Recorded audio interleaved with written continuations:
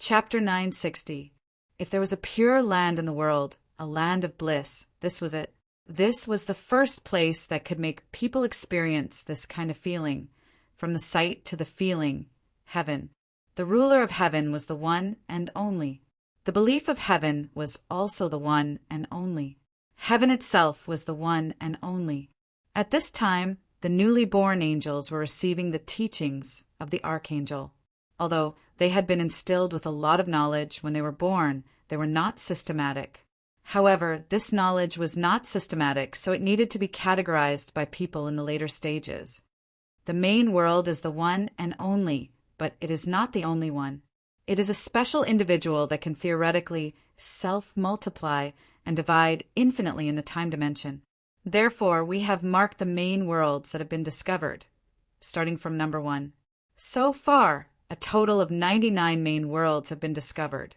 And in these 99 different but similar main worlds, there will be a large number of world fragments. Of course, the human history of these world fragments will not be separated from the timeline of the main world it broke away from. The archangel was explaining the world system it understood, and a group of childlike newborn angels below were taking notes throughout the lesson. Then where did the Lord come from in the first place? Soon, a puzzled voice suddenly came from among the newborn angels. The archangel on the seat of honor smiled slightly at this time. The Lord first appeared in the 7th Lord's world. But in fact, there is also the existence of the Lord in every main world. But the moment the Lord became a god, my Lord in every main world would become a god at the same time and break away from their respective main world, merging into one and becoming the only individual in the multiple main worlds. At this point, looking at the more puzzled expressions of the newborn angels below, the archangel smiled again and said, for example, in the 7th Lord's world, my Lord, who became a god first, used 7 days to create the world. And in the 9th Lord's world, my Lord had not yet broken away from his mortal body. But the moment the 7th Lord's world creation was completed, this period of history would begin to seep into the different main worlds through the special connections between my Lords and the multiple worlds, so that my Lord's great deeds of world creation would be passed down in the different main worlds. Then, will the actions of our Lords and other Lords also be reflected in the 7th Lord's realm? It was still that doubtful voice, the voice of the newborn angels. The archangel looked at the young angel and nodded. That's right. That's right. That is also why there are so many complicated and temporal transmissions in different realms. Of course, mortals in the Lord's present realm would understand that our Lord is omnipotent and has many clones that could trigger different miracles at the same time. Any other questions? Teacher, then in which world did the great flood occur? And what has become of the Lord now? It was the same doubtful voice. Why are you curious about this? The archangel did not answer immediately. Instead, he asked calmly, because everyone says that the sinner Noah has been captured by Lord Gabriel and is now imprisoned in Eden. I'm very curious as to why Noah would betray my Lord. Among the young angels, a small figure stood up. The archangel smiled and looked at him. Suddenly he asked, Child, what is your name? Metatron. The young angel replied in a manner that was neither servile nor overbearing. Very good. The archangel nodded and suddenly waved his hand, indicating for Metatron to sit down. Then he said, I will talk about the sinner Noah in the historical overview of the 18th Lord's realm. Now, I will focus on explaining the worldview of the Lord's realm. Metatron, your brothers and sisters are still in the midst of the chaos of knowledge. So, let me teach you according to the plan and sort out the knowledge first. Is that all right? Oh, I'm sorry. I know my mistake. Metatron lowered his head. I really can't stop for a moment, Father. Noah suddenly said in a blooming land in heaven. He was probably the most relaxed prisoner, trapped in an almost infinite land, Eden. There were no shackles on his body, and Eden did not restrict his movements. He just could not leave God's garden on his own accord. In front of Noah, he was dressed in a linen robe. He sat cross-legged with his eyes closed. Hearing Noah's words, he slowly opened his eyes and said calmly, "There are anomalies among the young angels. I need to keep an eye out." Noah shook his head and said, "They are like props produced by the human processing factory in modern society. No matter how sophisticated the machine is, it will always produce things with flaws. But God is perfect. The things he creates should also be perfect. However, anomalies will still appear. For example, the first Lucifer. Father, don't you think this is quite ironic? You should know that I am not perfect." He also shook his head. "At the end of the limit of my cognition, I am afraid that it is the only one that is truly perfect. However, whether this kind of perfection is truly perfect, we don't know. After all, this is still within our understanding. A higher dimension." Noah was deep in thought. "Perhaps the dimension is also endless," he suddenly said. Noah shook his head again, then glanced at the land and suddenly said, "In my opinion, this place is actually perfect, just like you. Because this place and you, in theory, were born because of it. So, since it is perfect within your cognition, then you, who was born because of it, should also be perfect." He said calmly, "Don't forget, having the ability to create perfection also means that whether the created thing is perfect or not depends on the Creator's thoughts." Although time does not mean much to us, Noah sighed. Noah sighed and said, "But try not to waste time on this endless loop. Father, I will not get the ark back, even if you imprison me here. Have you not given up yet?" He glanced at Noah. "Look for the original Lord to appear. After all, only the ark can safely sail in the cracks of the dimension." Noah also sat down cross-legged and said softly, "Since you're unwilling to do it, Father, and you're unwilling to give up on these pitiful children, then let us, this group of abandoned lives, go. The original origin world, the origin of everything." After hearing these words, he slowly closed his eyes. Heaven ushered in the night. Just like it was always night, there was always no light coming. Perhaps there was no day at all, at least Yu Danchang thought so. At the square of the front hall of the Eternal Night Palace, a figure was jumping up and down with a very agile speed, dodging the attacks of the original void demons one after another. Behind this figure actually had attracted dozens of original void demons. This person was Yu Danchang, without knowing when Yu Danchang found that he could move. But even if he could move, the range of his movement was limited to the square of the front hall of the Eternal Night Palace. Even so, Yu Danchang actually had a lot of things that he did not need to worry about. For example, he did not seem to have the need to eat, drink, poop, and so on. He did not feel hungry, and even the feeling of fatigue rarely appeared. Even if he felt tired, as long as he sat down and rested for a while, his strength would quickly recover. Moreover, Yu Danchang found that his body was becoming stronger all the time. The most direct point was that not long ago, Yu Danchang forcibly pushed back a original void demon with one punch. Even though it was only pushed back and not killed with one punch, at least it proved one thing. Yu Danchang was not completely powerless when facing these original void demons. That little girl who called herself Hidden Sword had never appeared.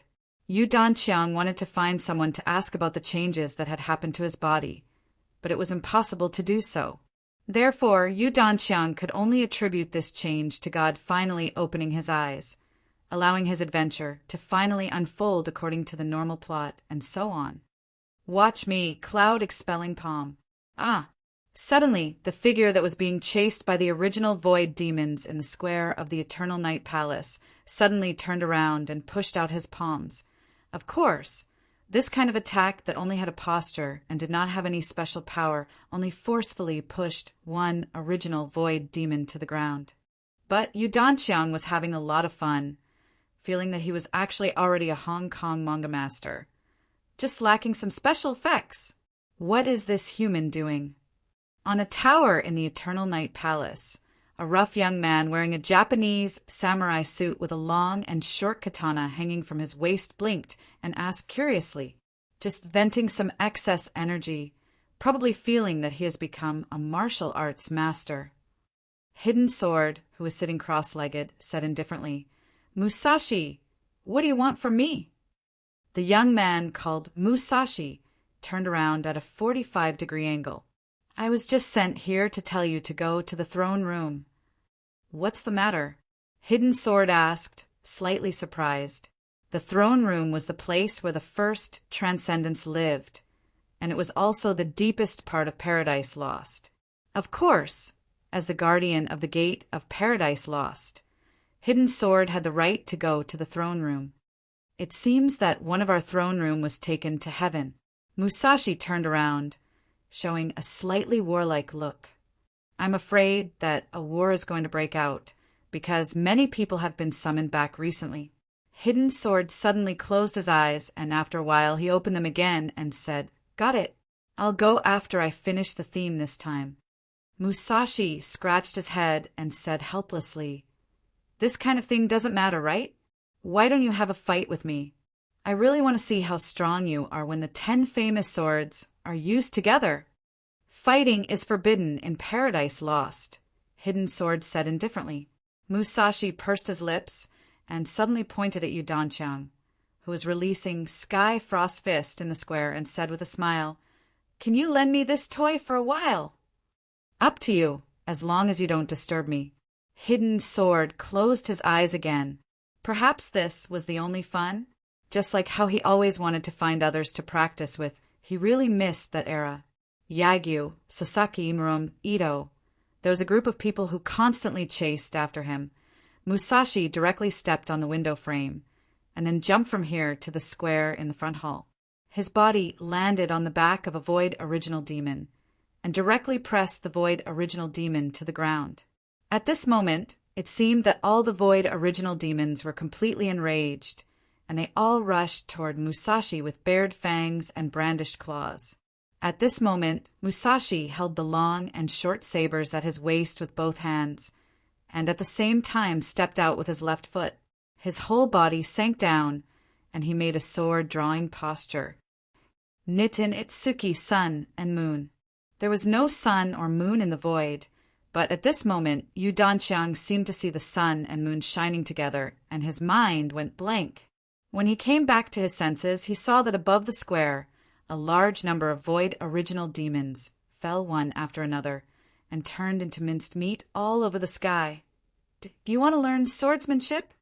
At this moment, Musashi turned around, carrying the Odachi on his shoulder, and pointed at Yu Danqiang with a long saber, and suddenly asked. At this moment, Yu Danqiang suddenly quivered, and without saying anything, he knelt on the ground. "Master above, please accept this disciple's worship." No, you misunderstood." Musashi shook his head. "I don't intend to accept you as my disciple." Yu Danqiang couldn't help but be startled. "Then what did you ask me just now?" "Asking if you want to learn doesn't mean I'll accept you. Similarly, not accepting you doesn't mean I won't teach you." At this moment, Musashi sat down cross-legged and casually tossed the long saber in his hand forward. This long saber stabbed diagonally into the ground in front of Yu Danqiang. At this moment, he heard Musashi say lazily, "But if you can pull it out before I leave, I can consider accepting you as my in-name disciple." "You, when are you leaving?" Yu Danqiang subconsciously asked. Musashi smiled. "Before the next wave of Void Original Demons attack." Without thinking, Yu Danqiang stretched out his hand towards the long saber's hilt, but unexpectedly Musashi suddenly said, "All right, if you can't pull it out before the next wave of Void Original Demons attack, it will absorb all of your strength." What do you mean?" Yu Danqiang was startled, and his hand froze. Musashi said indifferently, "In other words, you, who have no strength, will be directly eaten by the Void Original Demons the moment you face them. So do you still want to try?" "Give up? You're just a good-for-nothing anyway. Don't think that a fortuitous encounter will befall you." All of a sudden, Yu Danqiang seemed to hear his own voice.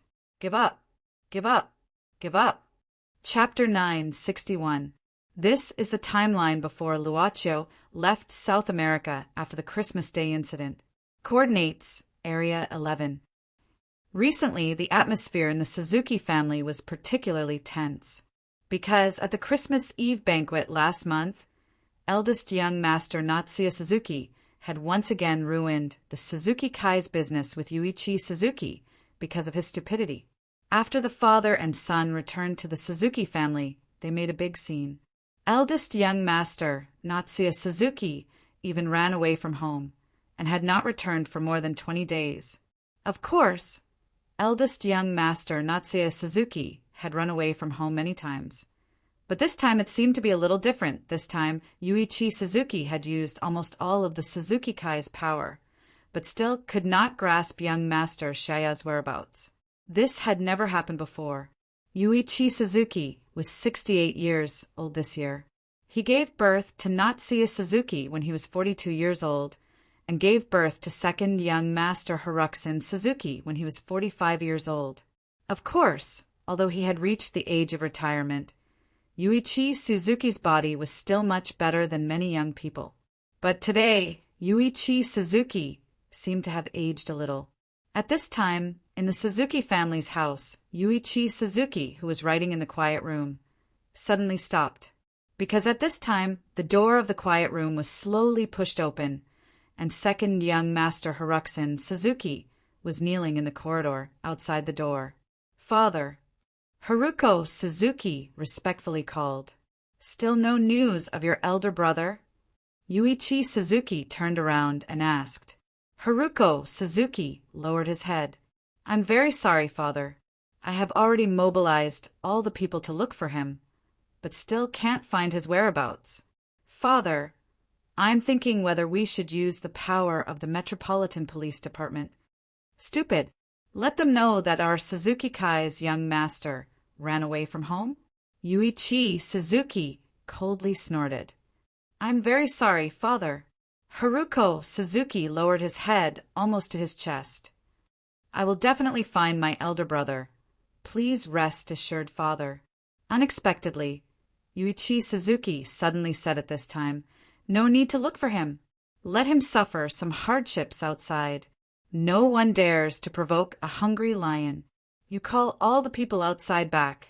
In addition, tell all the hall masters to pay attention to him. Once he appears, they can't use any means to support him. Since he ran away from home, he should be aware." "Yes, I'll immediately contact them," Suzuki hurriedly responded. "Do you have anything to do this afternoon?" Suzuki Yuichi suddenly asked. "In addition to going to the office, there are only a few company documents to sign, nothing important." Haruko Suzuki raised his head at this time. "Father, is there anything I can do?" Suzuki Yuichi suddenly closed his eyes. At the same time, a purple light flashed in the eyes of Suzuki Harashin, who was kneeling in the corridor. At this time, Yuichi Suzuki suddenly frowned, as if he was a little sleepy, and stretched out his hand to rub his eyebrows. "Father, are you all right?" Haruko Suzuki hurriedly asked at this time. Yuichi Suzuki shook his head and opened his eyes. "I'm all right. If you have nothing to do in the afternoon, accompany me to go out. Next, we have an important matter to do in Suzuki Kai. This matter is very important to Suzuki Kai. You need to be careful. Don't be like your brother, who will only spoil things." Haruko Suzuki asked, "Father, what is it?" "You'll know when we arrive." Yuichi Suzuki waved his hand at this time. "Go out. I want to have a rest." "Yes." Haruko Suzuki nodded, and then slowly pulled the door behind him. After that, Haruko Suzuki left the corridor. On the way, a servant came out. After seeing Haruko Suzuki, she hurriedly stepped aside and lowered her head. Haruko Suzuki just smiled, like a gentle and elegant young master, until he returned to his room. When he returned to his room, Haruko Suzuki's expression suddenly changed, giving people a feeling of evil charm. He suddenly sat on the sofa and picked up a wine glass. At this time, a shadow suddenly appeared in the room. The shadow emerged from Haruko Suzuki's shadow. "Is this your plan, Yamada Serpent?" The shadow said coldly, "Influence Yuichi Suzuki's spirit and make him gradually get closer to you." Brother Lianjun. It's only been a few days. You're too anxious. Haruko Suzuki. Hakata smiled at this time. We were seriously injured in Yen Wuyue's world. Now I'm attached to Haruxin Suzuki's body. But this guy's obsession is too strong, which affects my thoughts. There are some things that I have to do even if I don't want to. You call yourself an ancestor who plays with souls, but in the end you can't even solve a mortal's obsession. The shadow. Lianjin suddenly sneered.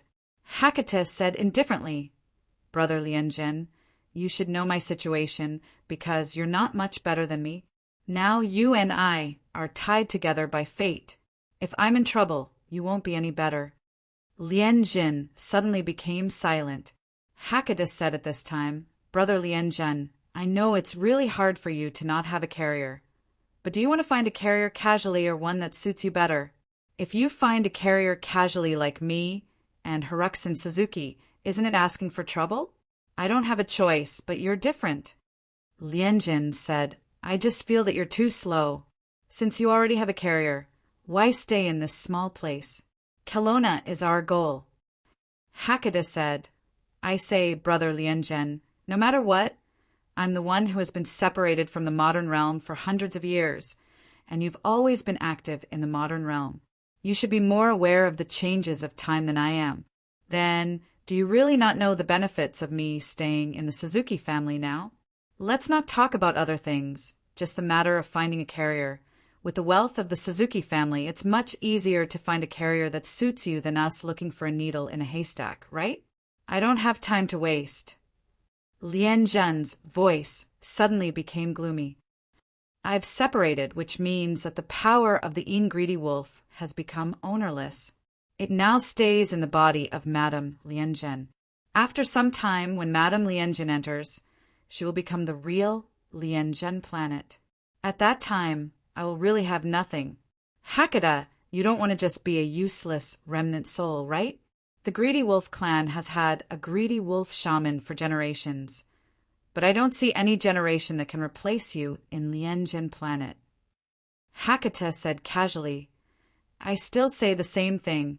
There are some things that can't be rushed, Brother Lianjun. Now that Yuichi Suzuki is under my influence, he will gradually put Haruxin Suzuki in important positions. As long as I eliminate Haruxin Suzuki's obsession and completely control this body, there will be benefits for us. Now, you just wait patiently. Let his father put him in an important position and get his father's approval. Other than that, what else? Lianjun asked coldly. The obsession of this mortal is actually so strong. After all, he is also a true soul, and his aptitude is not bad. Hakata smiled. Haruxin Suzuki's greatest wish is to surpass his brother, Natsuya Suzuki.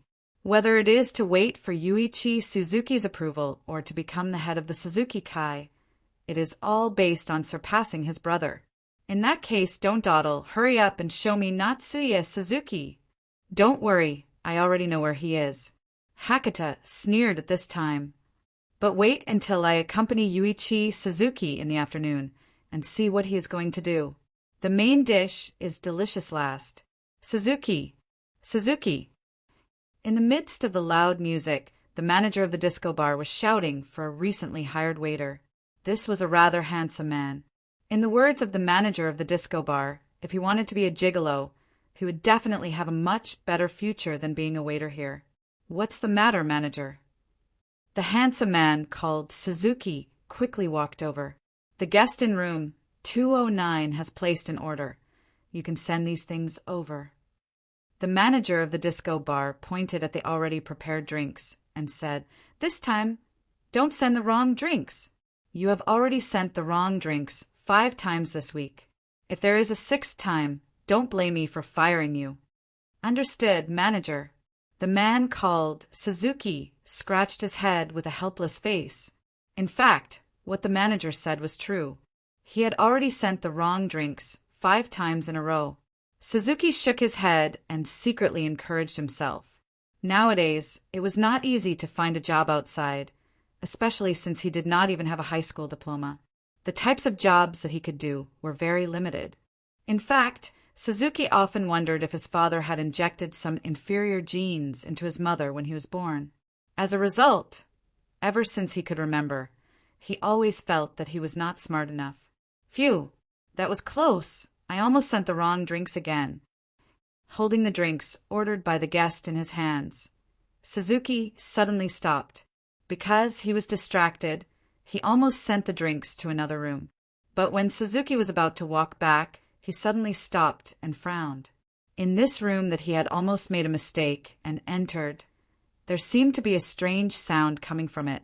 Since young, Suzuki's hearing was very good, and his physical strength was abnormal. However, his grades were not good, so he was always jokingly called a wild animal. It seemed to be a woman's cry. Suzuki put his ear to the door and listened carefully. It seemed to be a woman's cry for help when she was resisting. Well, this kind of thing happened from time to time. It was probably those who were easily invited to this place by men, thinking that they could find some benefits, but in the end, they found that they had fallen into a trap. Suzuki shook his head. He had seen this kind of thing many times. Basically, when this kind of thing happened, both parties were involved. He had better send the drinks to the guest as soon as possible. This time he could not mess it up again. However, when Suzuki was about to leave, the door of the room was suddenly knocked open. A woman in messy clothes ran out with her head down and bumped into Suzuki.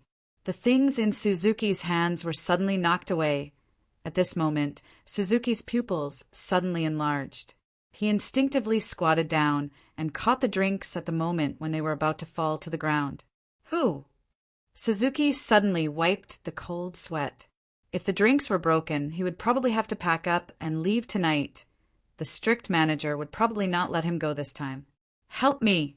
The woman's cry for help came from the side. Suzuki looked up. It turned out that after the woman was caught, 2 young men rushed out of the room. They directly pulled the woman's arms and dragged her back into the room. Help me! The woman pinned her hope on Suzuki at this time. Unexpectedly, Suzuki acted as if he did not see or hear anything. He just lowered his head and quickly packed up the rest of the things, then stood up and prepared to leave. Help me! Please! Woo-woo! The woman's mouth had been covered, and she was finally dragged into the room. The door was closed in an instant, but there was still a young man outside the door, staring at Suzuki. Suzuki still acted as if he did not see anything and turned to leave. But the young man suddenly grabbed Suzuki's shoulder. Stop! I didn't let you go! I didn't see anything. I'm just a very ordinary waiter. Suzuki emphasized. What did I say to you? The young man directly turned Suzuki's body around and stretched out his hand to take away the drinks on the tray. Sir, this doesn't seem to be ordered by you.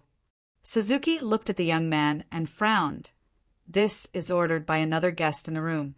Why don't you order something else? This guy seems to be on drugs. So troublesome. I want it, so what? If you have a problem, ask your manager to come and see me. The young man snorted and walked directly into the room with the drinks. Suzuki suddenly grabbed the young man's arm and tried to smile. Sir, don't embarrass me. Why don't you order something else, and I'll send it to you personally. Bang! At this time, the young man directly hit Suzuki's head with the bottle in his hand. Because it was too strong, the bottle was smashed in an instant, and the drinks directly spilled on Suzuki's face. Here you go. Go away. Suzuki stretched out his hand and wiped his face. He took a deep breath and tried to smile. How could I accidentally break it? Customer, can you help me prove that I wasn't the one who broke it? I really don't want to lose this job. Are you an idiot? The young man was stunned, looking at Suzuki, and suddenly asked. I didn't hear it. Suzuki was still full of smiles. I said, Are you AF asterisk king idiot? Idiot. Idiot. Suzuki suddenly punched the young man in the abdomen. It was unknown how much power this punch contained. Under the power of this punch, the young man was directly blasted to the door of the private room, and even the door was knocked down. I said I didn't hear it, and you still said it. Suzuki stepped forward, expressionless, and said indifferently, I'll kill you. Yen, yen, yen, yen, PS1. Let's talk about the matter of Joshua. I've always remembered it before, but now I look at the reward record. It turns out that there is a reward for the sect leader, thanks to Lemon Candy 2 for 150,000 yuan and 310,000 yuan. So I became the sect leader after rounding up. That's why 22 became 24. PS2. I really will return it, but I can only promise to keep updating during the new year. Please forgive me. Chapter 962. Including the young man who hadn't come in yet, there were actually 3 men in the room. In addition, there were actually 2 women here. One of them ran out and failed to escape and was dragged back. As for the other, she was lying on the sofa. Her clothes were messy, but she was motionless and seemed to have fainted. At this time, a man with dyed green hair was pressing the woman he caught on the sofa and directly tearing off the woman's blouse with his hand. Buttons flew out one by one. The green man's face was full of excitement, while the woman struggled and cried desperately. But suddenly, the door of the room was knocked open with a bang, and then a young man fell to the ground. Kenji! The green-haired young man was stunned and subconsciously called out the name of the young man who fell to the ground. Kill you! At the same time, what Suzuki said at the door was clearly heard by the people in the room. The green-haired young man and the other young man frowned at the same time. Gaoji, go take a look. The green-haired young man shook his head at this time, and at the same time he mercilessly punched the face of the woman under him. With this punch, the struggling woman immediately fainted. The young man, named Gao, she quickly walked to Kenji's side, pushed him a few times, then raised his head and said, "Young Master Feng, Kenji fainted." Hearing this, green-haired young Master Feng frowned, stood up, stared at Suzuki at the door, and said coldly, "Friend, which gang are you from? Are all the people who come out now like this?" Suzuki put his hands in a karate boxing posture. "If so, then I have no choice but to teach you a lesson." "Humph," young Master Feng sneered. Gao Ji stood up, then clenched his fist and put it in front of him. At the same time, his legs began to jump slightly. It seemed that he was good at using Western boxing. Being able to knock Kenji out proves that you have some skills, but Gao Ji is different. At this time, young Master Feng calmly sat down, poured himself a glass of wine, and crossed his legs. "Well, enjoy it, you stupid scum." Bang! Young Master Feng, who was drinking wine with his head lowered, suddenly raised his head, because the coffee table in front of him had been smashed by a figure. It was actually Gao Ji. At this moment, the young man named Gao Ji's eyes rolled back and he was foaming at the mouth. He had completely lost consciousness. Young Master Feng immediately narrowed his eyes and sized up the man who had consecutively knocked down 2 of his subordinates. His tall and straight figure imperceptibly gave people a kind of enormous pressure. Young Master Feng took a deep breath and put down the wine glass. "So," I said, "why don't you just let Gao Ji beat you to death?"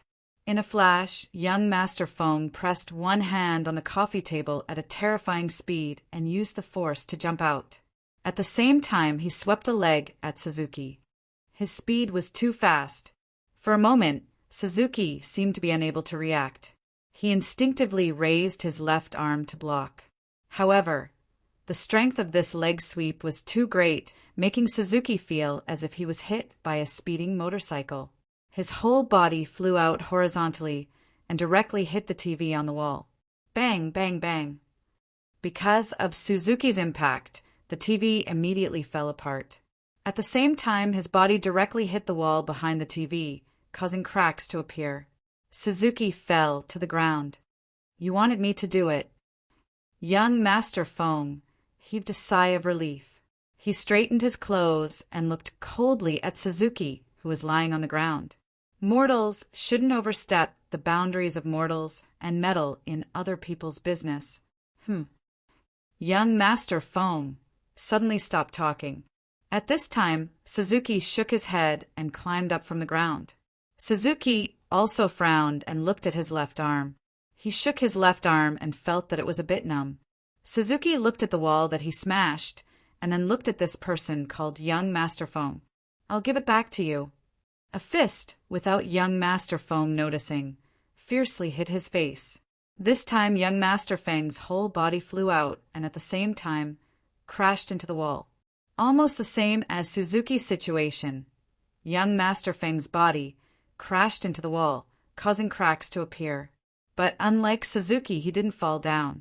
Instead, he staggered and stood up. However, young Master Feng used his hand to cover his mouth, but the bridge of his nose was obviously crooked. Blood flowed from young Master Feng's fingers. Obviously, this was the reason he covered his mouth.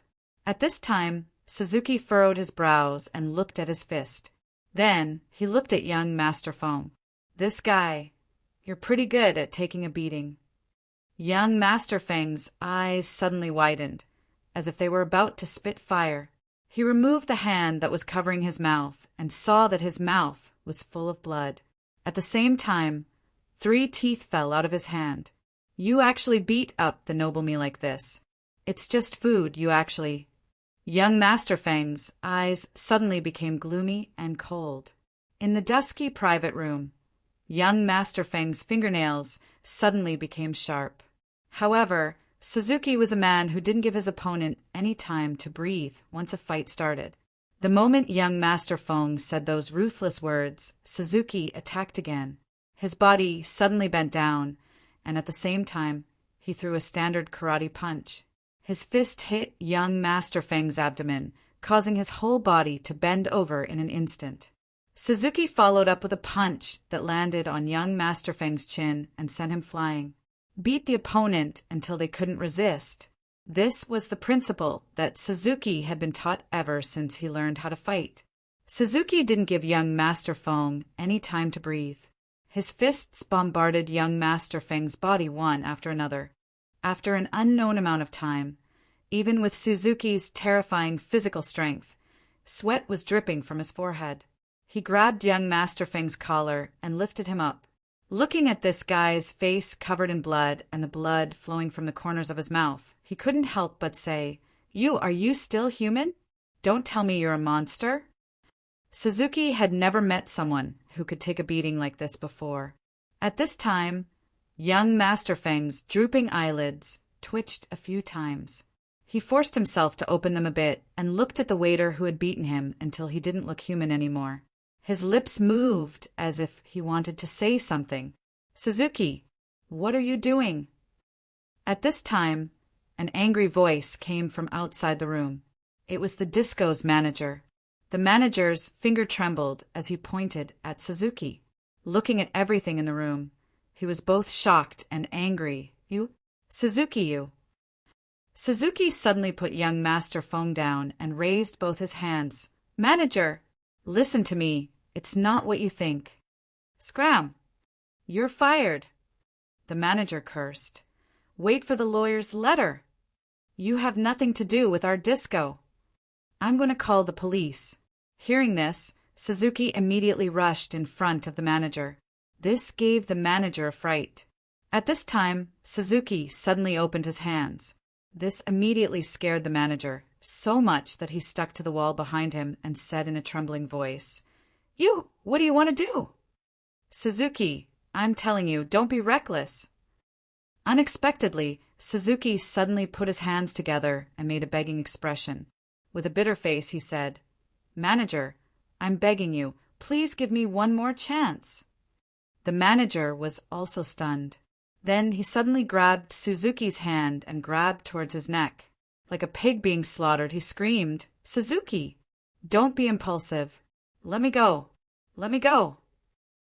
"What's the situation?" Suzuki blinked, only to see that the manager kept winking at her. Suzuki still didn't understand and scratched his head. The manager immediately wrinkled his eyebrows and roared in a low voice, "Go! Idiot! Why aren't you leaving? Are you waiting for the police to catch you? Go!" Oh, it was only then that Suzuki realized that the manager was trying to help him. He quickly nodded. Given his current situation, if he was caught by the Metropolitan Police Department, it would indeed be troublesome. "Thank you," Suzuki quickly nodded and ran away. After seeing Suzuki run away, the manager let out a sigh of relief. Then he looked inside the room and wrinkled his eyebrows. "Young man, why are you always so impulsive?" he sighed, then hurriedly ran into the private room and helped young master Feng up from the floor. Guest. Customer, how are you? Customer. I'm sorry. I'm really sorry. This waiter was only hired yesterday. We also didn't know that he was a violent person. But don't worry, I will definitely get revenge for you. How about I call an ambulance for you? You let him go, right? I heard it. Young Master Feng, who had his head lowered, suddenly said in a low voice. Customer, what did you say? Ah! A blood-curdling scream suddenly came from the room. Not long after, young Master Feng walked out of the room. He reached out and touched his lips. His mouth was still full of blood, but his crooked nose was already healed. There were no wounds on his face, other than his clothes being torn. He looked quite spirited. Young Master Feng's eyes suddenly became hazy. Suzuki, the direction of the car was in the suburbs. According to Haruko Suzuki's memories, the nearby land seemed to belong to a landlord family.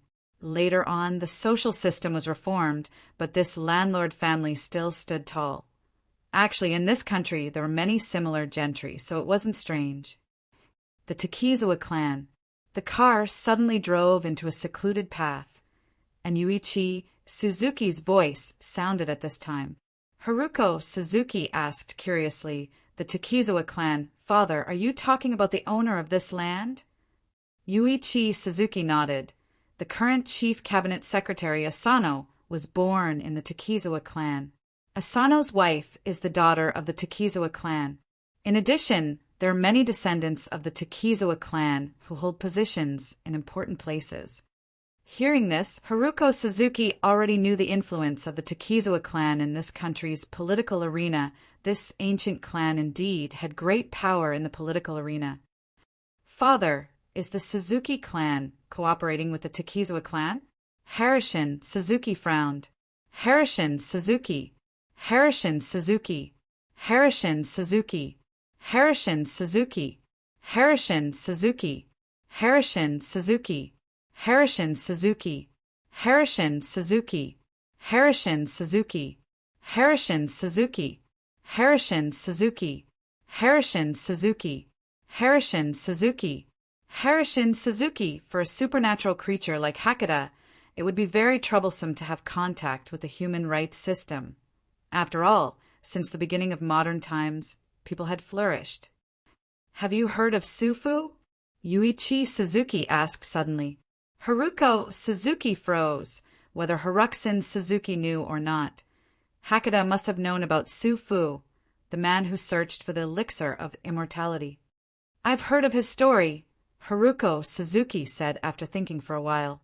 Yuichi Suzuki nodded. Then I'll pick the important one.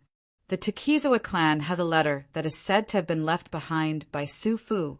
In the letter is a map of a certain Qin emperor's mausoleum. The Takizawa clan plans to explore this imperial mausoleum. It is said that in the imperial mausoleum, there is a treasure that the first emperor used to suppress the world. This is the Takizawa clan's goal. Haruko Suzuki's eyes suddenly narrowed. The treasure that the first emperor used to suppress the world? If it was true, wouldn't it be on the same level as the nation's divine artifact? Father, I don't understand. Haruko Suzuki shook his head. Why would the Takizawa clan want to cooperate with us for such an important thing? Yuichi Suzuki shook his head. You're wrong. The Takizawa clan didn't want to cooperate with us. They just wanted to hire us. Have you forgotten? The imperial mausoleum this time is in Hua Nation, and with the Takizawa clan's secret influence in the domestic political scene, how could Hua Nation not have a record of it? If the Takizawa clan were to do it themselves, if they don't handle it well, it wouldn't be a problem that can be solved by diplomatic means alone. So that's how it is. Suzuki-chan, Exai nodded. Yuichi Suzuki then said seriously, when we go to the Takizawa clan's main house, remember not to offend them. Compared to such an ancient and huge clan, The Suzuki clan is still too young. This time, the Takizawa clan asked me to bring the heir along. Fortunately, it's you who came. If it was your brother, I'm afraid it would still cause trouble in the end. Father, give my brother some time. Haruko Suzuki smiled slightly. However, there was a sense of hatred in Haruko Suzuki's heart.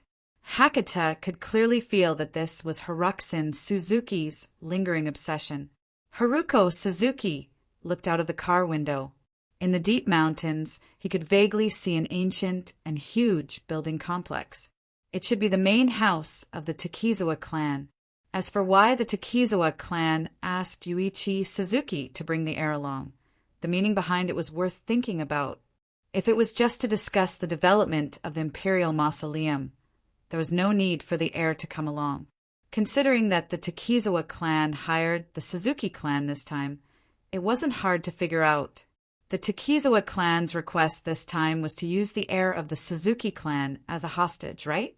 Fortunately, it was Haruxin Suzuki who came this time. If it was Natsuya Suzuki, it would only mess things up. Yuichi Suzuki probably felt lucky that Natsuya Suzuki ran away from home, so he suddenly canceled the order to search for him. Chapter 963. Please give me 2 more days. If you don't have money, then don't rent a house. Just like that, Suzuki's luggage was thrown out. Suzuki picked up his only luggage dejectedly and carried it on his back. He planned to go to the nearby construction site to see if there were any temporary jobs. Suzuki only had a few $100s left in his pocket. Eating a bowl of noodle soup was very grim, but he never lost confidence in life. This was probably because he was an idiot.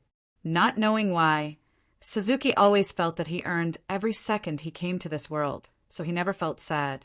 He remembered that his late mother had said that his coming to this world was a great miracle for his parents, a miraculous life.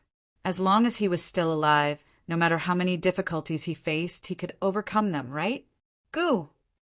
Or, let's solve the problem of dinner first? There were no temporary workers in the nearby construction site, which destroyed Suzuki's original plan. But Suzuki thought of the disco bar's manager. He didn't know how the manager handled the situation. Suddenly, he became a little worried. Suzuki decided to secretly go back to the disco bar. At least, he had to thank the manager properly. He quickly came to the disco bar where he used to work, then went to the back door. Suzuki didn't have any communication tools with him. His phone was thrown away when he ran away from home. But just when Suzuki was about to knock on the door, the disco bar's back door suddenly opened.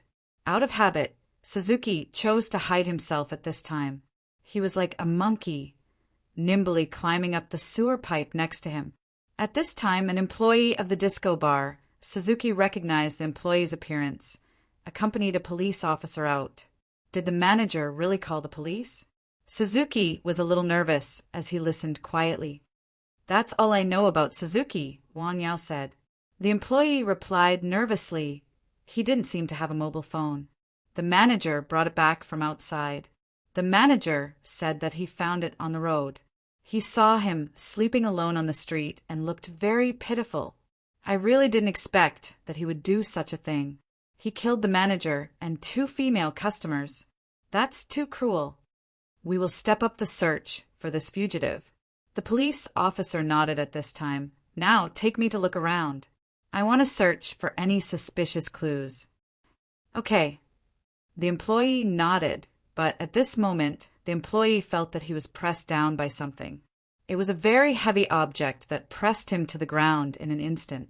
He turned his head in horror and suddenly said, "Ling, Suzuki! Suzuki! Help! Help!" At this time, Suzuki was squatting on the employee's back. Then he reached out his hand and grabbed the employee's hair. "Hey, what did you say? Who did I kill? Don't move. Put your hands up." At this time, the police officer quickly pulled out his gun and became abnormally nervous. "You can't escape. You are Suzuki?" "Ling, Natsuya Suzuki." The police officer's expression changed from nervousness to shock and then to fear, because he recognized the real identity of this murderer Suzuki. Most of the police officers in the Kanto area had probably been told about this young man's background. Suzuki Kai's young master, known as the strongest guy on earth. It was rumored that this guy could flip over a car with his bare hands, as if he wasn't a human being. "Hello." Suzuki waved his hand at this time, as if he was greeting the police officer. Then he continued to lift the employee's head. "Hey, hurry up and tell me, why did I kill the manager and the female customers? You better make it clear to me, or else I will kill you." Perhaps it was because she was used to seducing the Vitality organization. At this moment, Suzuki's entire face was like that of a demon. She was so ferocious that the staff of the disco bar trembled in fear. They hurriedly shouted for help at the police. "Ling Natsuya Suzuki, don't you mess around. This is a legal society, a society." The police officer shook his legs and braced himself. "Don't disturb me." Suzuki raised his head and stared fiercely at the police officer. Then he directly stood up and strode in front of the police officer. This scared the police officer so much that he quickly retreated. Don't mess around. I can shoot." Suzuki was expressionless as he directly walked in front of the police officer. His chest even bumped into the muzzle of the police officer's gun. The police officer was so scared that he started to tremble. He had been in this profession for so many years, but other than in school and the shooting club, he had never really fired a gun. Don't force me. I said don't disturb me." The ferocious gaze and frightening roar suddenly scared the police officer to the point that his face turned pale. His mind went blank, and he subconsciously closed his eyes. At the same time, he suddenly raised the hanging gun. Under the pressure and fear, the police officer pulled the trigger. Bang! A gunshot suddenly sounded from the back alley, and then the world seemed to become quiet. The police officer felt that there was a continuous buzzing sound in his ears. He opened his eyes in fear. When he saw that Natsuya Suzuki was still alive and standing in front of him, he subconsciously let out a sigh of relief. However, at the same time, he also saw that there was a bright red bloodstain on Natsuya Suzuki's cheek. The bullet probably grazed his face. The police officer's mind went blank again. At this time, Suzuki stretched out his hand and touched his cheek. Then he directly stretched out his hand and grabbed the police officer's hand that was holding the gun and forcefully twisted it. "Ah!" The police officer screamed and retreated. But because he was too nervous, the police officer suddenly fell to the ground, but his gun had fallen into Natsuya Suzuki's hand. The police officer climbed up from the ground in a panic, turned around and ran out of the back alley of the disco bar without thinking. Only Natsuya Suzuki and the frightened employee of the disco bar were left. "Now, can you tell me why I killed the manager?" Natsuya Suzuki walked in front of the employee, and his gaze moved down. "Number 28, this is the place, right?" Suzuki raised his head and looked at the building in front of him. The address in his hand was written by the employee of the disco bar, so it should be correct. I don't know anything, but someone told me that if you want to know, you have to go to this address." So, after casually beating up this former coworker, Suzuki directly found the address. Because he missed the bus stop midway, Suzuki didn't arrive at the address until 9 p.m. "Room 709, this is the place. Shiongi?"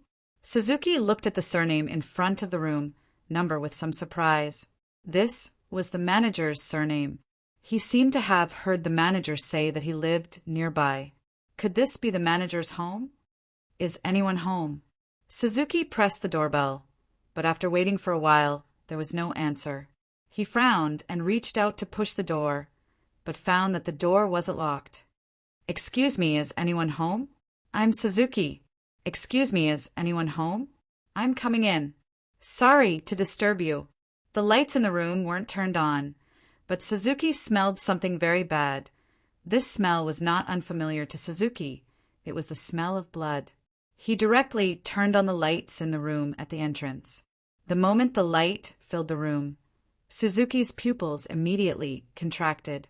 In the corridor, on the walls, and even on the ceiling, there were dark red splashes of blood that had already dried. The blood on the floor was probably left behind when someone had crawled. Suzuki took a deep breath.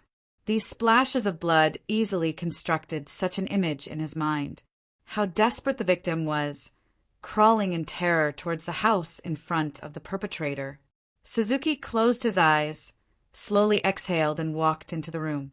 The living room was a typical small apartment, compact, but not cramped, probably because the owner of the house had put a lot of effort into decorating it. But at this time, the living room was unusually messy, and there had probably been a fight. A face that had long since turned pale was now facing Suzuki. It was the corpse of a woman who had been hung from the ceiling of the living room. She was about 40 years old. Her body was full of scratches from the claws of wild beasts. This was a thorough torture. Suzuki sighed again. There were some photos of the family on the cabinet in the living room. Suzuki saw manager Xiongyi, who had taken good care of him, in the photos, and also saw the woman who had been tortured to death. She was probably the manager's wife. "I'm very sorry." Suzuki knelt down in front of the female corpse, then untied the body from the ceiling. But the moment he untied manager Xiong, Ye's wife, Suzuki suddenly raised his head. "We meet again." Two young men were currently standing in the hallway leading from the entrance, Kenji and Takashi. Takashi was the one who used Western boxing, and Kenji was the one who had been knocked unconscious by Natsuya Suzuki at the beginning. Now that the two of them were here at the same time, the cause of the tragedy in the house was very clear. "Are you surprised? Are you surprised?" Kenji leaned against the wall and looked at Natsuya Suzuki with a playful smile. As for Takashi, he was clenching his fists so tightly that his knuckles cracked. "I'm really indebted to you for taking care of me last time. But I was just careless last time. I won't let you have an easy time today." "Who are you?" Natsuya Suzuki only frowned. After putting down the body of the manager's wife, he stood up. The two of them had obviously come with the purpose of seeking revenge. They had wanted to properly take revenge, but they hadn't expected Natsuya Suzuki to directly say, "Who are you?" which was like letting them punch the air. You forgot?" Kenji's face was full of disbelief. Natsuya Suzuki said impatiently, "I beat people up every day. If I could remember every person I beat up, I would have graduated from high school a long time ago." "You?" Kenji snorted coldly. "It looks like I'll have to help you remember. I'll let you know that we're definitely not to be trifled with. Stupid human." With that, Kenji waved his fist and suddenly attacked Natsuya Suzuki. Bang! In a split second, Spiritual Pulse Shaya's palm pressed directly on Kenji's head at an even more terrifying speed, and directly pushed him to the wall. Kenji's head was directly smashed against the wall by Natsuya Suzuki, and this was the origin of the loud noise. Takashi stared at him with wide eyes, although he had already mentally prepared himself. This guy was like a wild beast, and definitely couldn't be measured by ordinary people. But how did he attack just now? "Do I know you?" While firmly pressing on Kenji's head, Natsuya Suzuki looked directly at Takashi. At this moment, Kenji's eyes had already rolled up, and he had already lost consciousness. "Bakiaro, have you forgotten what happened in the disco room?" Takashi cursed angrily at this moment and directly threw a punch. Natsuya Suzuki was motionless at this moment, but the moment Takashi's fist was about to touch him, Suzuki's whole body seemed to have been electrocuted, and he directly punched Takashi's face. With this punch, Takashi's nose was directly broken, and he was beaten to the ground.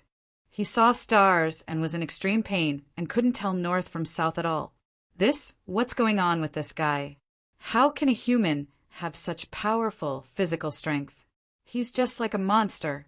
Natsuya Suzuki snorted coldly at this time and directly lifted Takashi up.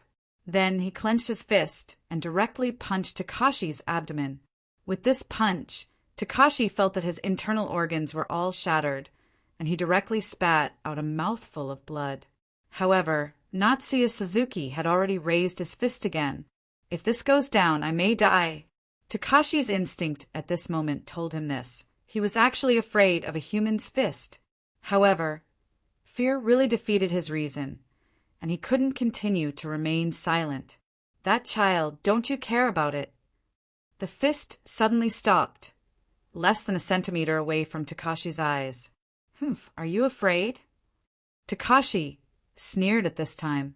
Although the opponent's 2 punches almost took his life, Takashi's heart felt like it had eaten 3 bowls of shaved ice when he saw the opponent's extremely fearful expression at this time. What a cute child. This is the child of this family. Takashi said triumphantly at this time, "We knew you would definitely come to the manager of the disco bar."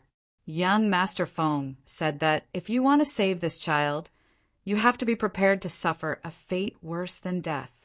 Ha ha ha. Who cares? Go to hell. Bang! The fist that stopped started again. It was less than a centimeter away, but with Natsuya Suzuki's full strength, Takashi was still sent flying by this punch. You really don't care about that child's life or death. Takashi got up with difficulty at this time, his face covered in blood. Natsuya Suzuki quickly walked in front of Takashi and punched him again and again. "Take me to Manager Shion Ye's child, you bastard!" You're still hitting. If you kill me, that child will also be buried with me. Then you go downstairs and wait for him." Natsuya Suzuki didn't care about this kind of threat at all, and his punches were heavier and heavier. "You don't hit me, don't hit me." Chapter 964. It was very cold, so cold that he could see white mist when he exhaled, and it was also raining. There were many pedestrians on the streets, probably because it was the weekend, even if it was raining now. Men, women, boyfriends, and girlfriends. Probably more than 10 years ago he had also been like this, very keen to show off his youth on the streets. Youth Shion Yi suddenly sighed with emotion. Hubby, are you listening?" He was actually on his way home from work. Shion Yi had been on the phone with his wife the entire time. They mainly talked about trivial things in life. In addition, because of the weather these past few days, his child, who had just started primary school, had some breathing problems. When he was born, the child had been born with asthma, which he had inherited from his mother. Although his wife was nagging, so many years had passed, and Shion Yi had long become accustomed to his wife's nagging. Or rather, if there was a day when he didn't hear it, he would always feel a little unaccustomed. "How about we go to Hokkaido next month?" Shion Yi said into the phone. "It's been a long time since we went on a family trip together, right? Do you have any vacations? But if you really want to go to Hokkaido, then you have to prepare well. If it's still too cold then, I'm worried that the child's body won't be able to take it. It's okay, I always feel like we'll get lucky." Shion Yi smiled, but suddenly stopped in his tracks. On the other end of the phone, his wife was still talking and nagging nonstop. "Hubby, you're not listening again?" "Ah, sorry, I saw someone over here." Shion Yi hurriedly responded to his wife. "Lizzie, I'll call you back later. There's something here." Shion Yi quickly turned off the phone and looked somewhere on the side of the road. It was in front of the door of a snack shop. The owner of the snack shop might have gone out because the shop's door was closed. At this time, a man was squatting in front of the door. The man was squatting on the ground, hugging his knees and burying his head between his knees. He was dressed very thinly, and there was a suitcase next to him. "Are you okay?" Shion Yi walked over, one hand on his knees, and bent down. At the same time, he held the umbrella in his hand and leaned forward. He raised his head and opened his eyes slightly, like a person who had been awakened from his sleep. "Are you okay?" Shion Yi asked again. It took a while for the other party to regain his senses. He blinked his eyes and asked, "Uncle, do I know you?" "This isn't a question of whether I know him or not, right?" Shion Yi shook his head. "You're here alone in this kind of weather, and you're wearing so little. You'll more or less be a little curious." "Ah, it's raining. When did it?" The man looked at the rain in surprise. Shion Yi opened his mouth. This guy couldn't have frozen his brain, right? But at this moment, something rushed out of the man's arms. It was a cat. The cat came out of the man's clothes and jumped to the ground. Then it quickly rushed to the other side of the road and disappeared. Your cat ran away. Is it okay? Xiong-yi couldn't help but feel strange when he saw that the man had no intention of chasing after it. It's not mine. The man shook his head. I picked her up this morning. She looks like she's about to die. I'll see if I can save her. Oh, she's quite spirited. This is really good. You haven't been squatting here since this morning, have you? Xiong-yi asked in surprise. Yeah, is there a problem? The man looked puzzled. Are you an idiot? It's just a cat. Maybe it's even a stray. Xiong-yi couldn't help but frown. Unexpectedly, the man suddenly stood up and put on a fierce look, scaring Xiong-yi into backing away. You, what? What do you want to do? You're the idiot. I've already graduated from junior high school. The man roared loudly. Huh. Xiong-yi was a little caught off guard. Unexpectedly, the man's roar was so loud that everyone on the street could hear him. In an instant, low, amused laughter came from everywhere. The man probably still had some sense of shame. Seeing this, he glared fiercely at the crowd. It had to be said that although this man was handsome, his eyes were really scary when he glared like a beast. The crowd dispersed. The man snorted coldly and no longer paid attention to Xiong-yi. Instead, he picked up the luggage bag on the ground. At that moment, the man's stomach suddenly rumbled. The man rubbed his stomach, then reached into his trouser pocket and dug around a few times before taking his hand out.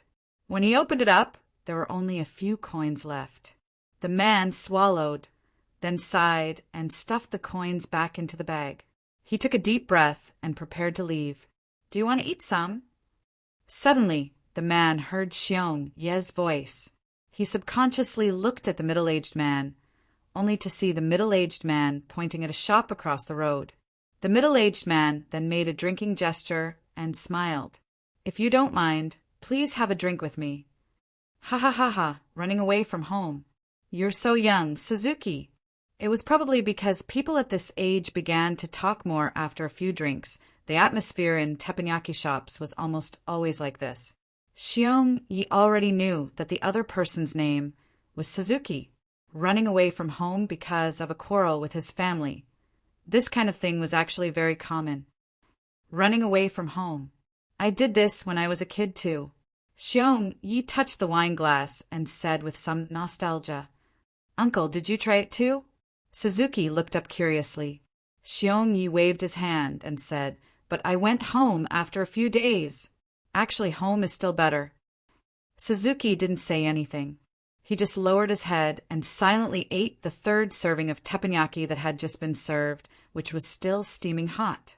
So, you don't have anywhere to go now? Xiong-yi burped and suddenly asked. Suzuki looked up slightly, shook his head, and lowered his head again to eat in big mouthfuls. Xiong-yi smiled. Hey, do you want me to introduce you to a job for the time being? Me.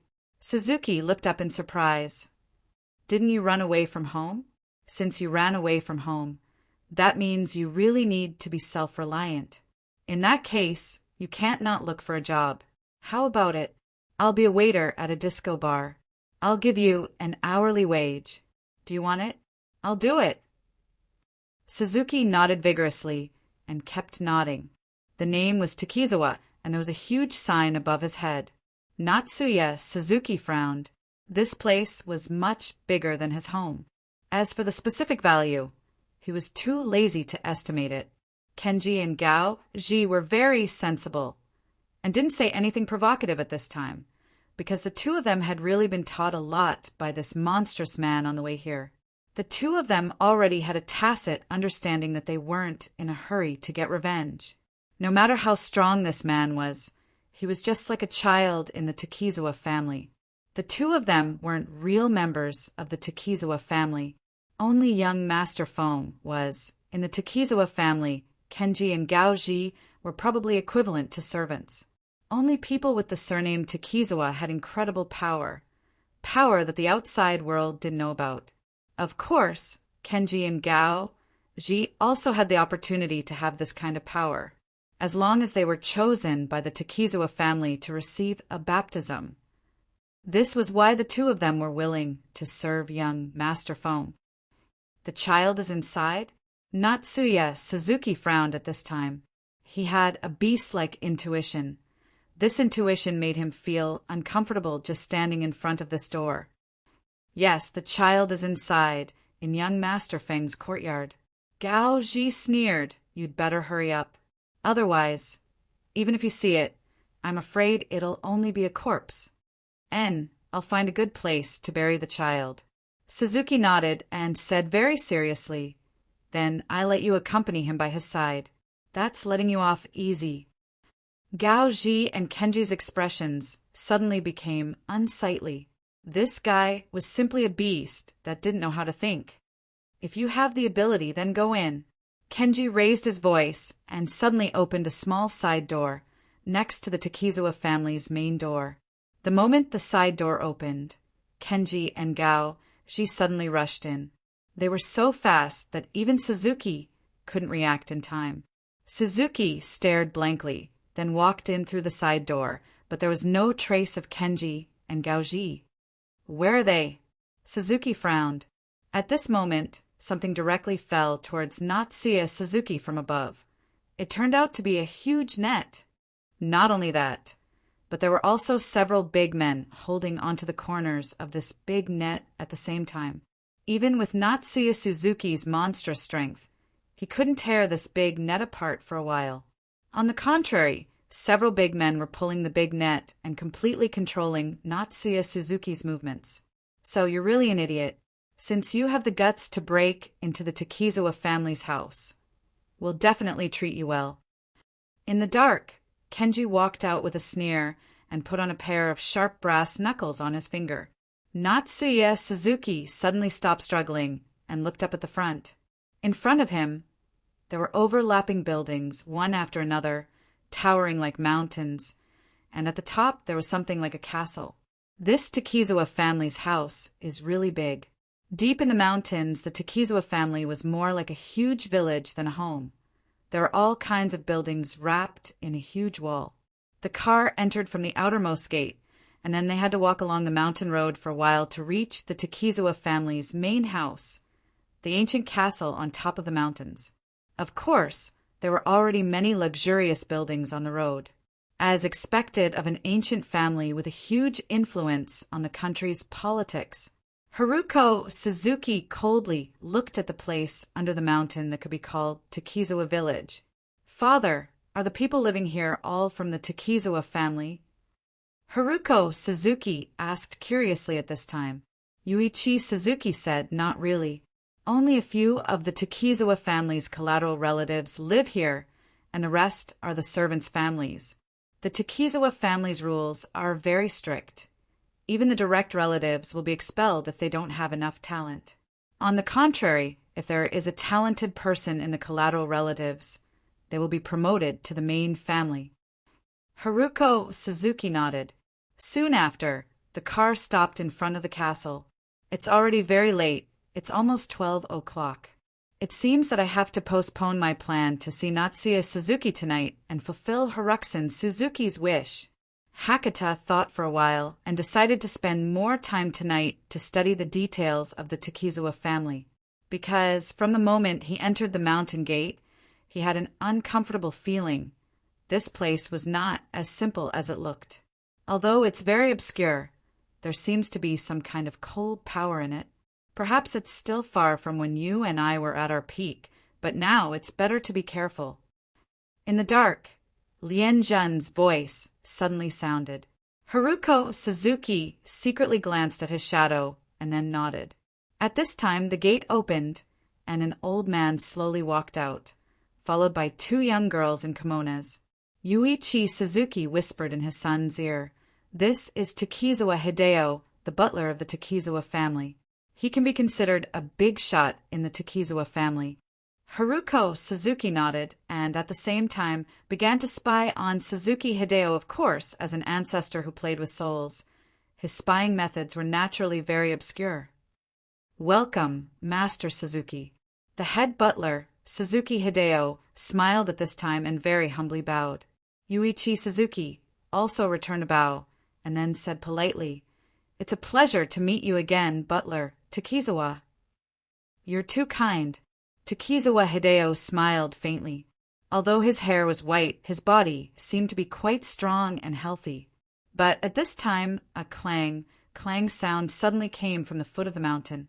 Yuichi Suzuki and Haruko Suzuki looked at it curiously. This sound seemed to be like the sound of a night watch.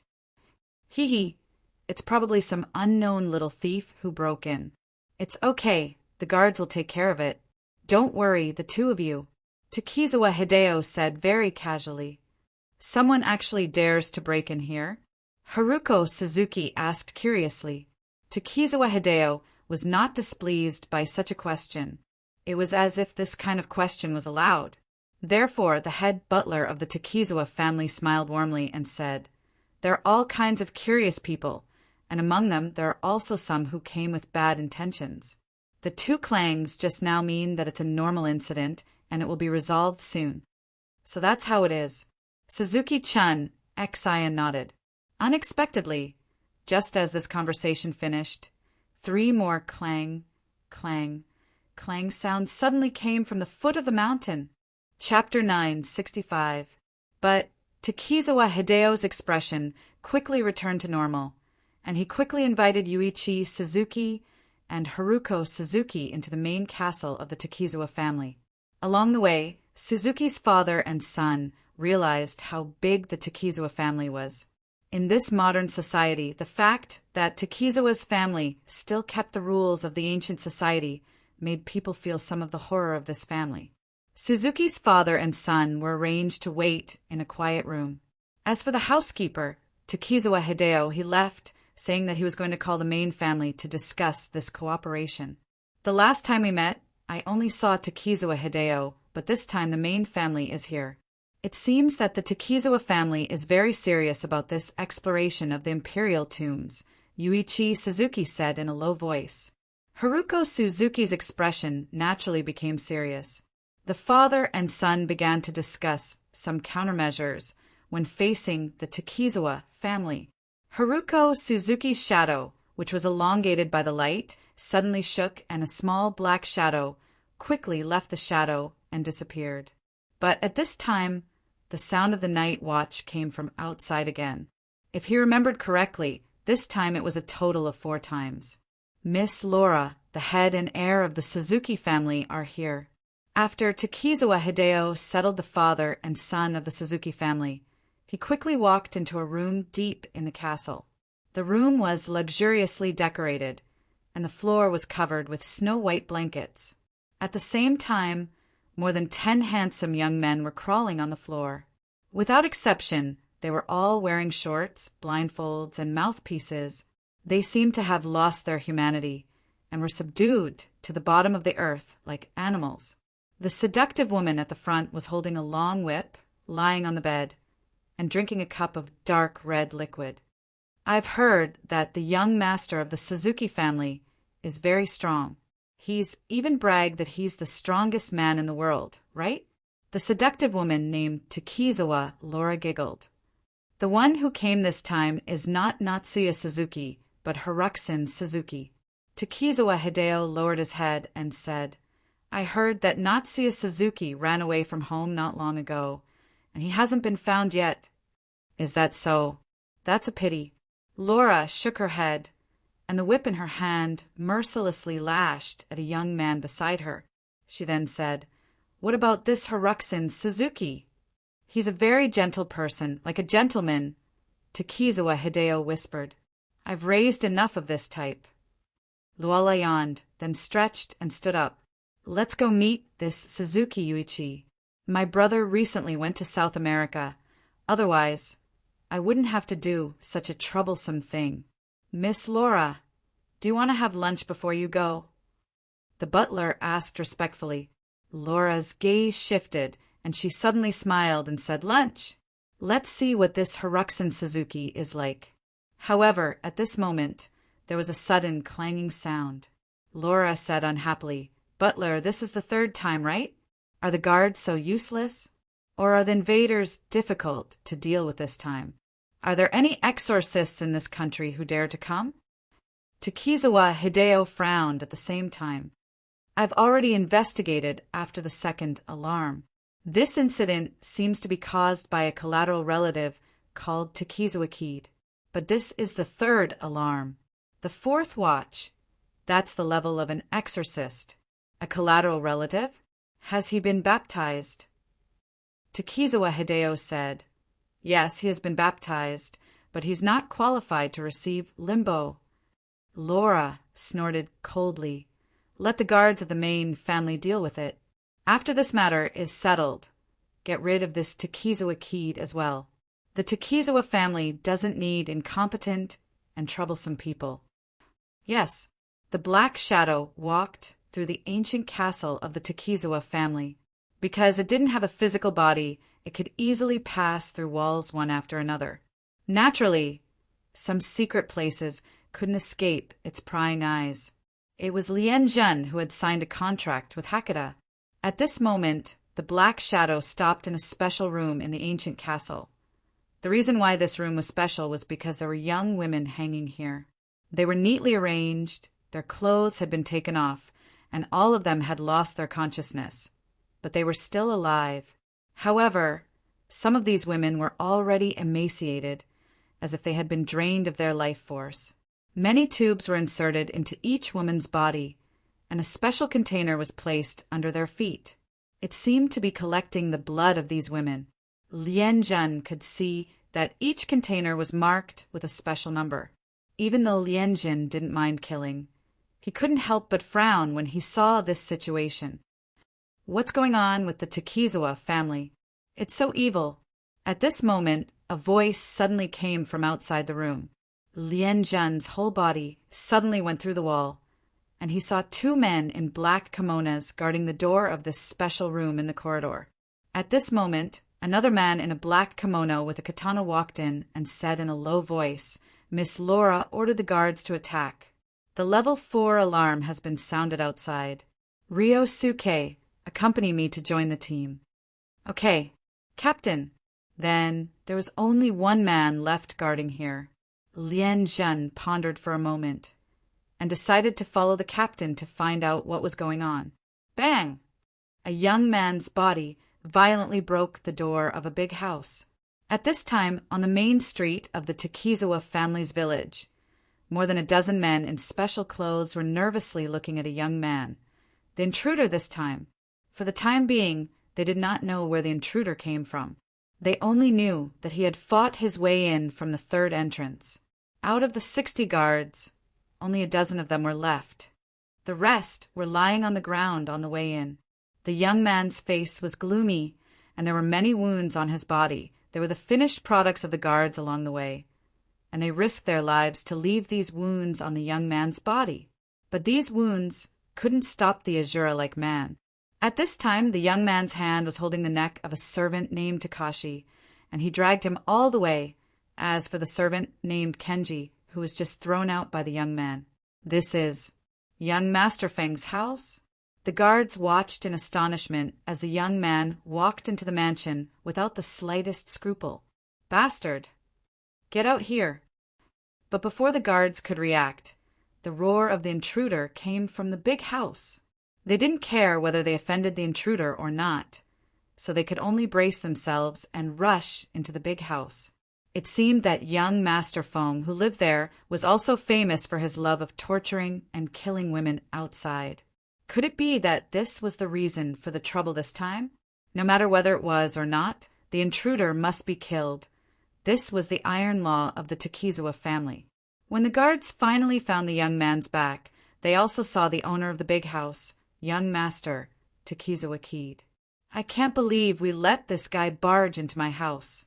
Is the current security force so useless? Takizawa Kid was leaning against a pillar in the corridor, holding a sharp katana in his hand. But the blade of the katana was still dripping with blood. After being reprimanded by the young master of the side branch, the faces of the guards immediately turned ugly. But the young man didn't care. He directly threw Gaoji in his hand towards Takizawa Kid. Hey, green hair, quickly hand over the manager's son. Keed! Takizawa snorted coldly and waved his katana, cutting Gao Ji into two halves. Gao Ji didn't even have the chance to make a sound before he died. Useless thing. Takizawa Keed walked down the stairs and looked at the young man in front of him. I heard that your name is Suzuki?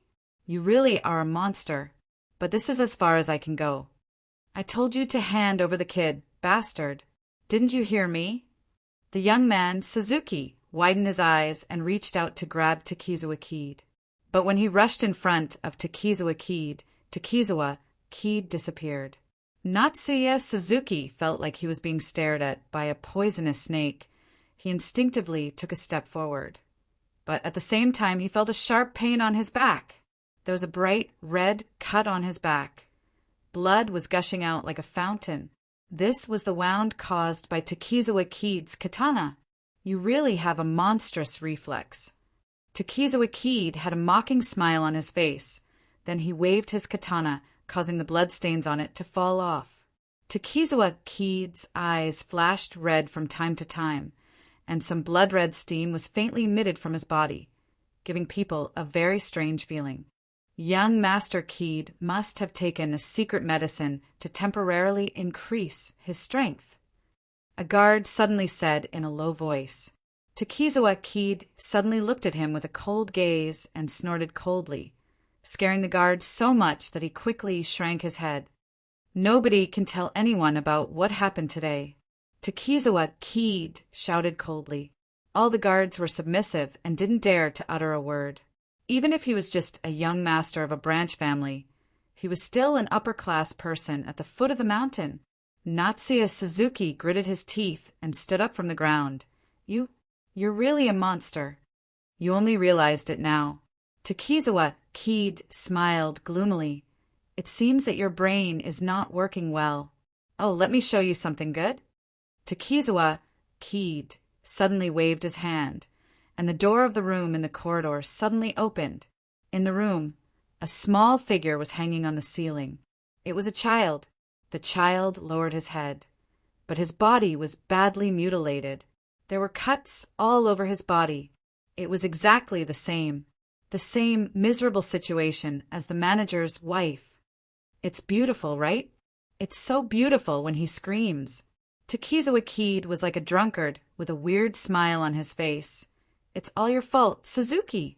It's all your fault. Who told you to beat me? You also ruined my good thing. So it's all because of you. Ha ha ha. Pa! It was a stone that Natsuya Suzuki grabbed when he fell on the ground, but now it was crushed in his palm. But Natsuya Suzuki didn't choose to attack Takizawa Keed. Instead, he turned around and rushed into the room. He directly jumped up, broke the rope that tied the child, and put the child down. The moment he held the child in his arms, Natsuya Suzuki's face suddenly relaxed, because he could feel that the child was still alive. It was good that he was still alive. As long as he was alive, it was a great miracle, a miracle that was worth cherishing. But when Natsuya Suzuki saw the child's face, his pupils instantly widened. The child's mouth was full of blood, his teeth were knocked out, and his eyes were dug out. You want to save the child? Takizawa Keed sneered. Sure, but even if I save him, it will only be more painful. Ha ha ha. I'll kill you. Natsuya Suzuki suddenly stood up, expressionless like a pool of stagnant water, and walked toward Takizawa Keed step by step. Takizawa Keed wasn't afraid, but held the hilt with both hands, probably the starting stance of a certain kendo school. It seems that you still don't understand the gap between you and me. Today I'm different from that day, don't you understand? You talk too much. Natsuya Suzuki punched at Takizawa Keed, but Takizawa Keed easily dodged it. Too slow. Takizawa Keed had already flashed behind Natsuya Suzuki, and then mercilessly chopped down with his katana. Unexpectedly at this moment, Natsuya Suzuki also turned around, and at the same time grabbed the katana's blade. The blade easily cut open Natsuya Suzuki's palm, but at the same time, it was tightly held by Natsuya Suzuki's palm. Takizawa Keed couldn't pull it out for a moment. "You bastard!" Before Takizawa Kid could finish a sentence, there was already a fist in front of him. Natsuya Suzuki's way of solving problems was always with his fists. The power of this fist seemed to contain the power of God, and the fist faintly emitted traces of black fog. Bang! What surprised and frightened Takizawa Kid was that this fist caused him pain. It was very painful, so painful that he felt like he was going to die. Natsuya Suzuki's fist smashed Takizawa Kid to the ground. The moment Takizawa Kid landed, it was like the head of a pile driver hitting the ground, and the entire courtyard shook. "Young Master Fong!" The members of the garrison shouted together and rushed forward. But it was all too late, because Natsuya Suzuki directly grabbed the katana from Takizawa Kid's hand. And without saying anything, he turned the tip of the katana and stabbed it toward Takizawa Kid's throat. In the blink of an eye, the crisp sound of metal colliding rang out. Let's stop here. Natsuya Suzuki's katana was blocked by an iron rod. Natsuya Suzuki suddenly raised his head, and his beast-like eyes shot out. The person holding the iron rod looked into Natsuya Suzuki's eyes, and his heart trembled subconsciously. He thought to himself, "What a ferocious gaze! I'll kill you too." Natsuya Suzuki suddenly stood up. But the moment he stood up, Natsuya Suzuki's expression became stiff, because at this moment, two different but equally sharp blades suddenly shot out from his chest. The blades crossed in front of Natsuya Suzuki's chest, obviously because the angle of the blades on his back was different. I said stop here, didn't you hear, intruder? The two different blades were fiercely pulled out from Natsuya Suzuki's body. Natsuya Suzuki finally spat out a mouthful of blood and slowly turned around. He saw two men in black kimonos behind him. They were holding katanas in their hands. "Ah, it's our family's guards," the members of the guards exclaimed. But Natsuya Suzuki acted as if he didn't hear them, and suddenly raised his fist like a mad lion. But he ignored the man holding the iron rod behind him. The iron rod, at this moment, mercilessly smashed the back of Natsuya Suzuki's head from top to bottom. This fierce attack directly smashed Natsuya Suzuki's head, and the whole thing changed. Natsuya Suzuki slowly fell to the ground.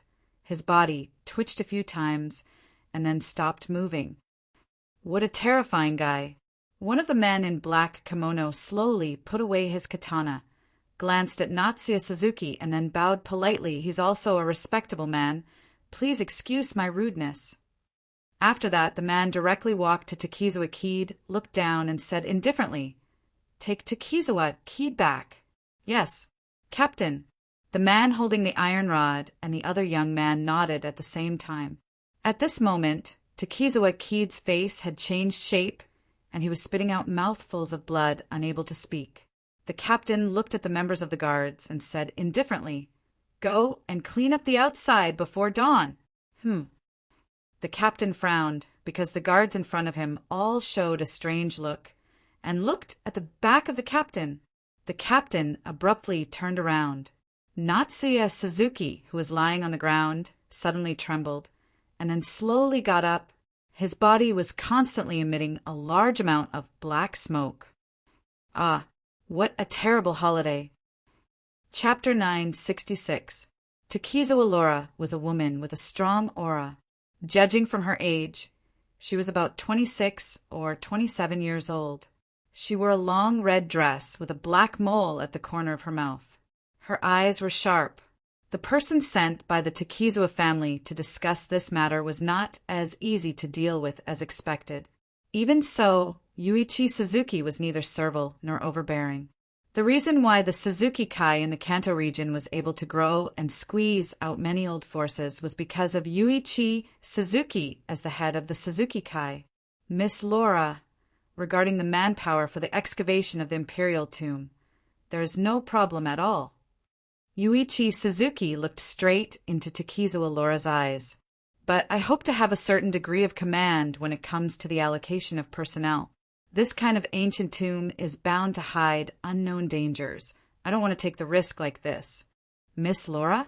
Miss Laura? But Yuichi Suzuki found that the young lady from the Takizawa family did not seem to pay attention to him. Perhaps she did not listen carefully to what he said. Instead, she kept looking at her son, Haruxin Suzuki. This woman's eyes were full of lust. It could be seen that she was the kind of person who was full of lust. However, Harum Suzuki was sitting upright with an aloof look on her face. Under Takizawa Laura's greedy gaze, she did not waver in the slightest. While Yuichi Suzuki secretly praised her, he was also a little dissatisfied with the Takizawa family. Although the Suzuki Kai could not be compared with the giants like the Takizawa family sent such a woman to negotiate. It was a little too contemptuous. "Oh, I'm listening again. You can continue." Takizawa Laura smiled, but her eyes still did not leave Haruko Suzuki. "What's your name?" "Chun Xin Haruxin Suzuki." Haruko Suzuki glanced at Takizawa Aurora. It smelled a strong smell of blood from this woman. As an ancestor that toyed with souls, it could easily see how much resentment was wrapped around the woman. If an ordinary person was wrapped in so much resentment, they would have long fallen ill. But the woman was completely fine. Clearly, she was not an ordinary person. Chuanshin, what a good name. Takizawa Aurora narrowed her eyes slightly. She suddenly reached out and lifted Chuanshin Suzuki's chin with her finger. "Do you know that you're going to stay here for the rest of your life?" Haruko Suzuki frowned slightly. It wasn't because of Takizawa Laura's desire, nor was it because of the fact that she was going to stay. It was because of Lianjun. Lianjun had an inseparable contractual relationship with it, and at this moment, Lianjun had sent it some kind of message. It was something extremely dangerous, something that even Lianjun, who had once dominated the slaughter, was terrified of. Clang, clang, clang, clang, clang. She had lost count of how many times she had heard the sound. At this moment, a series of dense noises suddenly came from outside the castle. At this moment, Takizawa Aurora suddenly stood up, walked to the door, and pushed it open. At this moment, what Takizawa Aurora saw was a soaring fire. Below the castle, the entire Takizawa family village was now in a raging fire. What the hell happened? Not far away, the chief butler, Takizawa Hideo, quickly walked over and said with a solemn expression, "Miss Laura, a calamity-level incident has occurred." A calamity-level incident was second only to the highest level of alarm set by the Takizawa family, which was the extermination alert. In the history of the Takizawa family, it had only happened twice. Every time, the Takizawa family would suffer great losses, and they would have to spend decades to recover from it. Takizawa Aurora's expression changed dramatically. "Damn it, what did this kid from the collateral branch do to me? Is it you bunch of trash that woke me up?" The black fog was like a burning flame. In this fog, Natsuya Suzuki, who should have been smashed in the head by the guards of the Takizawa family, walked out unscathed. This was no longer a matter of his recovery ability. It was as if he had completely changed into another person. At this moment, the captain of the guards felt his heart beat wildly. Just one look from this man who walked out of the black fog was enough to make him feel an instinctive fear. He wanted to pull out his sword, but he found that his whole body had become stiff and wouldn't listen to him. It was just that calm look in his eyes. "You. Who the hell are you?" The captain of the guards didn't know that he was swallowing his saliva subconsciously. The man in front of him, this Natsuya Suzuki in front of him, tilted his head and looked at the captain of the guards. "My name? Let me think. I can't remember it." "What?" The captain of the guards was stunned. But at this time, another young man of the guards snorted coldly. "Humph. Pretentious guy. This time I'll cut you into pieces and see if you can still stand up." In a flash, the sharp katana pierced towards Suzuki Shea. "Ryosuke, don't be impulsive," the captain of the guards shouted. But it was too late, because the young man named Ryosuke had already stabbed Natsuya Suzuki with the katana in his hand. But the sharp katana couldn't pierce Natsuya Suzuki. It couldn't even pierce Natsuya Suzuki's skin.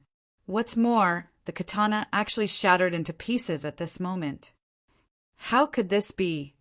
The young man named Ryosuke was shocked. "It hurts, you bastard." Natsuya Suzuki turned his neck and glared at Ryosuke. At the same time, a fist flew towards Ryosuke's head. It was too fast. It was so fast that Ryosuke couldn't react. He didn't know anything. He couldn't even feel the pain, because his thoughts stopped at this moment, or disappeared. Ryosuke. The captain of the guards shouted in grief and indignation. Ryosuke's head was smashed by Natsuya Suzuki. This fist not only smashed Ryosuke's head, but also destroyed a corner of the mansion behind him. It was just the airflow from the fist. "Ah, I remember Sakata Kinshur," Natsuya Suzuki said slowly. "I should be called Sakata Kinshur." When Natsuya Suzuki said this name, those guards who were in a state of panic couldn't think at all. But the captain of the guards opened his mouth with an incredulous expression. Sakata Kinshur? One of the 4 heavenly kings of Laigwa, the legendary thunder god, red dragon's child. Kintaro? Kintaro? Ah, someone did call me that in the past. Natsuya Suzuki patted his head and yawned. "Sorry, I just woke up and haven't thought things through. But it doesn't matter. I just want to vent my anger." The captain of the guards took a step back instinctively. The man who called himself Kinshur Sakata revealed a sinister smile. "I seem to want to turn all of you into dust in this life. Trash." He threw a punch. A black light flashed in front of his eyes. The front of the fist was completely annihilated, leaving behind only a big hole that was dozens of meters long. And in this big hole, only one figure was still standing with difficulty, the captain of the Takizawa family's guards. At this time his clothes were torn, and his katana was stuck in the ground, so he couldn't hold on. He looked at the mysterious man named Takata Kinshur in despair and spat out a mouthful of blood. "Takizawa Kid, what did you do to provoke?" The captain of the guards spat out another mouthful of blood and then fell to the ground. The moment he fell, the captain of the guards was so tired that even his katana was turned into dust. Kinshur Sakata heaved a sigh of relief and frowned. He turned around and looked at manager Xiong-Ye's child, who had been put down and was on the verge of death. "For you, living like this is just pain." Sakata Kinshur walked up to the child, took a deep breath, and reached out to grab the child's neck. "I'm sorry." "Dad," the child's voice was extremely weak, but Sakata Kinshur could clearly hear the child's voice. Save me." The hand that was holding the child suddenly loosened a little. Sakata Kinshur frowned and stared at the child's face that had been gouged out. "Even so, you don't want to give up. Save, then live on." Kinshiro Sakata loosened her grip and picked up the child. "Even if you can't see, I'll let you feel how this place feels like you," she said calmly. "I'll let you feel how this place feels like you." He could feel that the child seemed to have calmed down. So Sakata Kinshur took a soft breath and then looked up at the ancient castle high above the Takizawa family. Because he had been asleep for so long, there were many things that he couldn't remember clearly, but his memory was rapidly recovering, and at the same time he gradually had an impression of the name Takizawa. The Takizawa family was a vampire clan that had lived in East Asia for a long time. They seemed to have transformed into vampires through a special method, and they had always been discriminated against by orthodox vampires, especially the 13 clans that had always considered themselves orthodox. At this time, Takata Kinshur lightly snorted and stretched out his hand. The dark clouds in the sky started to swirl, turning into a whirlwind that poured down on Sakata Kinshur. Thunder rumbled within the whirlwind. Finally, the dark clouds dispersed in Sakata Kinshur's hand, revealing a huge golden double-edged axe flickering with lightning. What a filthy clan! At this moment, Sakata Kinshur directly chopped down with a huge axe in his hand. In an instant, the power of lightning and fire tore apart the earth, and lightning and fire shot out from the cracks in the earth, crazily devouring the Takizawa family's village. Kintaro, you woke up too early. At this moment, a soft voice came from midair. Sakata Kinshur abruptly waved the huge golden axe in his hand, hacking toward the source of the voice. The target of Sakata Kinshur was Yu Yi, who was floating in midair with her dress fluttering in the wind. Miss Maid of the Club. The huge golden axe was now mixed with the power of lightning, and Sakata Kinshur looked like a crazy warrior who wanted to break the sky. The golden axe easily cut open Miss Maid of the Club, but Sakata Kinshur didn't feel like he had killed her because what he cut open was just a shadow without a physical body.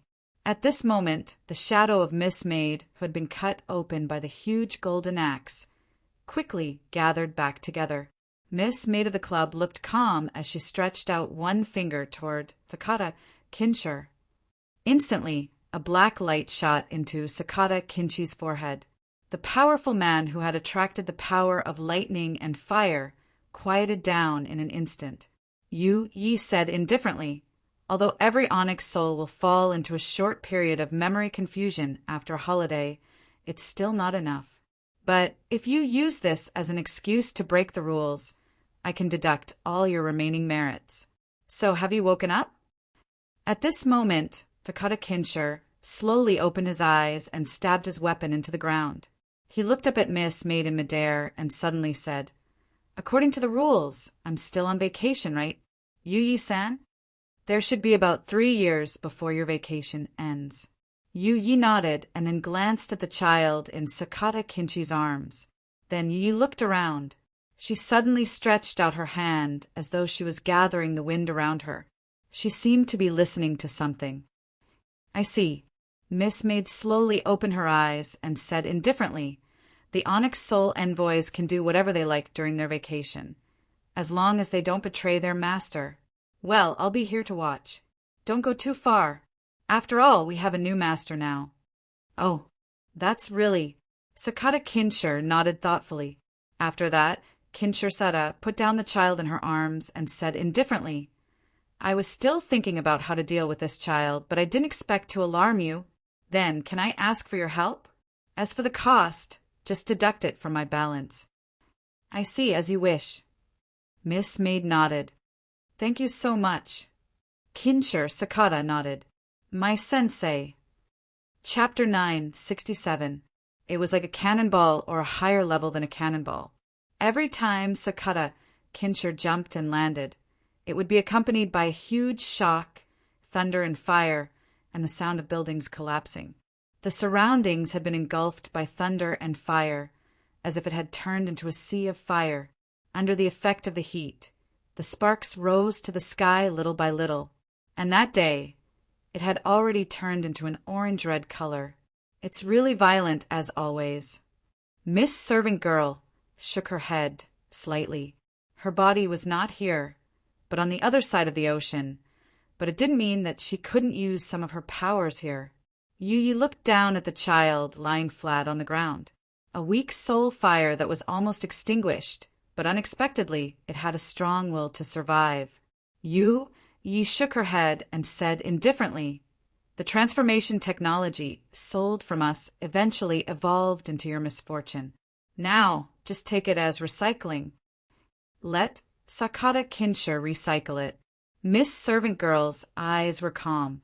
She slowly squatted down, put her palm on the child's forehead, and whispered, "Body creation." The child's wounds began to heal gradually, and new granulations sprouted quickly. Even the wounds of the dugout eyes were slowly regenerating at this time. "Let's finish things here as soon as possible," and the messenger, Sakata Kinshur, who woke up temporarily. You was thinking about how to deal with the aftermath. A long time ago, Miss Servant Girl asked her new master whether to let the Black Soul envoys on vacation return, because the boss had the right to directly terminate the vacation of the Black Soul envoys. Of course, after the termination, the merits that the Black Soul envoys used to buy the vacation would be returned according to the interest. The master said that it was not necessary, and let the Black Soul envoys return automatically after the vacation was over. When Yu Yi was thinking, she seemed to have noticed something. She tilted her head slightly and looked at the shadow of a building not far away that was being engulfed by the fire. The burning fire here seemed to be suddenly weakened, as if a wind blew and then returned to normal. Miss Servant Girl smiled slightly. It turns out that the two naughty guys who escaped from Yen are here. They seem to be having a good time. With that, Yu Yi didn't continue to pay attention to them, and turned to look at the child who was in the process of body creation. Well, how about this? Miss Servant Girl suddenly smiled. There was no doubt that she was a perfectionist. At the same time, a huge golden axe suddenly appeared in the air.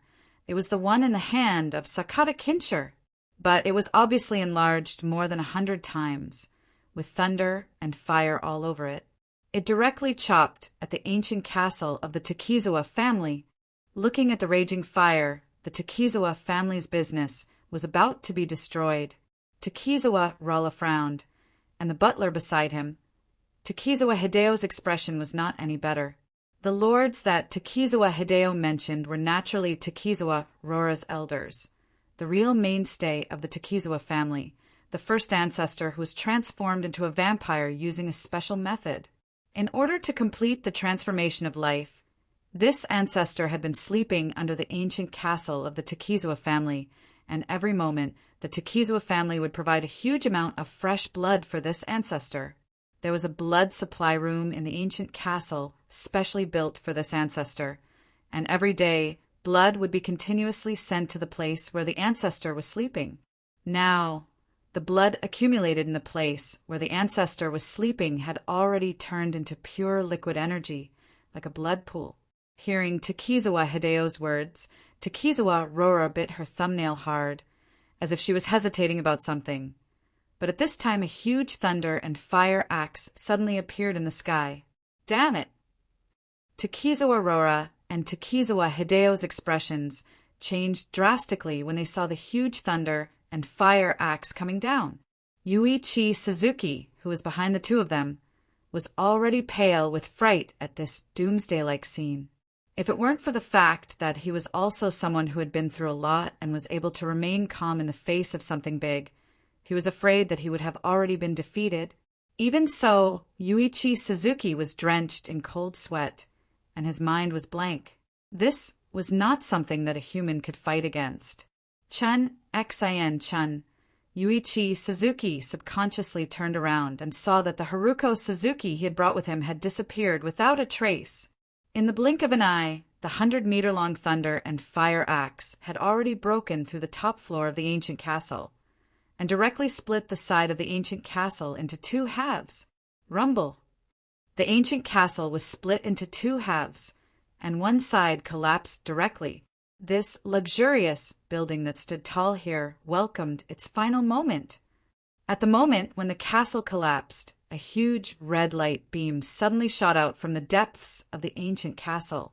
At this moment, a dozen or so figures flew out from the depths of the castle along the blood-red light pillar. These dozen or so people who had appeared all had ashen faces, green faces, and long fangs. Their appearances were ugly, and their bodies emitted a bloody aura. Its father and the others. In the rubble, Takizawa Rora pressed one hand on her shoulder and stood up with difficulty at the moment when the huge thunder and fire axe came down. She instinctively grabbed the housekeeper beside her to block it.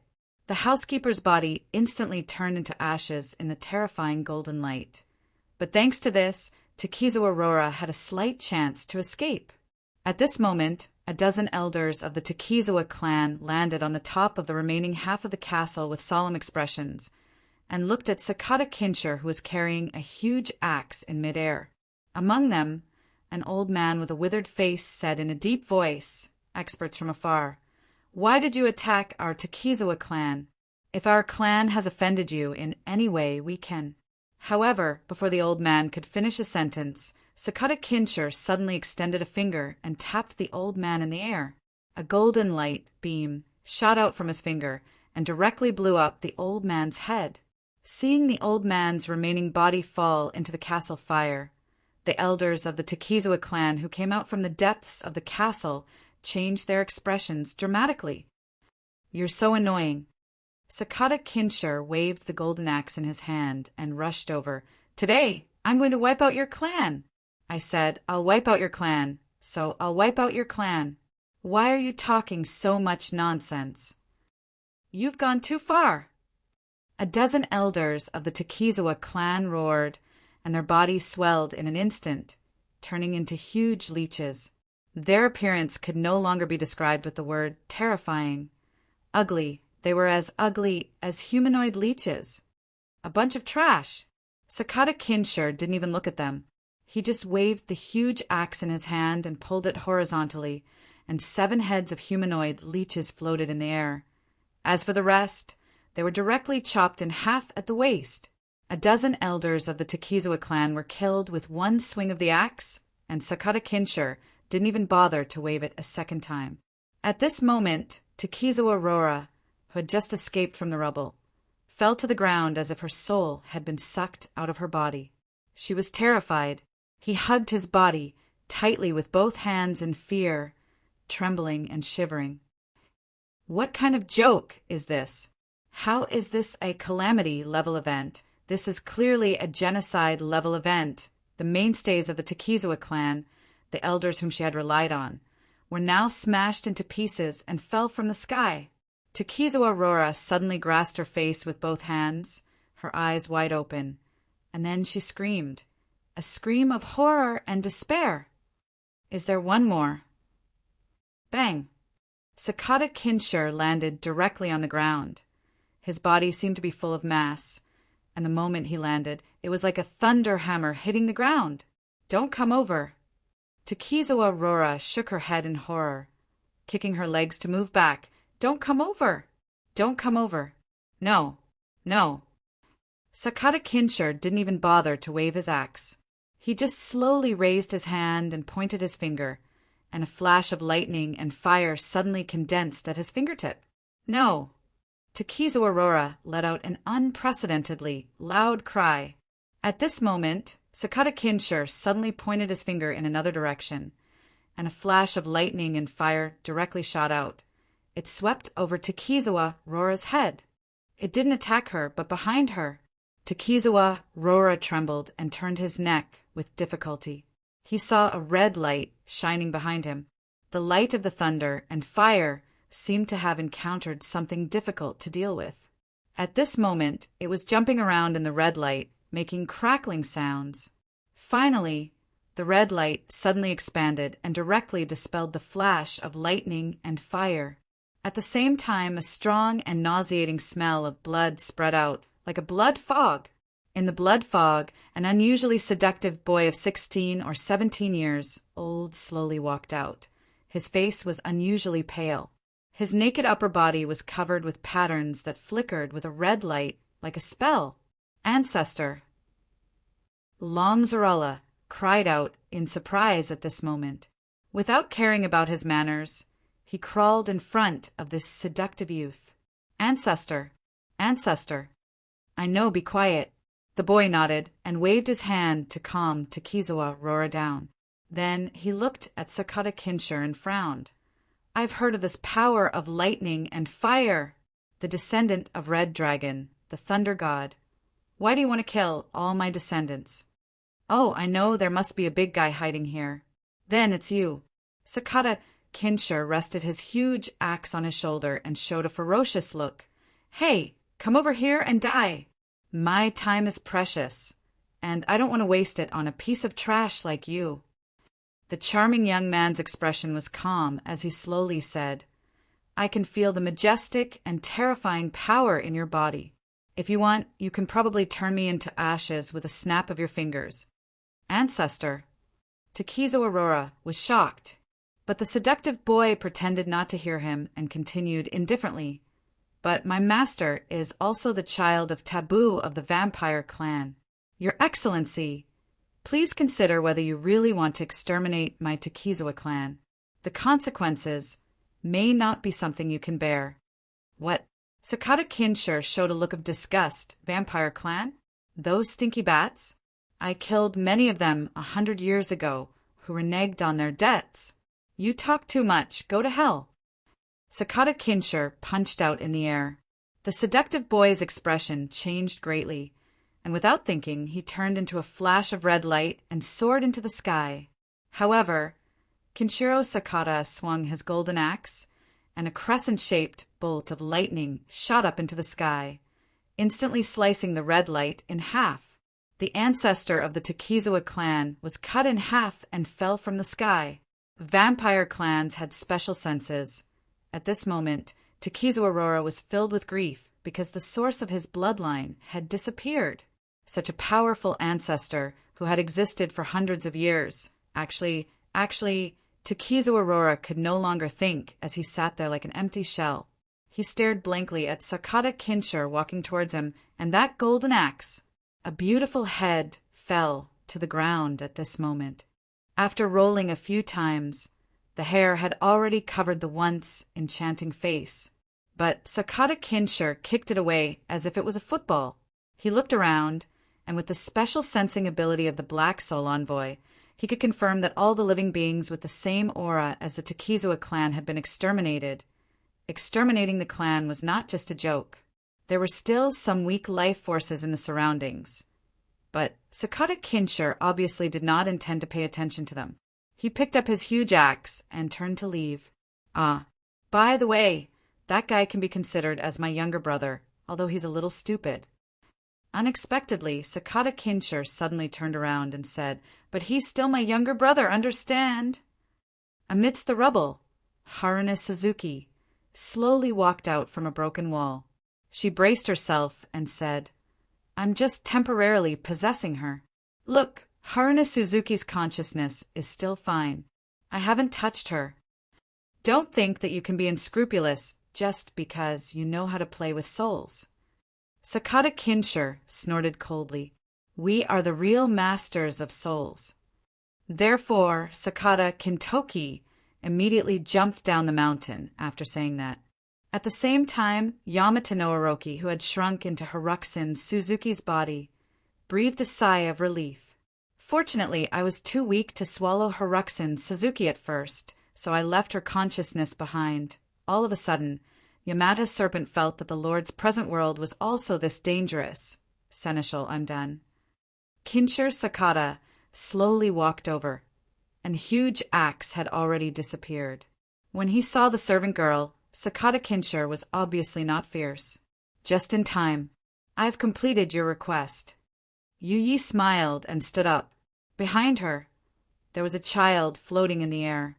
The child was wearing a pure white robe, and there was not a single scar on his delicate face. Sakata Kintoshi immediately whistled.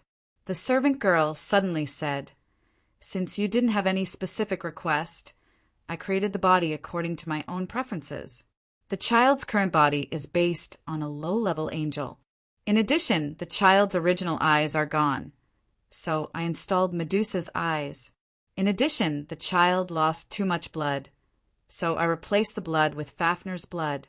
And when Yu Yi said that she didn't have any specific request, Sakata Kinshi's face fell. When he heard that strange things were integrated into the child's body, Sakata Kinshur felt like he was being pressed down by a heavy mountain. Then he swallowed his saliva. "The cost? What did you say?" "It will be deducted from your performance." The servant girl smiled. "After all the deductions, congratulations. You have 10 performance points left." So ruthless. Chapter 968. The fire seemed to have weakened a little, but the surroundings were still red. Haruko Suzuki lifted a collapsed pillar and squatted down. A guy in a black kimono was lying here. He should have been crushed here after receiving the impact of the collapse of the ancient castle. The body was cold, but considering that the Takizawa clan members were cold-blooded animals, it was impossible to guess the time of his death. However, this was not very important to Haruko Suzuki. What was important was that the soul of the dead Takizawa clan member had not completely disappeared. The remaining soul power was a delicious food for Haruko Suzuki. Hakuda's soul was severely damaged, and the easiest way to recover was to devour other souls. What a pity! Those guys hiding in the Takizawa clan were killed in seconds, not leaving a single bit of soul power. Otherwise, they would be a great tonic. Natsuki Suzuki shook her head. Although she felt that it was a pity at this moment, she obviously wouldn't shout at the murder because of this. Brother Lien-jun. Haruko Suzuki turned around and shouted. A shadow was suspended a few centimeters above the ground, looking at the Big Dipper that was dyed red by the fire. Brother Lien-jun, don't just stand there. Look and see how many can be eaten. Haruko Suzuki shouted again. At this time Lien-jun said in a low voice, I say, Orochi, are we actually very weak in this world? In the face of Lien-jun's sudden question, Orochi did not immediately respond. It just continued to do its own thing, devouring the soul power that it had found. Wisps of purple smoke drifted out of the body and were inhaled into Haruko Suzuki's nostrils. Haruko Suzuki showed a comfortable expression at this time. When this was over, Hakata slowly opened its eyes and said coldly, Isn't it because you have seen your own incompetence that you want to obtain more power? Those with talent can climb the peak. Those without talent can only be mediocre for life. This is just an excuse given by the lazy. Lien-jun suddenly turned to Hakata. It did not expect this guy to say such a thing. There's still some left. Do you want to eat it? Hakata pointed at the body on the ground. It's too little. You eat it yourself. Lien-jun shook its head. I can rely on the power of the starlight to recover. It's just a little slower.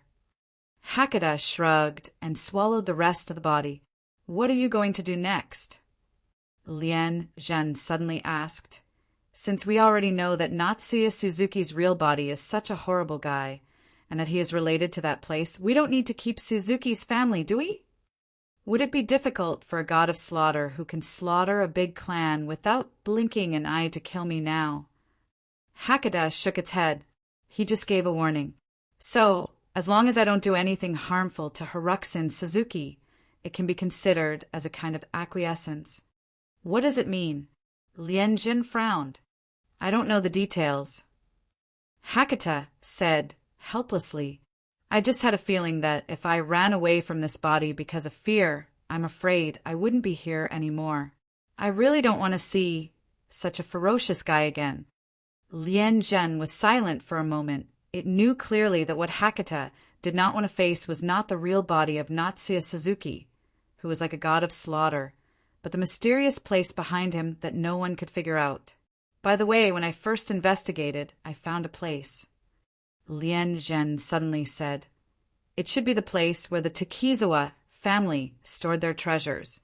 But I couldn't go through it at that time because there was a defensive force similar to a barrier set up there. Oh, Hakata raised his eyebrows. Now that the Takizawa family is dead and the castle has been damaged to this extent, the defense of the treasure vault is likely to have been weakened or even disappeared. Let's see if there is anything useful. Lien-jun nodded. Let me finish this. Hakata Kintoshi, who was on the verge of collapsing, quickly got up and regained his composure. In fact, he was a relatively free and easy person.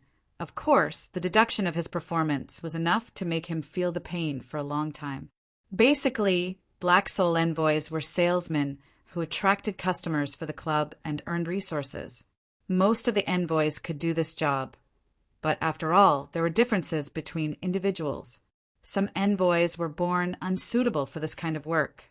So later on, another kind of job was born: professional debt collectors. Of course, it was rare to meet a guy who dared not pay back his debts, but there were still some. To deal with these stubborn guys, it was time for the professional debt collectors to take action. But the performance of debt collectors was generally not as good as the commission of business soliciting. As the club's gold medal self-appointed debt collector, Kinshir Sakata spent almost 90% of his working time in debt collection since he became a Black Soul messenger. It was a very simple idea. Since he couldn't win in terms of quality, he would win in terms of quantity. Sir Manager, is there a guy who owes money and refuses to pay back his debts recently? Sakata Kinshir grinned grimly. My big axe is already thirsty for blood. No, those who are about to pay are all high-quality customers, and they never delay. The servant girl smiled. So, you can still squander the rest of your vacation time very easily. Sakata Kinshir felt as if his heart had been shot by an arrow, and his expression stiffened. He sighed inwardly, then glanced at manager Xiongye's child who had been reborn, and suddenly said seriously, Sir Manager, please reduce the rest of my vacation time to 3 months. I want to buy some more things. Okay. The servant girl smiled slightly. Even Black Soul envoys were guests of the club. It was just a special case. A corner of the gate had been broken. This was probably caused by the aftermath of Sakata Kinshi's attack that had cut down the castle. The gate was located under the ancient castle, in other words, inside the mountain. Seeing that the aftermath of the attack had damaged the place to this extent, Lien Zhen and Hakata both fell silent at the same time. After a long time, Hakata suddenly said, Sometimes I really envy the guy in that shop. Lien Zhen looked at Hakata with some surprise, only to hear Hakata say faintly, This kind of special power to recklessly release great power in the Lord's realm without fear of the Lord's realms will coming to find you. Don't you envy it? Let's go in, Lien Zhen said quickly, and then went straight in through the broken gate. Its body did not have a physical body, so it could pass through it directly. At this time, Orochi had to spend a lot of effort to get into this broken hole, but it was obviously worth it. There was a dazzling array of treasures in front of his eyes.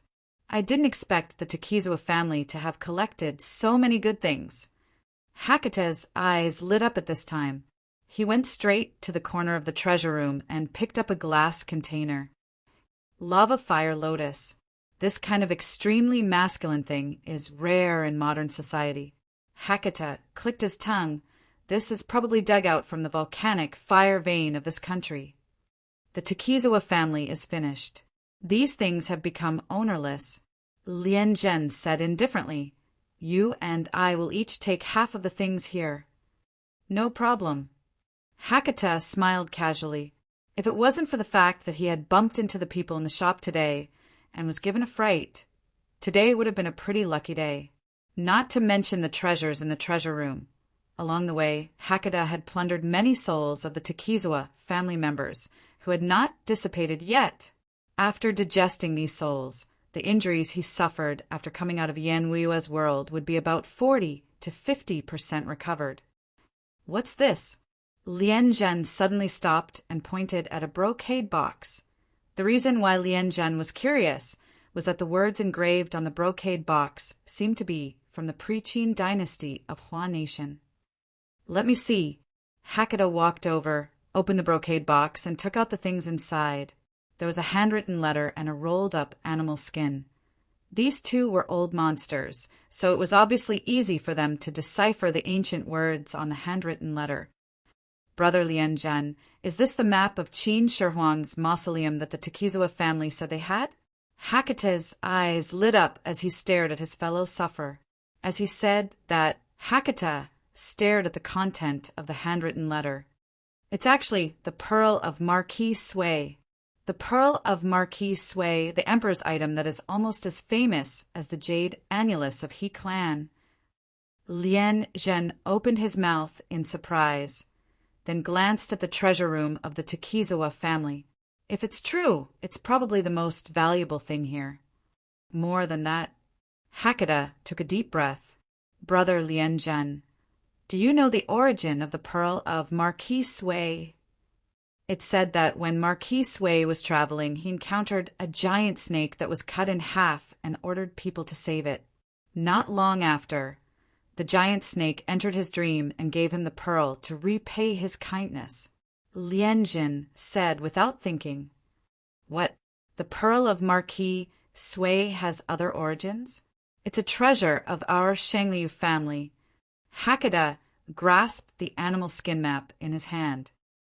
The giant snake that was saved by Marquis Sui was the direct descendant of our Shengliu family's ancestor. And this pearl was bestowed by our ancestor. It originally belonged to Gongong. It belonged to Gongong, the water god. Lien Zhen opened his mouth wide. The fire had died down, and only some embers were still burning in some small corners. The club maid was now writing something with her finger on the forehead of the boy who had been restored by physical creation. It was a black pattern like a lotus. Sakata Kinshur watched silently until Ye's finger left the boy's forehead. Then he heaved a sigh of relief. I'm afraid only Mr. Steward can do such delicate work. According to your request, I've sealed the boy in this seal. Yi said indifferently, when the boy can bear it, the seal will be released automatically. Kinshur, Sakata nodded. According to his original intention, he wanted to end the child with his own hands. But in the end, the child had a strong will to live. Kintaro, since you don't intend to continue sleeping and use the rest of your holiday in a sober manner, then you'll be in charge of taking care of this child. Yi smiled faintly. Me. Sakata Kinshur was stunned. The servant girl said matter-of-factly, Of course. I'm afraid the boy doesn't know how much power he can exert with his current body. If he doesn't handle it well, it may cause chaos. He needs a supervisor. There's no one more suitable than you. Isn't it all because of you? Sakata Kinshur muttered in a low voice. Oh, Kintaro, what are you talking about? No. Sakata Kinshur quickly shook his head and said seriously, I just think it's a good decision. Well, it's really a good one. Then I'll leave it to you. Yi smiled and turned away. Sakata Kinshur suddenly said, Director, don't I need to meet the new boss now? Master said at the beginning that he'll wait for the black souls to wake up. Sakata Kinshur was startled, and then asked, Then Uncle Manager is Sakata Kinshur? The servant girl suddenly called out Sakata Kinshi's full name. This made Sakata Kinshur straighten his body and subconsciously answer, Yes. Yi looked back and said softly, We only have this master now, so the new boss is naturally him. Do you understand? Yes. What an obedient child. Only then did the servant girl leave, satisfied. Looking at the disappearing figure, Sakata Kintoshi let out a long sigh and muttered, This head steward is really not an ordinary kind of loyal. Sakata Kinshur scratched his head, then sat down and closed his eyes, as if waiting for something. After a long time, a little fluorescent light flew in from all directions, and then slowly gathered in front of Sakata Kinshur. This was another service he had purchased, collecting the consciousness of Manager Xiongyi that had dissipated between heaven and earth, but had not been completely annihilated. The fluorescent light in front of him gradually turned into a human figure. It was Sakata Kinshur. No, it was the manager Natsuya Suzuki was familiar with Xiongyi. Manager Xiongyi looked at Sakata Kinshur with a smile and did not speak. Sakata Kinshur suddenly asked, Manager, there's a question I've been wondering. Why did you pick me up at that time? To you, I'm just a stranger, right? He whispered, Probably because you felt that there was no way to throw me away. You're like a stray cat that's about to freeze to death. Stray cat? To me, you're like a stray cat that's about to freeze to death. Xiongyi smiled. It's really hard to bear to leave you. Are you an idiot? Sakata Kinshur muttered to himself. Then I'll leave this child to you. Xiongye's body began to slowly dissipate. After all, it was just a collection of consciousness that was about to be annihilated, and it could not be maintained for long. In the end, Xiongyi made a drinking gesture. I really want to have a drink with you again, Suzuki. Bastard. Go. Chapter 969. In front of the teppanyaki shop in front of the station, a fierce-looking young man suddenly pushed open the door. His eyes were ferocious, his hands were in his pockets, and his back was slightly hunched when he walked. The moment people made eye contact with him, they would unconsciously avert their eyes. The diners lowered their heads and ate the food on the table. The shop suddenly quieted down. The ferocious young man walked straight to an empty table in the innermost part of the shop. But, surprisingly, the ferocious young man didn't sit down immediately. Instead, he pulled out a stool for a child to sit down. It turned out that the young man was followed by a child in a white robe. It was just that the young man was so fierce that people ignored the child behind him. Speaking of which, the child was very unusual. For example, the white robe he wore was like that of Pichu in the fairy tale, and the ribbons he used to wrap his eyes. 5 sets of text burn. The ferocious young man sat down and yelled at the owner of the shop. Okay, right away. Seeing that the boss hurriedly lowered his head to cook, the ferocious young man clicked his tongue.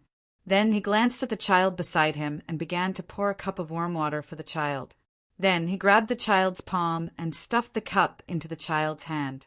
Wait a moment, it'll be ready soon. The young man said with a bad attitude. In fact, his voice was much lower than before. The child just nodded and didn't say anything. The child didn't remember how he followed this person, nor who his parents were. He only vaguely knew that he had parents. These memories were quite vague. In the words of this ferocious young man, she was picked up by the roadside.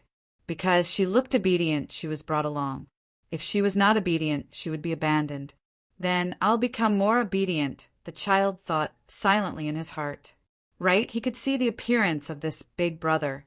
Although the ribbons were wrapped around his eyes, he didn't know why he could see, even though the angle of view was a bit strange.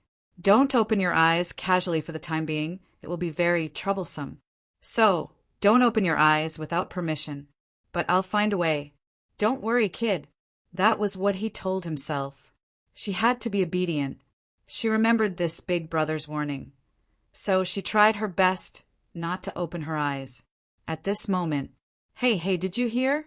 I heard that a large family was burned down in a fire overnight. I heard that a lot of firefighters were mobilized. The customers in the restaurant were discussing something.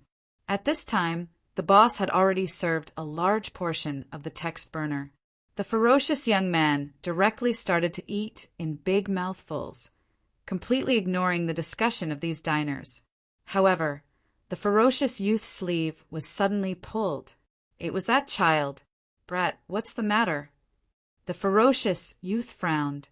The child raised his head slightly and asked curiously, Do we have the money to pay the bill? The ferocious youth was stunned for a moment. Then, without thinking, he raised his hand and knocked on the child's head. He scolded in a low voice, Idiot! Don't you know that there's such a thing as a free meal in this world?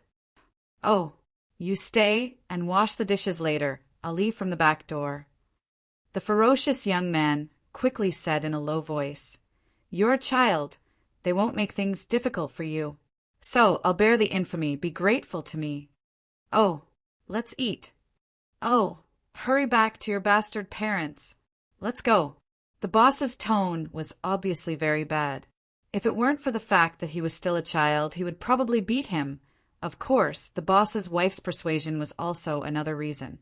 Because she was worried that the guy who looked like a bad guy would retaliate, she chose not to call the police. Of course, there was also the possibility that the child might have been abducted by the ferocious youth. But considering the ferociousness of the youth, the boss's wife still subconsciously did not think in this direction. Don't do it next time. The boss's wife still reminded him softly, If there's danger, just shout loudly for help. The boy bowed very politely and then went away. Watching the child leave from the back alley, the boss frowned at this moment. What's wrong with this child? Isn't he blind? Who knows? The boss's wife shook her head and then took her husband back to the barbecue shop. At this time, the child walked out of the back alley and looked around. Finally, he saw the big brother who picked him up. He was standing in front of a vending machine and kicking it hard. Soon after, the big brother came back with 2 cans of drinks and threw one to him. It was the taste of milk. At the same time, it was still warm, not cold. Kid, finish it quickly. I'll go somewhere with you later.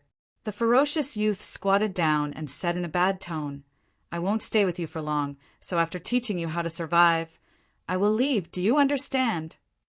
The child nodded silently, but the hand holding the milk can tightened a little.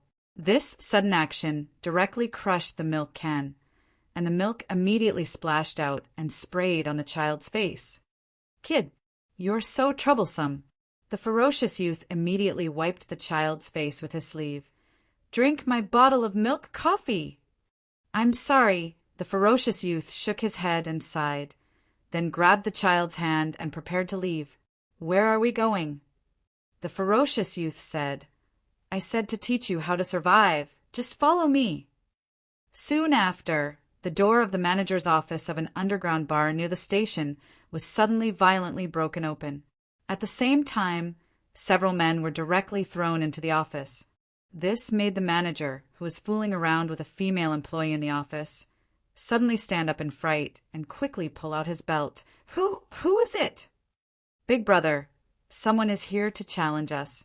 A young man who fell to the ground at this time covered his stomach at this time and said painfully, Challenge us? Who is so bold? This manager was not a guy who was easily compromised.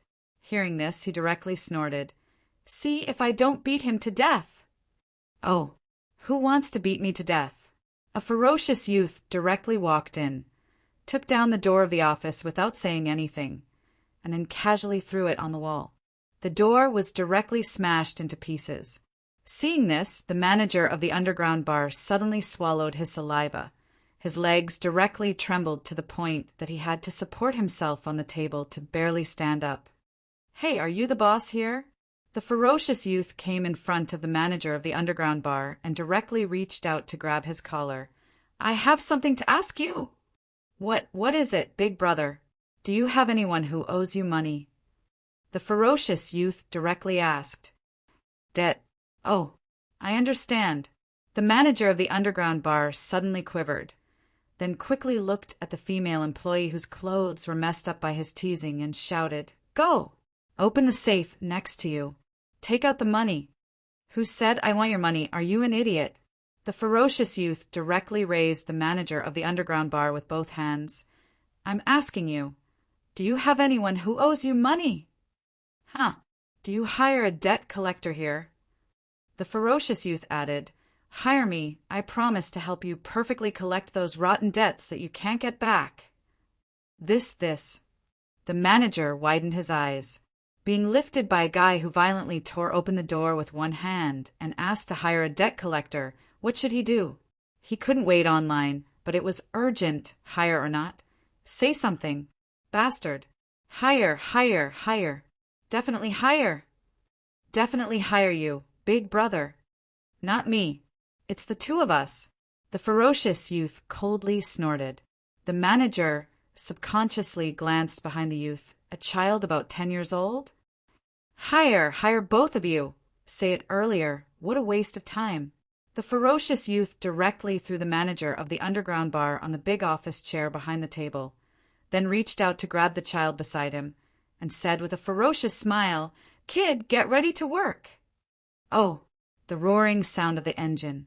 Hangzhou International Airport. This was the international airport of Shanghai, the world civilization of China. The endless stream of flights to and from all over the world never stopped. And naturally, the flights from all over the world never stopped either. Passengers taking United Airlines flight CZ3516, please go to, a sweet voice sounded from the broadcast. But the passage at this time was unexpectedly cold and cheerless. Of course, this was because first-class passengers left first, and also because it was late at night. So cold, Song Ying subconsciously wrapped the coat on her body, although she knew the surface temperature when she came out. So she temporarily put on the coat, but the huge temperature difference still made her unable to adapt to it. She shuddered in fear. Of course, it's still midwinter here. Song Haoren looked at the airport outside the glass, smiled, and said, It will be colder near Mount Tai. Aren't you cold? Song Ying glanced at Luocho at this time, and couldn't help but frown when she saw that his clothes were still very thin. It's okay. Luocho casually said, When I went to South America, it was already winter here. Didn't you always grow up in the South? Song Ying curiously asked, Why are you so cold-resistant? Maybe it's because of the training. Luocho smiled casually. Song Ying originally wanted to roll her eyes, because Luocho looked just like a weak scholar, and she couldn't see how solid he was. Well, it's been a long flight. Let's go to the hotel to rest first. We still have to hurry tomorrow, Song Tianyu said at this time. Indeed, this flight didn't arrive here directly from South America, but through Europe, and then from a small country in Europe to Hong Kong and China, and then to Shanghai. It could be said that they didn't stop all the way. As for Mr. Blind, he directly separated from the Song family from the airport in Hong Kong, but the two sides had already agreed on a time to meet. The room was booked in the hotel in the airport. Under the arrangement of Uncle Wu, they quickly checked in. At this time, the group of people from the Song family met several men in the lobby of the hotel. Master Song should know the man who looked to be in his 40s. Master Song, I'm very happy to be your host again. This man with a somewhat gloomy face was probably not used to smiling. At this time, the smile on his face looked a bit scary. Thank you. Song Tianyu just nodded and didn't say anything. Behind him, Uncle Wu was introducing Song Ying and Luoqiu. This gentleman is called Qi, the right-hand man of an old friend of Master's in China. Every time Master returns to China, he comes back through this old friend's channel. This can avoid a lot of trouble. Old friend? Song Ying was slightly stunned, and then said, Is he from the Zhang family? Uncle Wu said, This Mr. Qi seems to be from the lady's family. But to be honest, she is the only one from the old lady's family at present. That's incredible. One person holding two aristocratic families. Song Ying murmured. She must be an old witch who is difficult to get along with. Luoqiu, speaking of the Zhang family. Luoqiu? Luo. It was unknown when Luoqiu walked to the entrance of the hotel lobby. Song Ying glanced at her grandfather, who was talking with Mr. Qi, so she walked to Luoqiu unhappily. This guy was good at everything, but one thing was he liked to run around, and when he ran around he seemed to become air. If you didn't pay attention, you wouldn't know where he was. Can you not run around? Huh. When Song Ying was about to teach him a lesson, she saw that Luoqiu was holding a little boy's hand. This little boy was about 6 or 7 years old. He had blonde hair, but his face was completely white. He looked a bit like a mixed race. After seeing Song Ying, the little boy directly hid behind Luoqiu in fear and looked at her in horror. Song Ying felt that she had seen this scene somewhere before. Song Ying's expression stiffened and subconsciously said, Don't tell me this child is lost again. It seems that he was going to take a connecting flight, and then I don't know how he got separated from his family. Luoqiu said, He remembered that the same thing happened in the Song Dynasty Hotel last time. Song Ying shook her head, looking at Luoqiu curiously, and said, Are you the kind of person who is particularly easy to attract naughty children? Why are we always able to find lost children everywhere we go? I'll send him out to find the airport guard. Luoqiu looked at the child and suddenly said, You are all tired. Go and have a rest. I'll be back later. Let Uncle Wu arrange this kind of thing. Song Ying shook her head. Try not to wander outside. There are many people in the airport here. Others are probably not easy to deal with. Luoqiu shook his head, ignored Song Ying, and walked out with the little boy. Hey, come back. Grandpa and the others went in. This really. Song Ying stomped her feet and helplessly chased after them. On the side, Father Song clearly noticed the situation, and at this moment he ordered in a low voice, Old Five, have someone follow them and see what Miss and young Master are doing. Yes, Master. Uncle Wu hurriedly nodded. Song Tianyu then looked at Mr. Seven. Let's talk about the specifics in the room. That's fine. Seven nodded. He knew that the main purpose of the Song family's return this time was to pay respects to their ancestors. As for the cooperation with the old madam, that was a later plan. However, as someone who had dealt with mausoleums and other places for a long time, for some reason, Seven suddenly felt a chill. Chapter 970. In fact, in addition to the cold winter, there was another thing that troubled Shanghai Airport. It was only a few days before the Chinese Lunar New Year. That was the difficulty of the Spring Festival. especially because the airport had been connected to the train station a few years ago. The passenger flow here had been maintained at a terrifying number.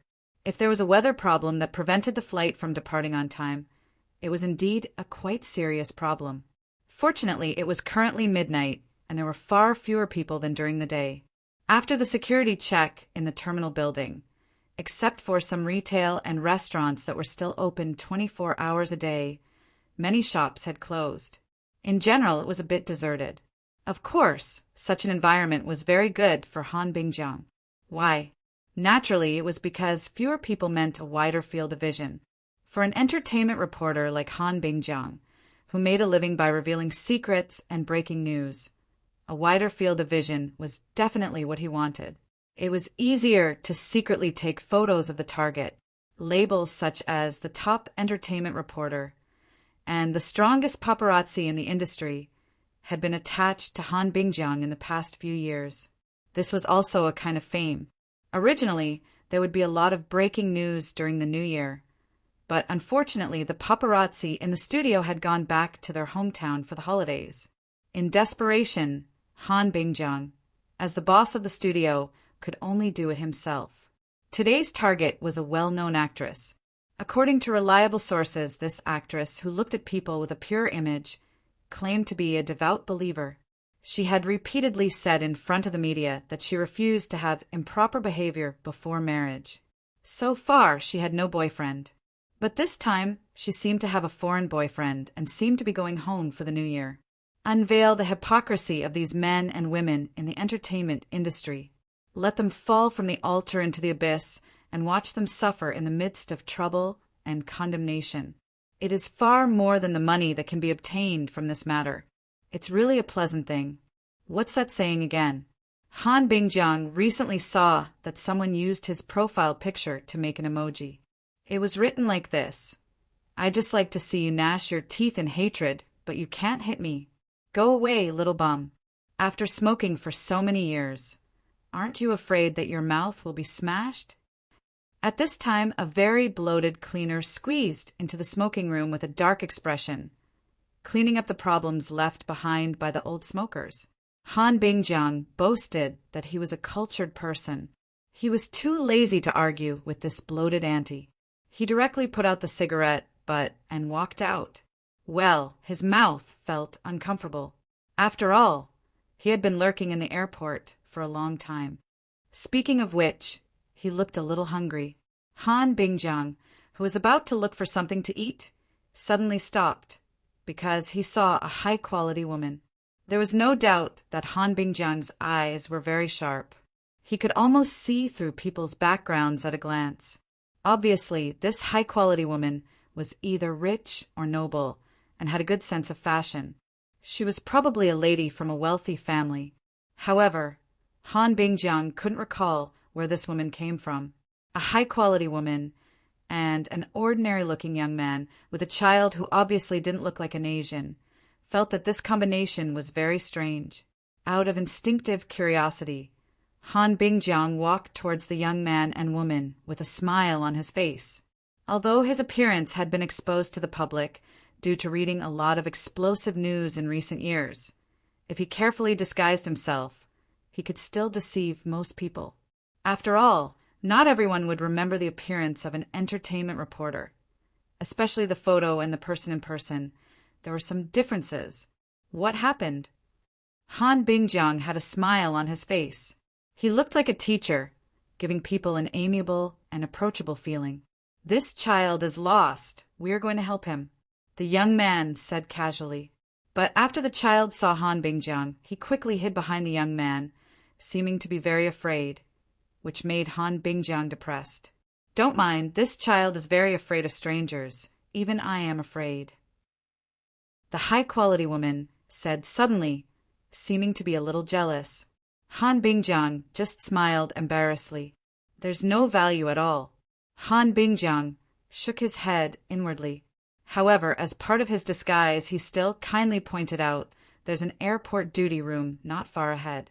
You can go and take a look." "Okay, thank you." The young man smiled slightly and suddenly said, "There is also a water dispenser over there not far away." Han Bingjiang was stunned and subconsciously said thank you, then watched the young man and woman leave with the child, frowned and muttered, "How did he know?" But Han Bingjiang quickly reacted because he smoked for too long, his mouth had long been dry, and even his lips were cracked.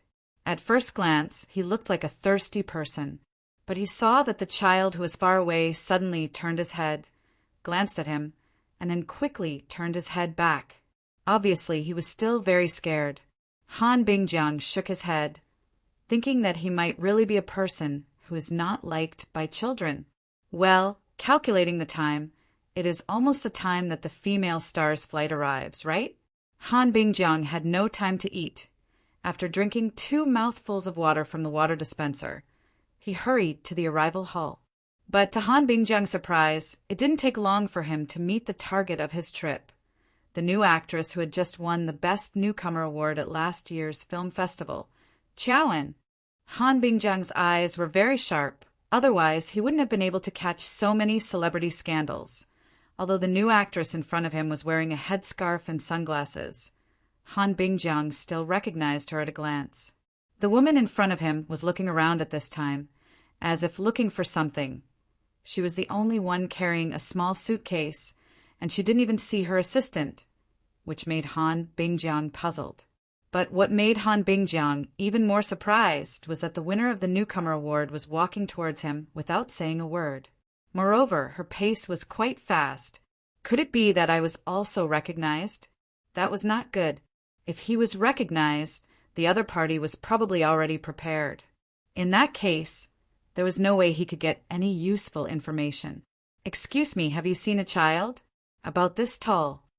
The woman took off her sunglasses in front of Han Bingjiang and gestured with her hands. "About this tall, blonde hair, a little boy." She exposed herself in front of him without even trying to hide it? Han Bingjiang opened his mouth. If it weren't for the fact that this woman was Chowan, Han Bingjiang would have thought that he might have mistaken her for someone else. Which star didn't avoid him as if he was the plague? No, this may be on purpose. She deliberately pretended not to know him. Is he trying to stall for time? At this time, the foreign boyfriend must be nearby. He's probably trying to cover for me. But why did he mention the child that he had just met? What's your relationship? Han Bingjiang lowered his head slightly and pushed the glasses on the bridge of his nose. "That's my son." The woman in front of him, Chow, and looked worried. "I was going to take him back to my parents' house for the new year. But I don't know what happened, but we suddenly got separated. I was going to look for the staff, but I just happened to run into you." "You're your son." Han Bingjiang widened his eyes, thinking that he had misheard. "Is it really your son?" Chowan was stunned and frowned. "Yes, it's my son. What's the problem?" You're Chowan?" Han Bingjiang frowned. "The female celebrity Chow and—" "Yes, is there a problem?" The woman nodded. "Oh, I'm sorry. If you haven't seen my son, I'll excuse myself." With that, Joan hurriedly walked past Han Bingjiang and shouted, "Paul! Paul! Can you hear me? Paul?" Only Han Bingjiang was left stunned. She didn't have a foreign boyfriend hiding from her fans. She had already given birth to a child, and the child was 7 or 8 years old. Chow and was in her early 20s, which meant that she got pregnant out of wedlock when she was in her teens. Breaking news. Super breaking news. Han Bingjiang shuddered and ran after her. Ms. Chowan, the child you're talking about. I think I've seen him before. Just now a young man and woman brought a lost child and said that they were going to the guardhouse." "Really? That's great." Chowan was obviously relieved. "Can I go with you?" "I know the way," Han Bingjiang said enthusiastically. Chow and looked at Han Bingjiang strangely. Thinking that the middle-aged man was too enthusiastic, Han Bingjiang was experienced, so how could he not see that? He quickly said, "To tell you the truth, I'm actually your fan. I like you so much. If I can help you, I'm more than happy to." "I see." Chowan nodded, but she didn't become very enthusiastic. She just smiled and said, "Well, after I find my son, if you don't mind, I'll give you an autograph." although it's not very valuable. I can't ask for more. Han Bingjiang was as excited as a fan seeing his idol. Then, can we go now? Of course. This way, this way. The two of them hurriedly walked in the direction of the guardhouse. Wait, where are you going? Is the guard room here? Speaking of which, we just missed a guard room. You did it on purpose, didn't you? He was kind enough to guide you. Why didn't you go to the previous one? Song Ying suddenly stopped. In fact, she didn't stop all the way. Luochio seemed to know where to go, so he just kept holding the child's hand, except that they met a strange uncle on the way. We don't need to go to the guard room. Luochio shook his head. Song Ying's eyes widened. So this guy actually planned to bring this little brat around the entire airport? Song Ying sighed. Maybe you're very energetic now, but please, I'm already very tired. We can leave the child to the guard room. We don't need to do it ourselves. Then, without waiting for Luochio's consent, she directly grabbed the child's hand and led him into the guard room. Although the child appeared to be afraid of strangers, he didn't make a fuss and just let Song Ying lead him. What an impatient child! Luochio smiled and followed them in. The guard room was not big, so they could see everything at a glance. Song Ying explained the situation to the airport guard and then began to ask for the child's name. Unexpectedly, no matter how much the child asked, he just kept his head down and didn't say a word. Song Ying exchanged glances with the guard, a helpless expression on their faces. Song Ying even frowned. Big brother, I can't do anything about this brat. I'll leave him to you. I've been on the plane for more than 10 hours, and I'm very tired now. I want to leave first. I'm all right. The guard nodded, feeling that there was no need to keep the child. To bring the lost child to this place was already very kind of them. Miss, please leave a contact number. If there's anything, or if the child's parents want to thank you, they can at least find you, the guard quickly asked politely. No need, just leave it at that. Song Ying shook her head and then glanced at Luochio. She raised her eyebrows as if to say, see, isn't it done? What a simple matter. Excuse me, are you free? A man and a woman suddenly walked into the guard room. The man was about 27 or 28 years old. He had blonde hair and dark green eyes. He looked very delicate. At that moment, the foreign man asked in a fluent Chinese mother tongue, when we got off the plane, we accidentally dropped a ring. Can you help us? Beside the Caucasian man was a woman in a sweater. The woman wore the sweater's hat and a pair of brown glasses on her face, but she didn't say anything. Oh, is that so? Can you fill in your information here first? The guard quickly said, I'm really sorry. A child just got lost here. We're looking for his parents. It's okay. I'll fill in my information first. The Caucasian young man smiled, appearing very polite. At that moment, Song Ying was about to pull Luochio away. However, when she saw the Caucasian young man, she was stunned and whispered, I say, doesn't this fellow look a bit like the child? Chapter 971. Mother. It was a very heavy name in all kinds of senses.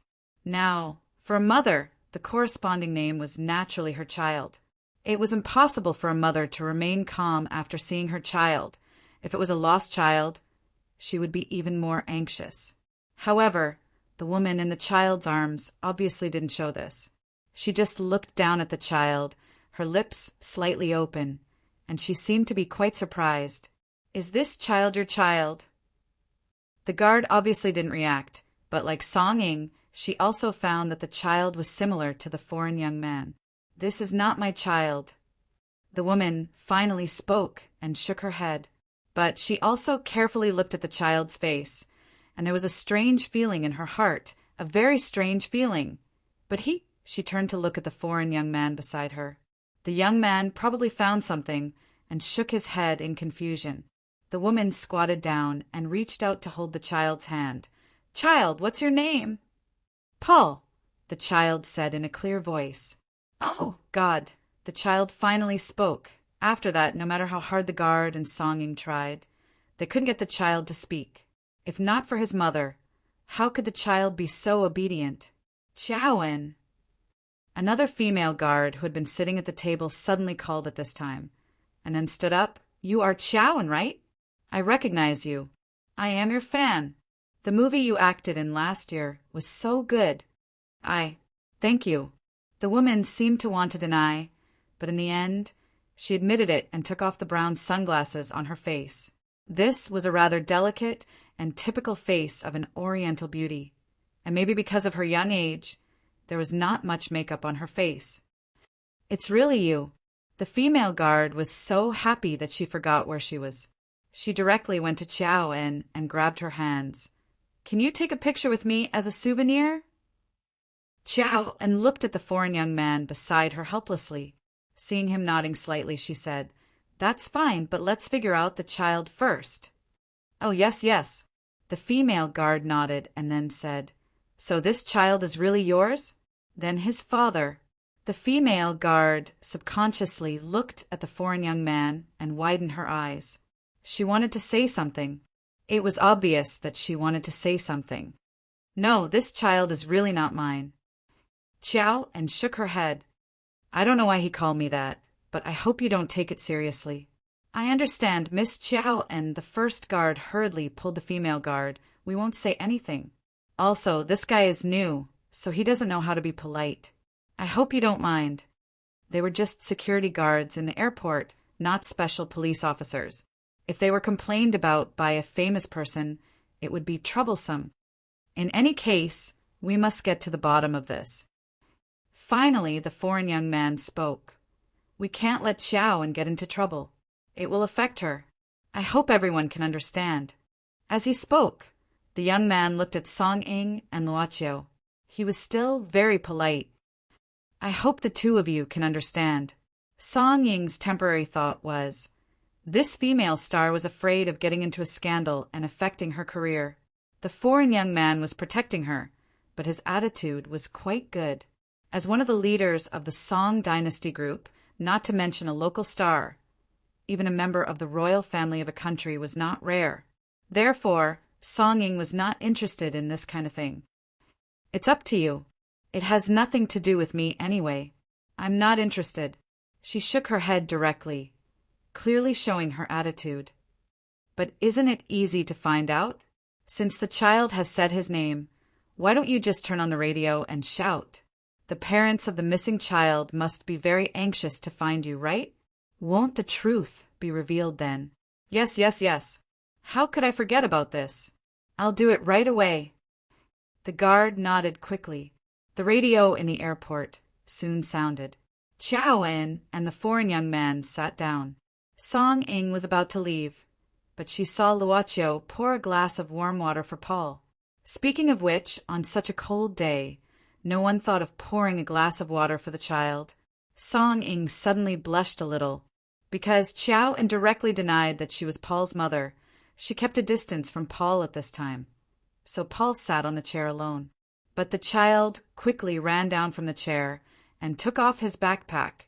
He had been carrying a cartoon-shaped backpack, a picture book, and a crayon.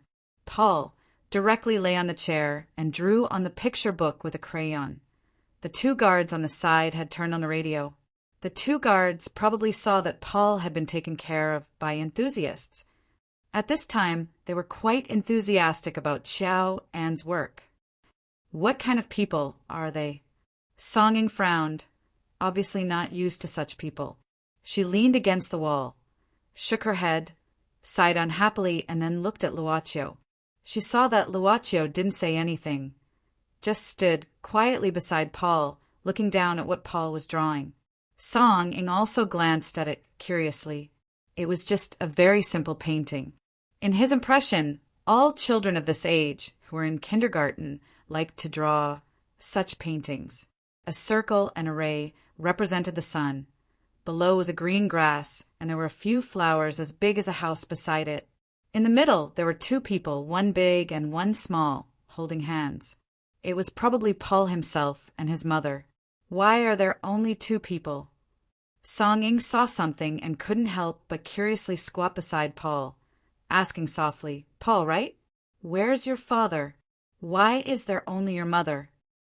She was really just curious, but what Song-ing didn't expect was that after this question, Paul directly put down the paintbrush, then covered his ears in horror, squatting on the ground in horror, trembling.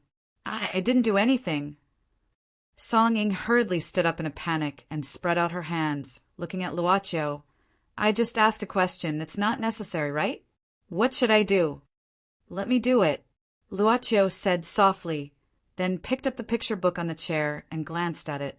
Then he glanced at the crayon bag, and an orange-red one jumped out from it, then squatted beside Paul. Aren't you going to paint the color of the sun? Paul didn't respond, still squatting tightly with his hands covering his ears. Luocio said softly, if the sun isn't painted, it will be very cold. Then you and your mother on the grass will also be cold. Aren't you afraid of the cold? The child gradually removed his hands from his ears, opened his eyes, and then nodded timidly. Luocio then handed the picture book and crayons to Paul.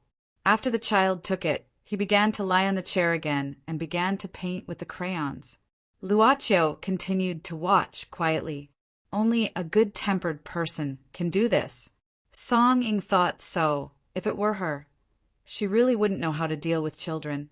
This guy, when he has children in the future, should be a very good father, right?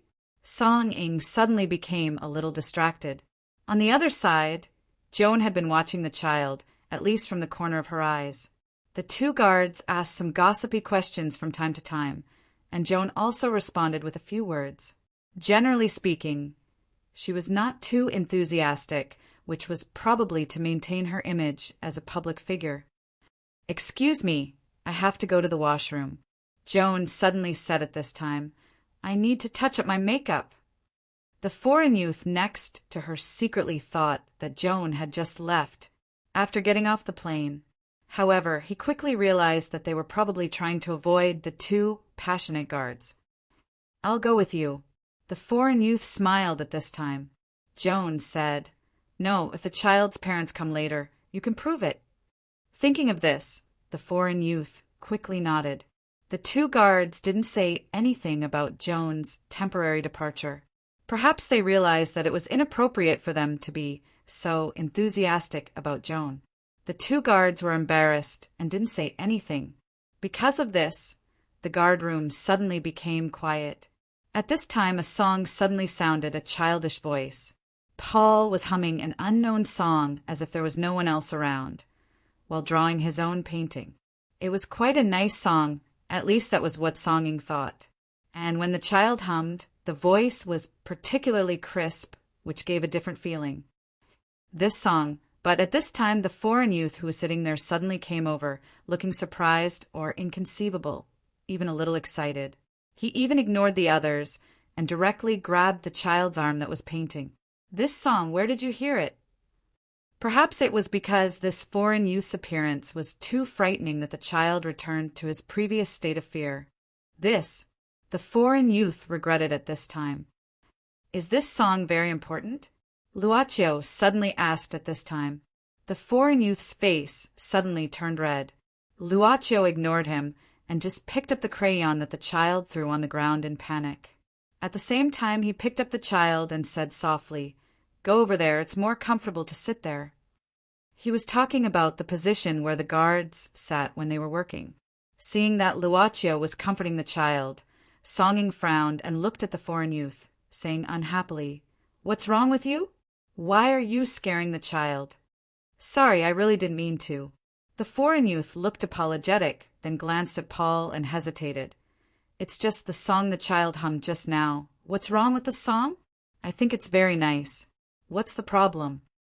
The foreign youth looked at the crowd, afraid that if he didn't give an explanation, it would be very difficult to calm their anger, so he sighed. "To tell you the truth, I'm actually a composer.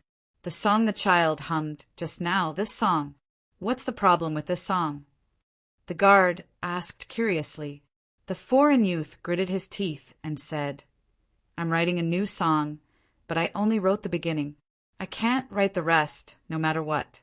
But the song the child hummed, the beginning is exactly the same as what I wrote. But the rest, how is it possible? I wrote less than a third. Could this be the so-called creative collision?" The female guard quickly reacted. Isn't this a common thing? For example, those TV series, most of them have almost the same script. The beginning of many songs is quite similar. Probably, the foreign youth had to nod. He understood that, as an adult, if he didn't let the child go, it was already a moral problem. But he was unwilling in his heart. No matter how creative the collision is, it is impossible to be completely the same. This is the beginning part. There is also the style. The song the child hummed, the style at the end is obviously so familiar to me. It feels like I wrote it myself. But although this matter was settled, the foreign youth probably felt ashamed and embarrassed to stay here, so he quickly said, I'm going to wash my face. Excuse me. After the two guards saw the foreign youth leave at this time, the female guard suddenly whispered, "Why did both of them find an excuse to run away?" "Who knows?" The guard shrugged and signaled with his eyes. It turned out that his hand was under the table, and his hand was still holding a mobile phone. On the mobile phone, there were many photos of Qiao and the foreign youth and the child Paul. The female guard opened her mouth, and the male guard quickly made a gesture of silence. "Don't talk!" She could only nod. After all, she was just a newcomer, and the person in front of her was an old man. She really didn't dare to offend him. But it's strange. The broadcast has been broadcast for a while, right? Why hasn't anyone come to claim the child? The female guard was puzzled. There is no news from the TV station. Didn't anyone ask, "Brother, is this child really Qiao and the foreign youth's child?" Well, it does look like it. The male guard stared at the photo on the mobile phone screen. There is a child named Paul in guard room 47. He is about 7 years old. Please ask the parents of this child to contact the staff as soon as they hear the broadcast. Han Bingjiang stopped at once, looking at Qiao and beside him. "Paul, is that your child's name?" It turns out that he is in room 47. No wonder we didn't find the room just now. It turns out that the two people went there. Let's go there quickly, Miss Qiaoen. Okay. Qiaoen seemed to be relieved, and there was a smile on her face. But when they passed by the bathroom in the aisle, Qiaoen suddenly said, "Can you wait a moment? I want to touch up my makeup. Anyway, the child has been found, so there is no hurry." Before Han Bingjiang could react, Qiaoen walked straight into the ladies' room. Han Bingjiang shook his head inwardly. Touching up her makeup at this time of the year, these stars were really too much. It was late at night, and there was no one nearby. The ice monster looked around, and suddenly he was addicted to smoking, so he wanted to hide in the bathroom and smoke a cigarette. Anyway, he had secretly brought the match in and smuggled it in. But when Han Bingjiang quietly walked into the male bathroom to light the cigarette, he suddenly saw someone walking towards him from behind the mirror. Han Bingjiang put the match and cigarette into his pocket at once and turned around. But he saw Qiao and Miss Qiao, and "Why are you?" Chapter 972. The foreign youth who said he was going to the bathroom to touch up his makeup and wash his face had not come back yet. The female guard poured some water for Luoqiao and Songying. It was a little quiet in the guard room. Bored, Songying covered her mouth and yawned. Probably because she was too bored, she casually picked up the things on the table and took a few glances at them. It seemed to be the lost item list, filled by the foreign youth, an emerald green ring. It seemed that among the many accessories, the loss rate of rings was the highest. Songying did not think much, and then glanced at the contact name written by the foreign youth. The handwriting was beautiful. Songying could not help but look at it again and read, "Egu, Mose, Amadeus, C, M.O., Mozart." Songying yawned again and tried to read it coherently. "Ego Mose, Amadeus, Mozart. I hate this kind of long name the most." Luoqiao suddenly glanced over at this time. Songying shrugged and put down the document. Then she glanced at the two guards who had nothing to do next to her, as if to say, "I didn't mean to look at other people's things." They put it here casually. Luoqiao smiled. Songying glared at him, then suddenly moved her chair closer and joked. "That guy just said that he's a composer and has the surname Mozart. Could he be Mozart's grandson or something?" Of course, she was just joking. After all, rather than having the same surname, she could even pull out many people with the same name. What if it's true? Luocio suddenly asked. If it's true? Song Ying was stunned. Although she asked such a question, she did not think about what to do if it was true. People were often like this. They were curious about a question and raised a hypothesis, but never thought about what to do after the hypothesis. I don't know, Song Ying said subconsciously. Even if Mozart really appeared in front of me, I can't do anything. I'm not his fan. Why don't you go back to the hotel first? Luocio suddenly said at this time. I'm not too tired. It's okay to stay a little longer. Are you concerned about me? Song Ying looked at Luocio coldly. Is there a problem? Luocio smiled slightly. Song Ying was stunned, then suddenly slapped Luocio's face with both hands. This was not a slap, but a clamp on Luocio's face with both hands. Thank you very much. I'm still very energetic. Luocio blinked, probably because he did not understand Song Ying's action at this time and was a little surprised. Just as he was about to say something, a loud noise came from outside. It was really deafening, especially in the deserted airport terminal building in the middle of the night. Along with this loud noise was the ear-piercing sound of an alarm. Is it a bomb? Song Ying stood up suddenly and frowned at the same time. The two guards at this time called the airport terminal in a panic, intending to inquire about the situation. As for Paul, he directly squatted under the table and covered his ears, looking very scared. Luocio was thoughtful. Soon, the guard learned the situation from the airport terminal and told everyone. There was an unknown explosion in a men's washroom on this floor. The airport's special police have been dispatched. If possible, please come with us to a safe place. Now we have to completely block all the entrances and exits. We don't know if the same situation will happen in other places, whether there are dangerous people causing damage. Please understand. Was this really something that could not be helped? Song Ying contacted Song Haoren in the hotel while nodding to Luocio. At the same time, she walked to the door of the guard room and looked at the situation in the corridor. Paul was still squatting under the table in a panic. Luocio pushed the chair away and squatted in front of Paul, suddenly saying, Do you still want to stay here? If you want to go back, you can do it now. Paul slowly opened his eyes. The child's eyes were obviously very scared, and at the same time he cried, Mom, okay. Luocio nodded and then stretched out his hand. Paul hesitated for a moment, but finally let go of his ears and put his palm on Luocio's hand. Luocio smiled, then pulled Paul out from under the table and carried him. At the same time, he began to pack Paul's things. A picture book and a crayon bag. Don't worry about that. Let's take shelter first. Song Ying hurriedly shouted at the door. She had not made any phone calls. Obviously, she had contacted the Song family. And at this time, there were two men in black suits outside the door. They were the bodyguards who accompanied the Song family. They were carefully selected from the village of the Song family. As for how these two people suddenly appeared, there was no need to think too much. Probably after seeing Song Ying and Luocio's private action, they had been following behind to take care of them. Luocio carried Paul's school bag and walked out with the child, saying calmly, Let's go. The two bodyguards of the Song family stood in front of Luocio and Song Ying, and at the same time looked at the front and back with serious eyes. This made the two guards in the guard room click their tongue in wonder. This man and woman, are they some kind of young master or young lady? After pouring cold water on his face, Agamos took a deep breath, wiped his face, and then looked at himself in the mirror.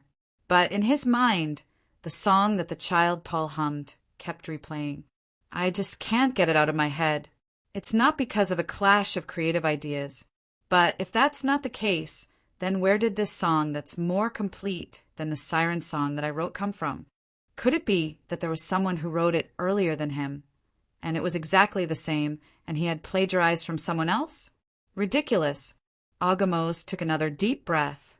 His family was a bit special. His elder brother was a complete genius in the eyes of his family. Agamos only needed a few days to practice the song that he needed several months to master. In the eyes of his family, his elder brother was completely the living ancestor of his family. His family had high hopes. No matter how hard he tried, he could only stand behind his family and look at his elder brother, who was like the center of the world. Agamos thought that he would be like this for the rest of his life. However, his brother, who was as bright as a star, suddenly gave up on music and became an archaeologist. He used his almost perfect hands to dig up the soil on the ground. Those hands, which were like the masterpiece of God, should be dancing on the black and white keys. Mother, always nagging like this. Archaeology, so be it. Agamos felt that at least he had never given up music. It was just that his family had never acknowledged his talent. He was a person without talent, but Agamos never gave up. He wanted to prove himself. Even if he was not on par with his genius brother, at least he still had talent. This song was the work he used to prove himself. He had been writing it for nearly 2 years. Although the progress was slow, every note, every section, condensed his heart and soul. But now he was told that this song had existed for a long time and Agamos' painstaking work was a complete joke. If he had not grown up in a good family environment, he would have gone crazy from the stimulation. Of course, it was not much better now. Joanne, Agamos thought of the woman he liked. She was the one who gave him the inspiration to create this song. She could always give him peace. Agamos picked up the phone at this time, just outside the bathroom. This should be the nearest bathroom after coming out of the guardhouse. But Agamos did not see Joanne on the way here. She might not have come out yet, right?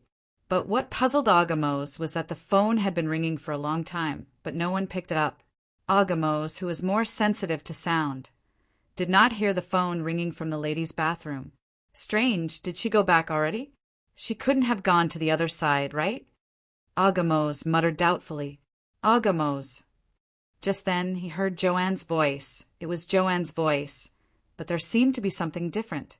Despite his doubts, Agamos turned around and saw that it was indeed Xiao. And why are you? Agamos opened his mouth, slightly. There was a strange feeling in his heart that he couldn't put into words, but he couldn't tell what it was exactly. What's wrong? Joanne looked at Agamos in confusion. Are you not feeling well? Oh, it's nothing. Agamos shook his head, thinking that it was probably because of the song that he was too concerned about. He tried to calm himself down. Maybe I'm a little tired. After all, it was such a long flight. Maybe he should ask Paul about the origin of this song. At least if there was really someone who wrote a song with the same idea as him, he could get to know them. Maybe you're really too tired. Joanne reached out and grabbed Agamos' hand. She blinked and asked, Are you really okay? Agamos smiled slightly to comfort her. At the same time, he looked around nervously. Didn't you say that we can't be too intimate in the Gong place? No one. Fool. Joanne rolled her eyes at Agamos coquettishly. I didn't even bring my assistant this time. If I'm not afraid, what are you afraid of? I'm too nervous. Agamos smiled bitterly. There were many twists and turns in the process of him and Xiao and getting to know each other and then falling in love with each other. Up until now, their relationship was still pure and innocent. Because Joanne was indeed a devout believer, she would resist certain behaviors before marriage. Why do we leave now? Joanne suddenly said. After all, there are too many people here. If we stay for too long, there will be problems sooner or later. I don't know if there are paparazzi lying in ambush nearby. Oh, that's really bad. Agamos agreed. It was a common thing for celebrities to be secretly photographed and followed. But what about the kid in the guardhouse? Agamos asked worriedly. If we don't clarify, God knows if the 2 guards will spread the news. And there are a bunch of young men and women. We don't know them. After all, your identity has been exposed. Are you stupid? The kid has been handed over to the guards. If his parents come and claim him, everything will be cleared up. Joanne said impatiently. That's true. Agamos nodded and suddenly said, But what about the ring? I've found the ring. Joanne raised her hand. On the middle finger of her right hand, there was an aquamarine ring. Seems like it's fated to be with me. I picked it up on the way back. It's good that you found it. Agamos nodded, but he was not as happy as he thought he would be, because he had no reason to stay. Then he would not be able to find the truth of the song. You still don't seem happy? Joanne lowered her head and looked up. Isn't this ring an important gift from your brother? No, you think too much. Agamos smiled. Then let's go. Bang! There was a sudden loud noise, followed by a shrill alarm. Joanne looked back in horror, but there was no one in the corridor. Joanne took a few steps back and grabbed Agamo's hand. Let's go? Joanne quickly said. Didn't we trigger the alarm? Something might happen. It's not safe. Shouldn't we go first? You're right. Agamos nodded. The two quickly walked to the arrival hall. On the way, they gradually saw passengers coming out from other corridors in a panic. There was an announcement in the corridor calling for passengers to evacuate. Joanne and Agamos soon joined the crowd and came to the arrival hall, where the check-in luggage was picked up. Pain! Han Bingjiang struggled to get up and shook his head at the same time. He only remembered that he was knocked unconscious. And the person who knocked him out was the female star, Joanne. Han Bingjiang subconsciously wanted to rub the place where he was knocked out, but at this time he suddenly found that he was holding something in his hand. He looked down and saw that it was a silver fork, a fork used to eat Western food. The fork was stained with red blood. Han Bingjiang was so scared that he threw the fork on the ground. But this was not what frightened Han Bingjiang the most. What frightened him the most was that in the men's washroom, right next to the position where he got up, there was a woman's corpse, leaning against the wall. She was covered in blood. She had probably died from excessive blood loss. The skin on her face was directly peeled off, but her eyes were not closed. The eyelid eyes were staring at Han Bingjiang, as if she was not dead at all. Chapter 973. Han Bingjiang was not a person who had not seen the world, but the scene in front of him was so horrible that his thoughts seemed to be frozen for a moment. His nerves seemed to have become sensitive at this moment, and his hair stood on end. There was even a chill coming up from the soles of his feet. He only remembered that he was knocked unconscious by Chao En. But when he woke up, why was there a female corpse next to him? Furthermore, his face had been skinned. What kind of hatred was this? What kind of cruel method was this? In an instant, Han Bingjiang realized that such a setup was a murder. Han Bingjiang was sure that he did not sleepwalk or suffer from schizophrenia, so it was impossible for him to kill someone when he lost his consciousness. Who framed him? Chao En. However, there was no enmity between her and Chao En. Even if there was, it would have happened in the future. Furthermore, it would have happened after she exposed that Chao En was hiding the fact that she already had a boyfriend. But he had not collected any juicy news today. Oh no, he had already learned from Chao En that she had a child out of wedlock, and that the child was old enough to eat soy sauce. This was indeed a piece of juicy news, but he had not reported it yet. So, what was the reason for Chao En to frame him? Han Bingjiang could not figure it out, but he understood one thing. If he continued to stay in this place, he would not be able to clear his name if he was discovered. This was a washroom. Even in a highly supervised place like the airport, it was impossible to install surveillance cameras in the washroom. So, no one knew what had happened here. There were probably a lot of his fingerprints left here. God knows what kind of arrangements the murderer made after he fainted. The murder weapon. Han Bingjiang suddenly shivered and quickly picked up the knife he threw on the ground. Then he hurriedly walked to the sink and turned on the tap. He used the water to wash the knife that was used as a murder weapon. I'm afraid it's not just the murder weapon. My fingerprints and footprints are all over the bathroom, and my clothes. His clothes were also stained with blood. Han Bingjiang did not care about other possible fingerprints. He quickly took off his blood-stained clothes and then wrapped the knife. He had to leave this place as soon as possible. Oh, right, he had to avoid the surveillance cameras outside the corridor. Damn it, I don't know if I was caught by the surveillance cameras on the way here. Han Bingjiang felt that he was quite calm. After years of paparazzi experience, he had encountered a lot of special situations, so he had the ability to remain calm in the face of trouble. He could only force himself to calm down. Han Bingjiang secretly told himself that it would be fine, and then hurried out of the washroom. Maybe it was time to call the police. The moment he walked out of the washroom, Han Bingjiang suddenly struggled in his heart. If he cooperated with the police investigation and found any suspicious points, he should be able to prove that he was framed. Thinking of this, Han Bingjiang slapped his forehead. He felt that it was a stupid decision to deal with the fingerprints on the murder weapon. But in the next second, Han Bingjiang felt dizzy.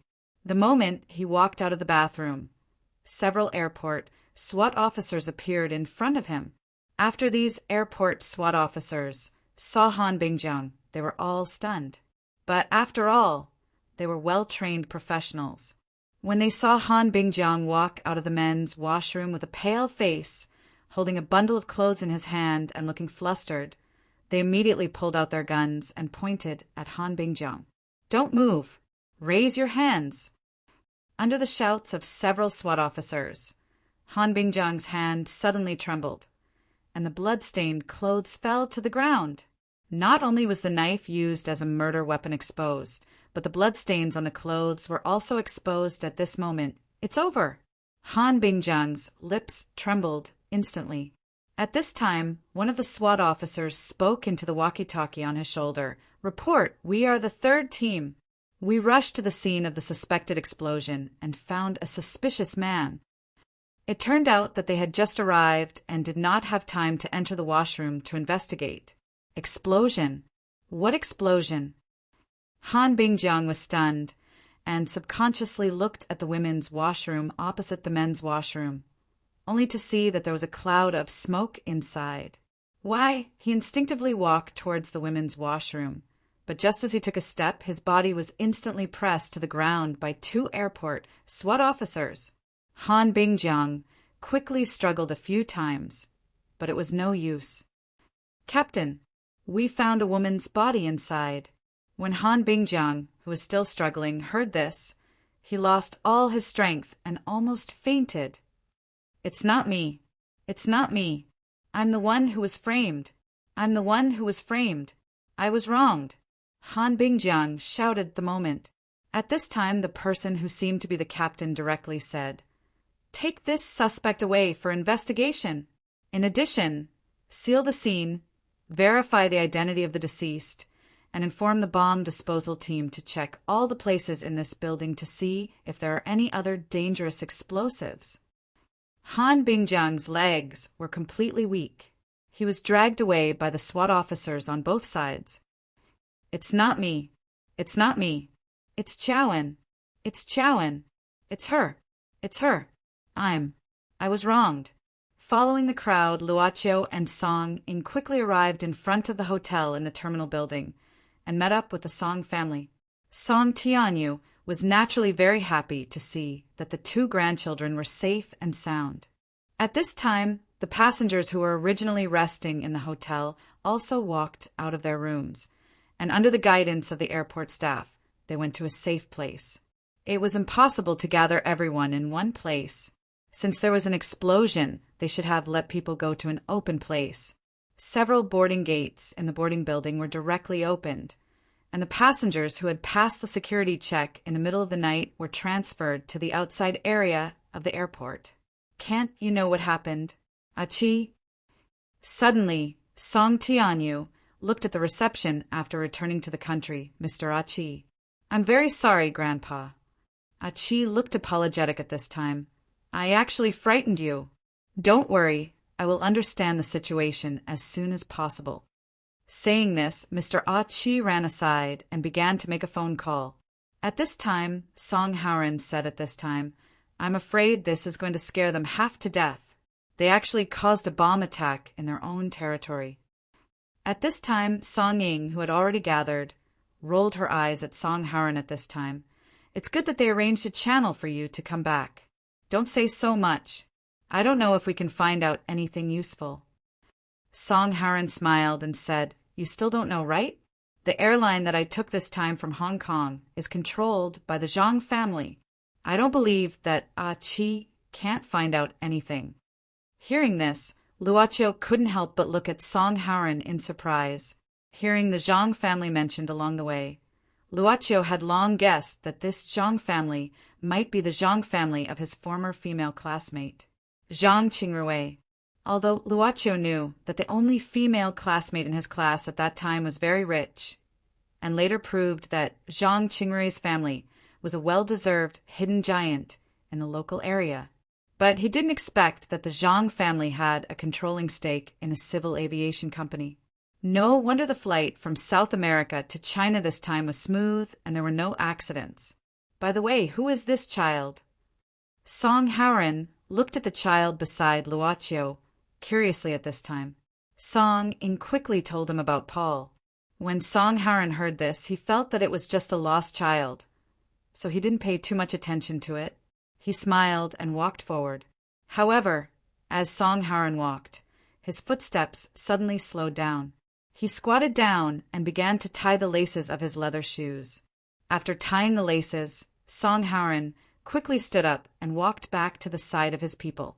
But he whispered to the two bodyguards, Someone is following us. When the two bodyguards heard this, they nodded slightly. When the Song family turned the corner of the corridor, they quickly hid at the same time. The boarding gate was right in front of them. The passengers were queuing up, waiting to walk out of the airport runway outside. Everyone saw that they probably couldn't cut the line or something like that. It was really not good to make a disturbance in this situation.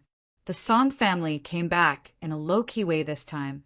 They didn't want to be too conspicuous and expose themselves in front of the state apparatus. Seven had already heard the news at this time. He quickly caught up and whispered in front of the Song family, Please don't worry, this time it's not an attack against you. According to what I know, the special police at the airport caught a criminal suspect and are currently interrogating him. In addition, a female body with her face peeled off was found at the scene. Peeled off. Everyone was surprised by this cruel method. What about the explosion? Song Haran was more concerned about the bomb. Seven quickly said at this time, It's not a powerful bomb. The bomb disposal team just found some remnants of wine bottles, burned cotton threads, cigarette boxes, and matchboxes at the source of the explosion. It should be something like a temporary homemade incendiary bomb or something like that. A female corpse and a homemade incendiary bomb? Song Haran was stunned. This doesn't look like a murder. It shouldn't be aimed at you. Seven nodded at this time. Let the police deal with the details of what happened. I think if there's nothing else, the alert should be lifted soon. Everyone, please don't worry. Thank you for your hard work. Master Song said at this time. You're welcome. Seven quickly replied. At this time, the two bodyguards came back with a woman. The woman was still struggling. Master, this should be the person you said was following us. One of the bodyguards said, We wanted to escape immediately after we found out. There should be a problem. Everyone looked at her. Chowan. Song Ying recognized the woman who was caught by the bodyguards at first glance. It was clearly the female star Chow and that she and Luoqiu met in the guardhouse.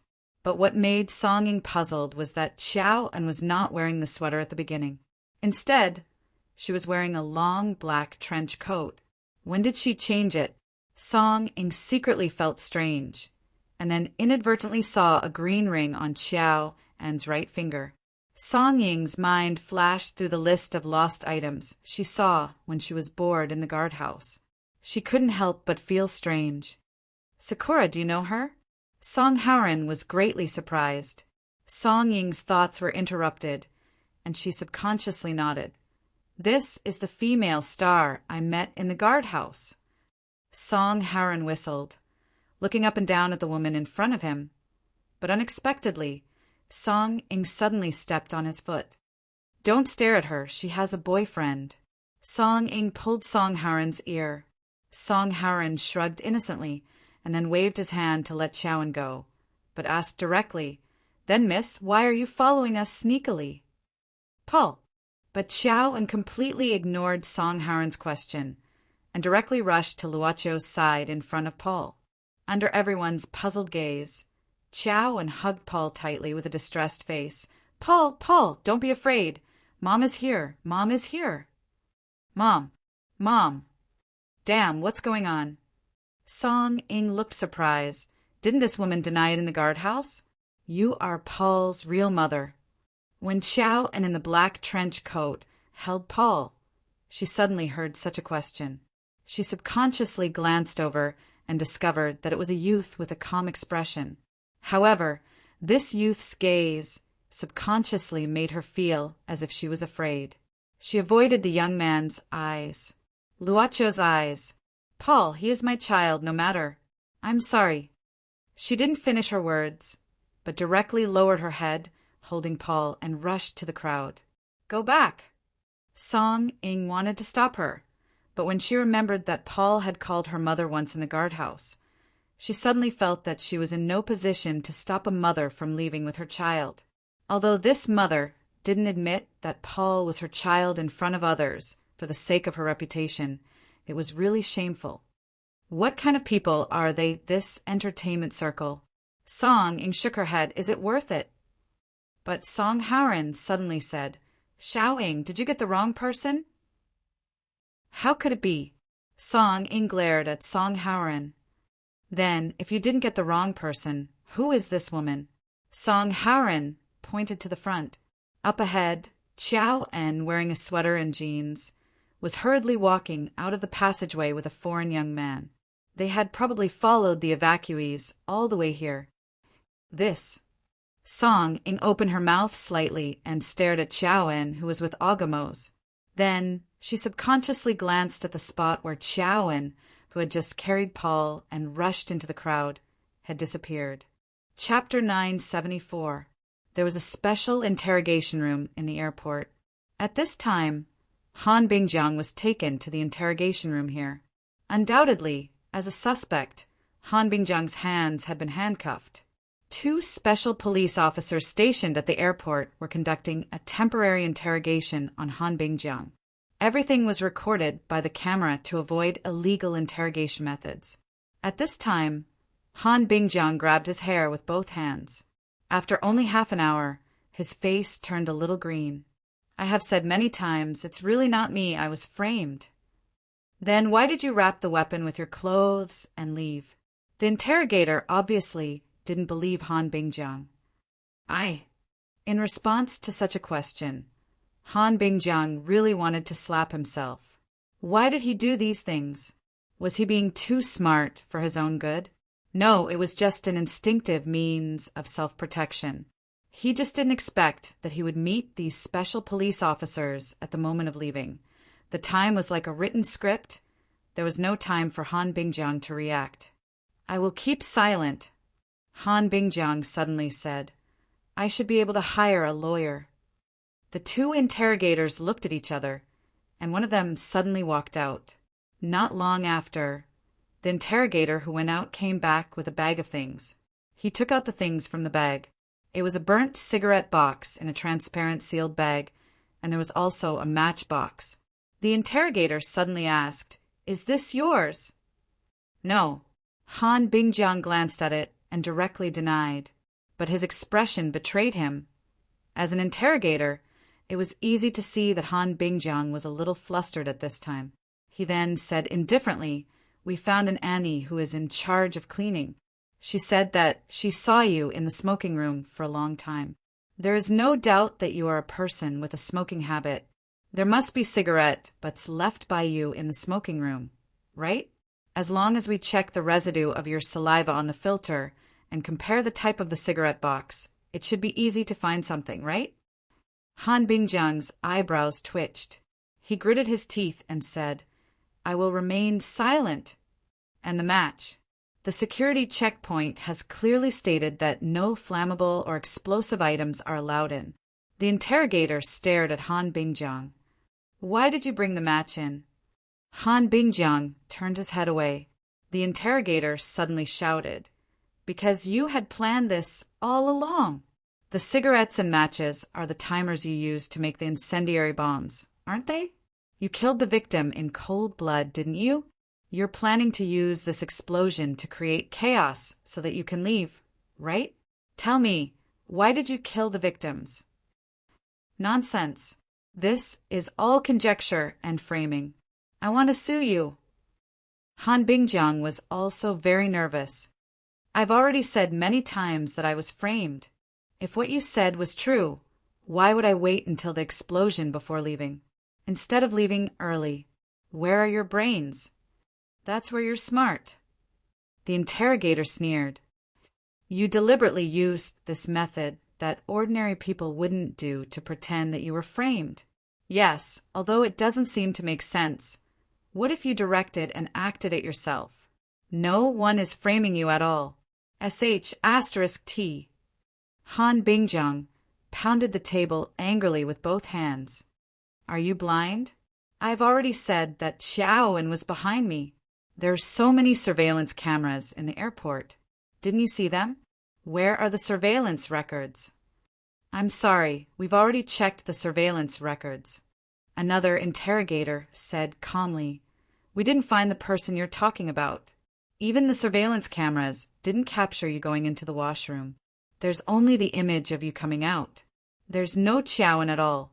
In addition, Xiaowen did exist in the airport, but according to the time of the explosion, she was in the guard room at that time. We have at least 2 airport guards who can prove it.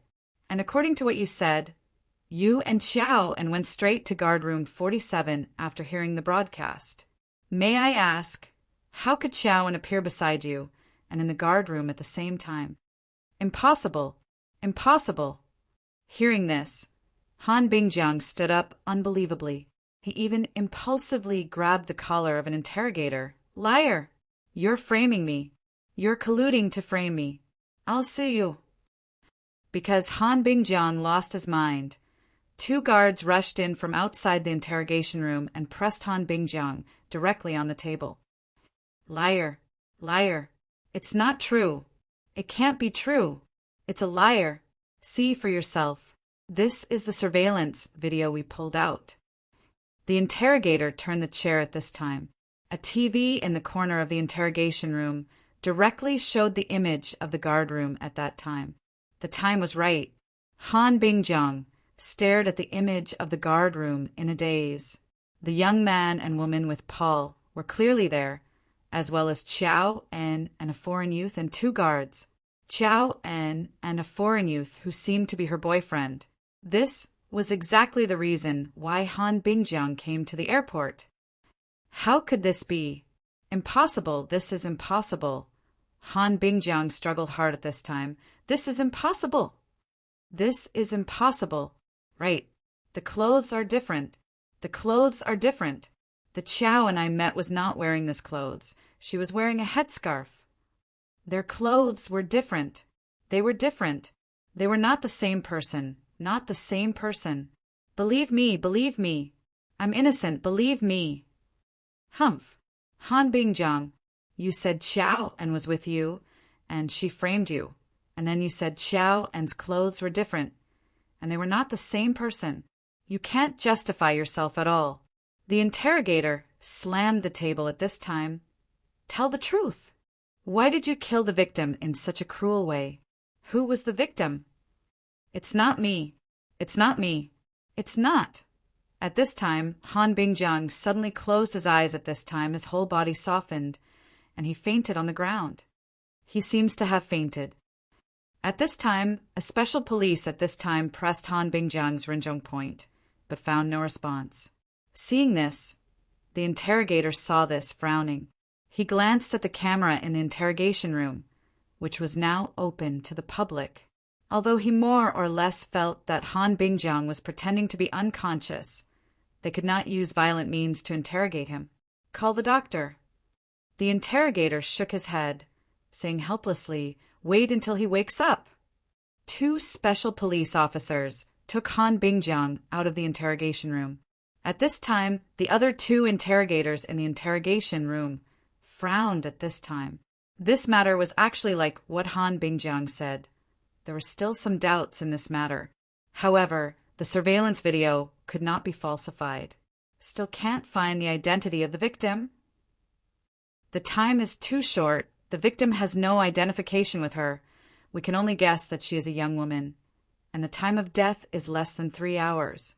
The other interrogator was asked, shaking his head. There is no missing person report. Seems that we can only wait for the DNA to match. Well, by the way, do you think there are really 2 Qiao Wans? How is that possible? Do you think you are shooting a movie with a double? Let's wait for the criminal investigation team in the city. They should be here soon. We can only interrogate for the time being. That's true. Let's check the video again. It doesn't make sense that Han Bingjiang went into the bathroom. Okay. The 2 interrogators hurried to study the case in the interrogation room. 2 Qiao Ans. Song Ying was very sure that she was not hallucinating, but it was hard to believe that there were 2 Qiao Ans, but she was not alone here. There were also Luo Qiu, Song Haoren, Master Song, and even Mr. Seven, the receptionist, and so on. Maybe they are twins or something. Mr. Seven was not surprised at this time. Although they look the same, their temperaments are a little different, so they should not be the same person. Because the Qiao Ans did not involve the safety of the Song family, it was completely out of Seven's task, so he was not interested in it at all. Xiao Ying, don't worry about other people's business for the time being. Master Song said at this time, since there is a murder here, I'm afraid that the police will intervene soon. 7, if possible, arrange for us as soon as possible. Master Song, don't worry, 7 said. I'll take you back to the hotel later. And don't worry, as long as you stay in the room, I'm sure no one will disturb you. That's good. Song Tianyu nodded and then hammered his shoulder. Well, I've been tired all day. My bones can't bear it anymore. Grandpa, are you all right? Song Ying came to Song Tianyu with concern. At this time, her concern about her grandpa's physical condition had overshadowed her curiosity about the Qiao Ans. Song Ying hurriedly massaged Master Song's shoulders. Because there was no problem with explosives, the flights from now until the morning were temporarily suspended. The airport hurriedly arranged a large number of people to deal with the stranded passengers. Soon after, part of the alert of the airport was temporarily lifted, and the Song family could return to the hotel again. However, after showering, Song Ying couldn't sleep. She thought about the 2 Qiao Ans, so she went to Luo Qiu's room and knocked on the door. However, after knocking for a long time, there was no response. Is this dead head already asleep? Song Ying frowned with a helpless expression. The moment she was about to leave, she found Song Haoren standing behind her with a smile on his face. Song Ying was startled. Xiao Ying, are you planning a night attack at this time of the night? Song Haoren asked suddenly. It's none of your business. No. Say that again if you dare. Song Haoren. Sure. Unexpectedly, Song Haoren made a shushing gesture and then magically pulled out a rune card from his sleeve. Song Haoren placed the rune card in front of the door, and the electronic lock of the door opened instantly. Song Ying opened her eyes wide and pointed at Song Haoren. You, how did you get it? I got an extra card at the front desk. Song Haoren shrugged and then opened the door with a smile. He said directly without entering the room, Little Luo Qiu, do you want to listen to a bedtime story? I'll send you a beauty to serve you. Don't talk nonsense. And keep your voice down. Won't you feel embarrassed if you wake her up? Song Ying grabbed Song Haoren's ear and warned him in a low voice. Where is he? Song Haoren looked at the room in confusion. There was no one in the room.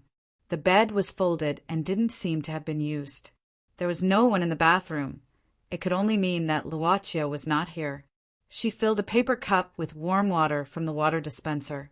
Dressed in a black windbreaker, Joan carefully protected the paper cup with both hands, fearing that the water inside would spill out. She was now in a members' lounge in the boarding building of an airline. There was no one in the lounge at this time because most of the passengers were arranged in the same place. Paul, drink some water first. Chow and handed the paper cup to Paul and stroked Paul's face. Paul, you have to be obedient, okay? I'm your mother, okay? Paul nodded timidly. If you're hungry, eat these. Joan pointed at the food on the table. These were the food prepared for members in the lounge. Seeing that Paul still nodded, Chowan smiled. Then she stood up, gritted her teeth, and began to twist a turquoise ring on her finger. She seemed to want to do something with the ring, but the ring didn't seem to do what Joan wanted. She couldn't help but frown, and she gradually became anxious. Why can't you do it? Chow En's expression grew more and more anxious. In the end, she even took off the ring and wiped it with her clothes. Move it. I beg of you, hurry up and move it. Well, it seems that you don't know how to use this thing. Suddenly, a third voice sounded in the VIP lounge, which was supposed to be empty. Chow En turned around in horror. It was the young man. Is this the item you used to transfer? The young man. Luocho looked at the turquoise ring in Joan's hand. What do you want to do? Joan stepped back in horror. While retreating, she put Paul behind her to protect him. Luocho shook his head. I don't want to do anything. Especially for a mother who can protect her child in the first place. I don't want to do anything to her. It's just that Paul left something with me, and I plan to return it to him. With that, Luocho took off the school bag from his shoulder, looking at Joan. This is Paul's school bag. You left in such a hurry that you forgot to take it. At the sight of his school bag, Paul walked out from behind Xiao and at once. However, in the next second, Xiao pressed him down. Let me do it. Joan quickly walked to Luocho, grabbed the school bag, and then stepped back cautiously. Besides, I was going to send him back, Luocho said indifferently, but it seems that it's not that simple. I don't know what you're talking about. Joan still looked at Luocho warily. She watched Luocho's movements carefully. Suddenly, she held Paul in her arms, lowering her head and trying to rush out of the door. Luocho suddenly asked, What year is it in your world? The black-clothed Xiao and suddenly stopped. Luocho slowly turned around and asked, To be exact, what year is it in your world? Chapter 9, 75. Xiao and looked at Luocho in horror and didn't say a word. In fact, she was afraid of this young man's eyes when she took Paul away from him. What year was it now? This was supposed to be her biggest secret. But how did this young man know about it? He even seemed to know about the ring. Are you also? Xiao En's mind pointed to an answer that he could understand. Me. Luocho shook his head. I've always been here. At least, I haven't left this place yet. Then how did you? Xiao En was surprised. This was a person who could easily convince others. Instinctively, Xiao En did not feel that the other party was lying. Luocho said simply, just like the ring on your hand, since it exists, it's normal to have other things that don't conform to common sense. Xiao En frowned, but kept a distance from Luocho. Can I have a look at the ring? Luocho suddenly asked. Xiao En was shocked and stepped back. But Luocho said, Miss Xiao En, don't you want to know why the ring can't be used now? You just want to get it from me, Xiao En said with a trembling voice. But at this moment, her hand stretched out uncontrollably. Her clenched hand even opened little by little, exposing the ring in her palm. Obviously, this wasn't Xiao En's intention. Her body was no longer under her control, and she immediately became even more terrified. The degree of fear was no less than when she had first obtained the ring's function, but her body soon returned to normal. She clenched the ring in her palm again. Xiao En suddenly looked at Luocho. Luocho said lightly, I hope you can understand that it's not a big trouble for me to snatch it. So can I have a look at it? Xiao En clenched his teeth, but in the end he didn't have the courage to run away. Her footsteps were hesitant, but in the end she still walked to Luocho's side. She slowly opened her palm again, and her face was full of uneasiness. At this moment, Luocho took out a brand new handkerchief and covered his palm with it. After that, he picked up the ring from Chow En's palm and started to check it carefully. I met a Miss Chow En in the guardhouse. She was much calmer than you, probably because she's an actress, Luocho said suddenly. Chow En was stunned for a moment before he smiled bitterly. I'm not an actor. We're different. I think I know why it can't be activated. Luocho quickly handed the ring back to Johann. It seemed that Chow En felt it incredible that Luocho returned the ring in such a short time. When the feeling of the ring falling into his palm was transmitted to his brain, Chow En in black clothes didn't react at all. You. She stared at him blankly. It's because of the energy. Luocho said slowly. The energy in this ring has been used up. I guess it's because it's been used too many times. If you want to activate it again, you have to charge it. That's the simplest way. How? Chow En gaped. The ring failed because of such a simple reason. Then do you know how to charge it? Before that, I want to know where you're going first. Luocho looked at Chow En without blinking. Which must be the world where Paul and I live, Chow En said excitedly. Luocho closed his eyes. After a long while, he opened them again and sighed. He said calmly, I'm sorry, I don't know how to charge it now. What? Chow En opened her mouth in surprise. At the same time, Luocho glanced at Paul.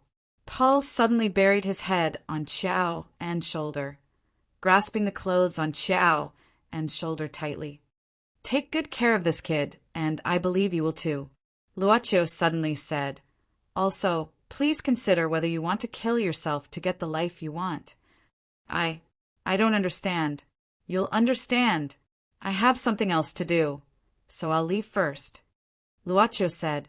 Suddenly, he stepped back from Chow and gradually disappeared. Wait, come back, come back. At this time, there was no third party in the lounge except for Joan and Paul. Chow En lowered her head, her body trembling slightly. Paul called out softly, Mom. Chow En's body trembled, and he quickly raised his head with a smile on his face. Paul, be a good boy. You have to be obedient, okay? Mommy will protect you. No one can separate us from each other. Of course, of course. Paul lowered his head in horror again and quietly looked at Chow En's palm. He trembled and clenched it tightly. His nails dug into his skin and his knuckles turned white. Ring, ring. Chow En suddenly looked at the ring in her palm, and a crazy idea popped up in her mind. Since this ring has no energy, then other rings may have energy. Paul, we will definitely go to a happy world where no one will hurt us and separate us. Thank you. Agamos took 2 bottles of water and a heated lunchbox from the airport staff and quickly returned to Chow En's side. The airport was not worried about the material problem. After all, there were not many passengers at this time. Currently, the alert in some areas had been lifted and people were being transferred. However, every passenger had to undergo an identity check before they could leave.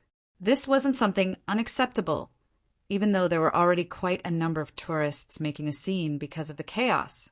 Almost all the manpower that could be transferred from the airline and airport had been transferred, but they still couldn't digest the current situation in a short period of time. There were too many people waiting in line. Agamos and Chow En could only sit aside helplessly. Let's eat something. We don't know how long we have to wait. Agamos looked at the long line and sat down helplessly. At this time, Chow En lifted the blanket on her body and covered Agamos with it. The two of them sat together quietly with a blanket draped over their shoulders. Chow En rested her head on Agamo's shoulder and narrowed her eyes. No one knew what she was thinking. Do you remember the concert in New York last winter? Agamos suddenly said. Concert. Chow En looked up at Agamos in confusion. Agamos nodded, smiled, and said, You don't remember? Last winter, we secretly went to watch the concert. In order not to be noticed, we deliberately bought tickets early. In the end, it even snowed that day. In the open-air venue, everyone finished watching with blankets draped over their shoulders, just like now. Yes, I don't know how I insisted on watching it. Chowan lowered her head and leaned on Agamo's chest. Maybe it's because you were by my side. You really know how to talk. Agamo smiled. I don't know who was the one who wanted to leave in the first place. Did I? Chowan closed her eyes. That was you. Agamos just smiled and did not care about Chowan's denial. Chowan suddenly said, Agamos, let's get married? Married. Agamos lowered his head and looked at Chowan. He looked at this Asian woman, whom he had decided on a long time ago. Looking into her eyes, he felt like he was looking into her heart. He subconsciously said, But didn't you say that you wouldn't consider it before you achieve your dream? Chowan held Agamo's hands. It's unfair to make you wait for me. Besides, there's no rule that says I can't act after I get married. I don't want to put on the label the company gave me. I'm Chowan, I'm myself. Chowan, Agamo said affectionately. Chowan smiled. It was the kind of smile that could move men, just like the one she had played in the movie she had won an award for last year. It made people pity her almost instantly. It was because of this smile that she was able to stand out from many competitors and successfully win the Newcomer Award. I want to give birth to a child for you. Chowan leaned on Agamo's chest again. I'll teach him how to act, and you'll teach him how to compose. He'll definitely be an outstanding person in the future. Our family will be very happy. It's a future that I can't help but look forward to.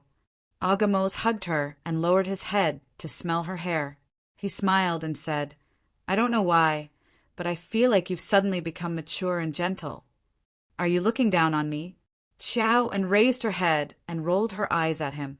This was a charm that was hard to see at Chowan's age. Agamos could not help but lower his head to kiss Chowan's lips. She responded passionately. After a long time, Agamos finally parted, panting slightly. Oh my God, I never knew you were such a good kisser. You're so passionate. Chowan reached out and pinched Agamo's waist gently and whispered in his ear, When we get married, I'll give myself to you. Agamos, my love. This was probably a declaration that no man could resist. Agamos only felt that at this moment his male instincts were a little difficult to control, and his heart was beating fast. How did she become so mesmerizing? Miss Chowan in the airport. After hearing the broadcast, please go to XX Airlines' temporary office immediately. Miss Chowan in the airport, please. Suddenly, he remembered that there had been several broadcasts in 2 different languages. The sound of the broadcast instantly alarmed the lovers. Agamos and Chowan looked up at the same time, both frowning. What's going on? Why did the broadcast call for you? Agamos looked surprised. Chowan lowered her head. I don't know either, but let's get out of here first. Agamos was stunned, and then he reacted. After the broadcast, there was some commotion at the scene. Perhaps many people had not seen Chowan in person, but there were definitely many who had seen the movie she acted in last year. Most of them had heard the name of this newcomer from various sources. Chowan. Why does this name sound so familiar? Could it be Chowan, the winner of the Best Newcomer Award? Wow, I'm actually in the same place as her. She's my goddess. The discussion gradually became lively. Agamo stood up at once, and at the same time pulled Chowan up with his hands on her shoulders. The 2 of them lowered their heads and quickly left the place. You could not blame the police for being the last to arrive, because they were only notified after the incident had happened. Where is the victim? The forensic doctor hurried to the scene, took the work sign and opened the cordon. The entrances to the 2 washrooms had been sealed, and 3 guards were standing guard here. Inside the men's washroom, one of the guards quickly pointed. The forensic doctor did not say much, and hurriedly led his assistant into the men's washroom. However, not long after, the forensic doctor hurried out. Where's the body? Did you move the body? No, it's covered with a white cloth. Isn't that... The guard suddenly looked surprised, because in the men's washroom where the body was placed, there was only a white cloth. How could the victim's body be seen? Only a large amount of blood was left at the scene. How could it be? The guards looked at the scene in panic, because not only them, but many of the airport's special police officers could prove that the horrifying body was clearly lying there. No one came in. We've been guarding here all along, so it's even more impossible for anyone to take the body out. But the body, how could the body be missing? How could such a strange thing happen? The forensic doctor frowned. He believed in science. You look around, I'll look for clues here, and inform more people to come here. Okay. It was really a scary day. It was supposed to be time to get off work early. The bloated cleaner sighed at this moment. Not only was the airport temporarily closed due to an unknown explosion, but she was also called in by the airport's special police officers for questioning. The guy who hid in the smoking room and smoked fiercely was obviously not a good person. Little punk, how could I get off work late? The cleaner was now angrily beating the dirty water in the bucket with a mop to vent her dissatisfaction. She had to clean several washrooms on this floor before she could get off work. Of course, the airport had temporarily stopped all the work on hand. But if they really waited for the airport to resume work, who knew when they would be able to get off work? So she had to come here, quietly. She casually put the wet mop on the ground and started to mop the floor. However, when she came to a certain cubicle, she saw some red liquid flowing out from the door. What the hell? Who's inside? The cleaner knocked on the door. The floor is dirty. Answer me. But no matter how she shouted, there was no response from the cubicle, but more red liquid flowed out. The cleaner frowned and squatted down. She lay on her stomach on the ground and peeked inside through the crack in the door. Ah!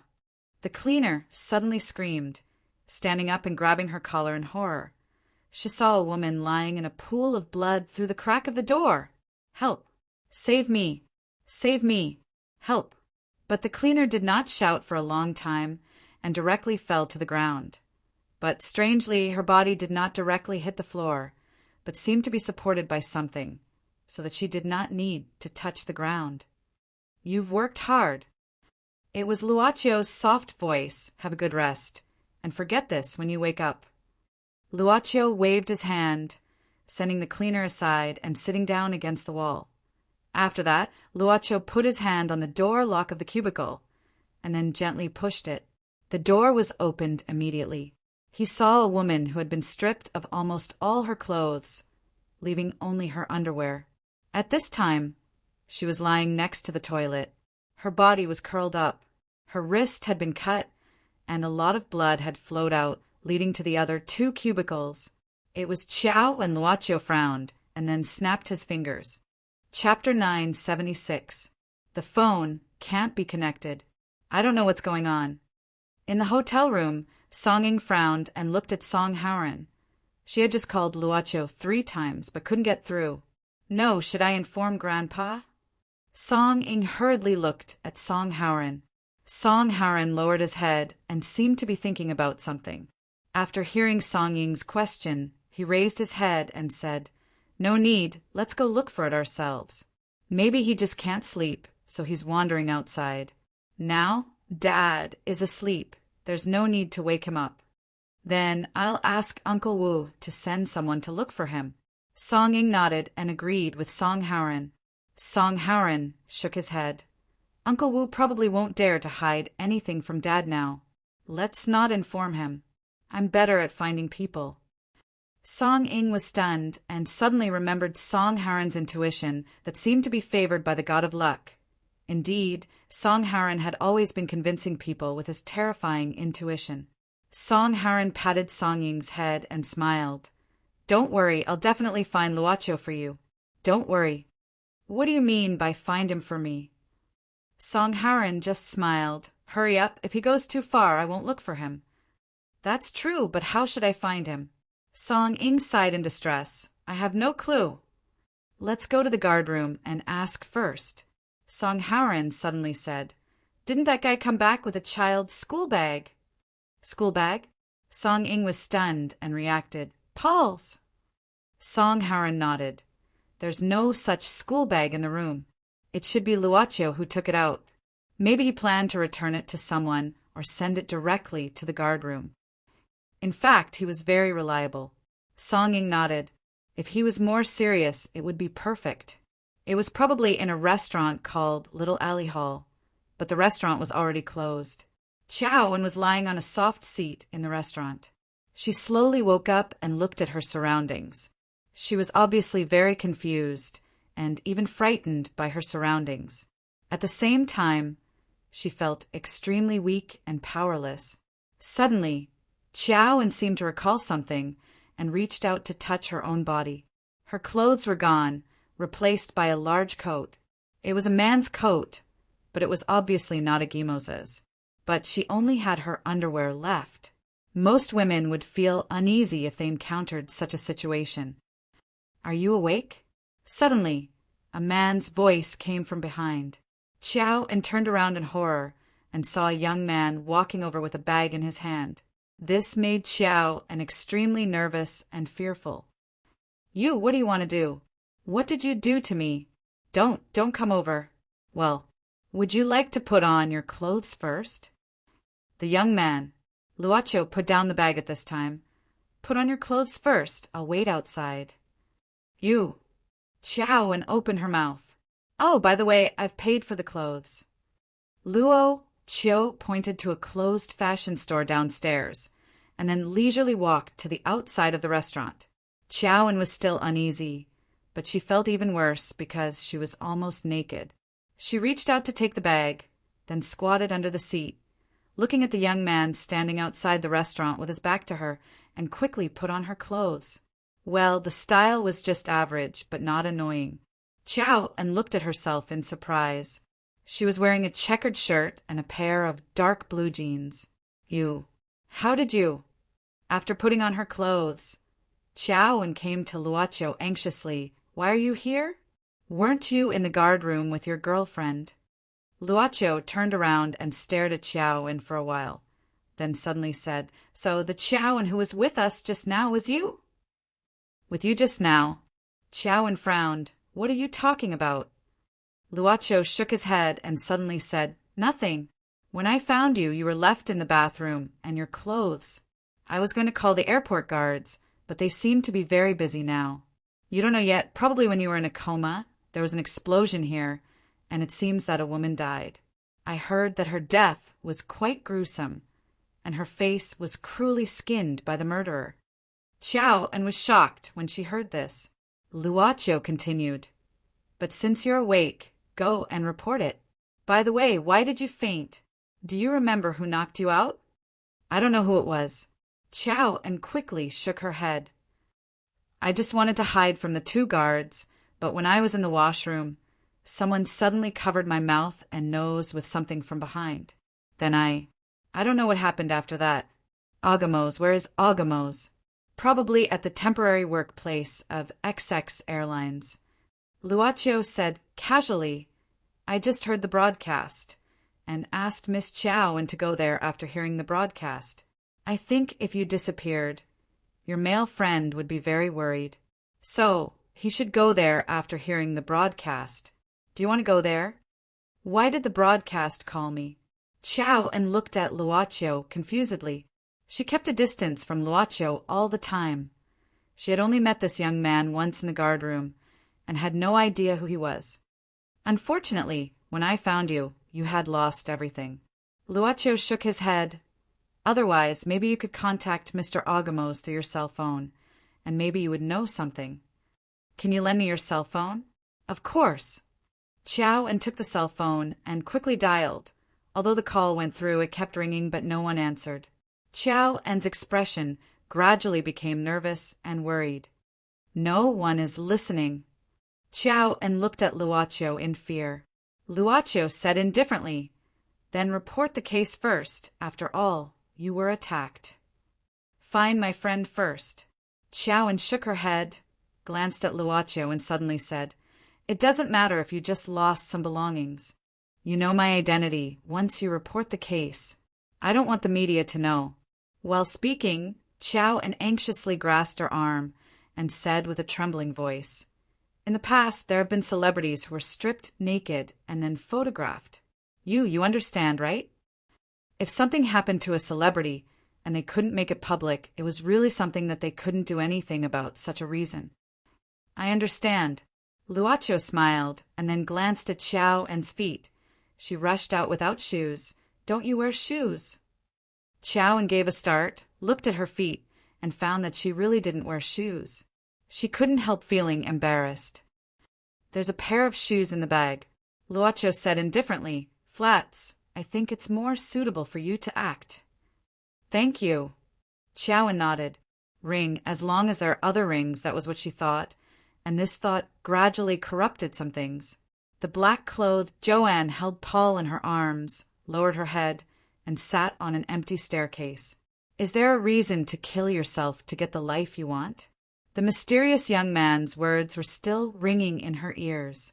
Others might not understand the meaning of this sentence, but Xiao En in black obviously understood and also knew the specific operation method. The root of all this was the emerald green ring that he was holding. The Eye of Horus was the name of this ring. On the day when Xiao En in black's whole world became chaotic, the crazy woman who also wore the Eye of Horus ring appeared in front of her. The woman who had the same appearance, surname, and even the same soul as herself, but had different lives. Another version of herself. Yes, it was on that day, the day she separated from Paul, the day she was in a car accident, she suddenly appeared in a similar world that also had her, but was completely different. According to her own understanding, if the world she was in was World 1, then the world she was suddenly transferred to after the car accident was World 2. Then the crazy woman, the crazy her probably came from the unknown World 3. She came from World 3 and directly killed her in World 2, and then let her in World 1 witness the process. At the same time, the black-clothed Joanne also saw how the Joanne of World 3 killed the Joanne of World 2 and left calmly, using the Eye of Horus ring. She wanted to go back to her own World 1, but she could not freely use the Eye of Horus ring she had. In the limited number of times she jumped between different worlds, she could not return to her original World 1. She knew that she was here, but the energy of the Eye of Horus ring was exhausted. It was too scary. It was really too scary. Every time she thought of how Xiao En in World 3 kept killing her in other worlds, Xiao En in black would feel a chill from the bottom of her heart. That me. No, that woman was a complete lunatic. She had a completely rotten soul and could not be her at all. She jumped to many worlds, replaced her in many worlds, and then suddenly jumped away. What was her purpose?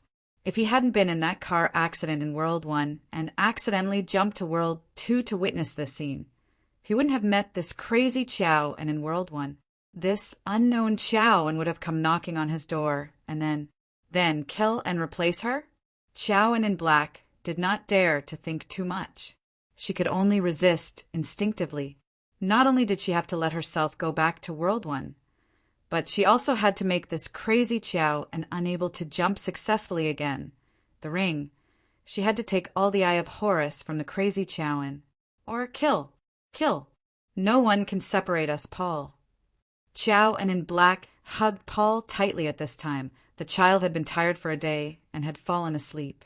Mom will be back soon. Xiao En in black put Paul down, took off her coat, and covered Paul with it. Wearing only a white sweater, she took out a scarf, covered her chin and mouth, and quickly left. The broadcast. She had heard the broadcast of the airport looking for Xiao En. Aren't we going to the place mentioned by the broadcast? Agmos looked at the place where he was now with some surprise. This was obviously not the way to the place mentioned by the broadcast. I don't want to go there. Xiao En shook her head. There must be a lot of people there. Let's call later and ask what's going on. If it can be solved verbally, there's no need to go there in person. Agmos nodded and suggested, let's go to the arrival hall. The checked luggage should have arrived. Let's see if we can take it. When we can leave later, it'll be more convenient. We don't have to rush to get the luggage. Okay. Xiao En nodded happily and sighed. I really hope I can go home immediately and lie in bed. I don't have to think about anything. A woman in a white sweater with a scarf wrapped around the lower half of her face passed by Xiao and Anagmos. Agamos suddenly stopped and turned to look at the woman in the white sweater who was passing by. "What's wrong?" Xiao and looked at Agmos in confusion, then looked at the back of the woman in the white sweater and frowned subconsciously. "No, I feel like I've seen her somewhere before." Agmos shook his head. "Maybe it's an illusion. It's okay, let's go." Xiao nodded and looked at the woman in the white sweater again, but she had already disappeared around the corner. But just as the two of them turned to continue on their way, something suddenly knocked into them from behind. Agmos and Xiao and were knocked to the ground at the same time. Agamos looked up in a panic, only to see the woman in the white sweater who should have walked past him, straddling Joan's body and strangling Joan's neck. "What are you doing?" Agmos was shocked and angry at the same time. He pounced on the woman in the white sweater and pushed her to the ground. "Joanne!" Agamos hurriedly helped Joanne up. Xiao and was coughing with difficulty. At the same time, the woman in the white sweater on the ground stood up quickly. Agmos scolded the woman angrily. "Are you crazy?" "We know." Xiaoan? Why, when she stood up from the ground, the scarf around her neck had been loosened, revealing her real face. At this moment, she and Agmos' eyes met directly. "There are two Xiaoanes." Agmos looked at Xiao and who he was protecting behind him. But at this moment he felt a terrible pain spreading from his abdomen, spreading rapidly. Agmos looked at his abdomen in disbelief. Xiao and behind him. Xiao, and who told him not long ago that she wanted to get married, now had a cold look in her eyes and a small fork in her hand, stabbing it into his abdomen. It's not easy to come across such a good world. But why is it still so difficult? Xiao and looked at Agmos expressionlessly. "In that case, just destroy it, my dear.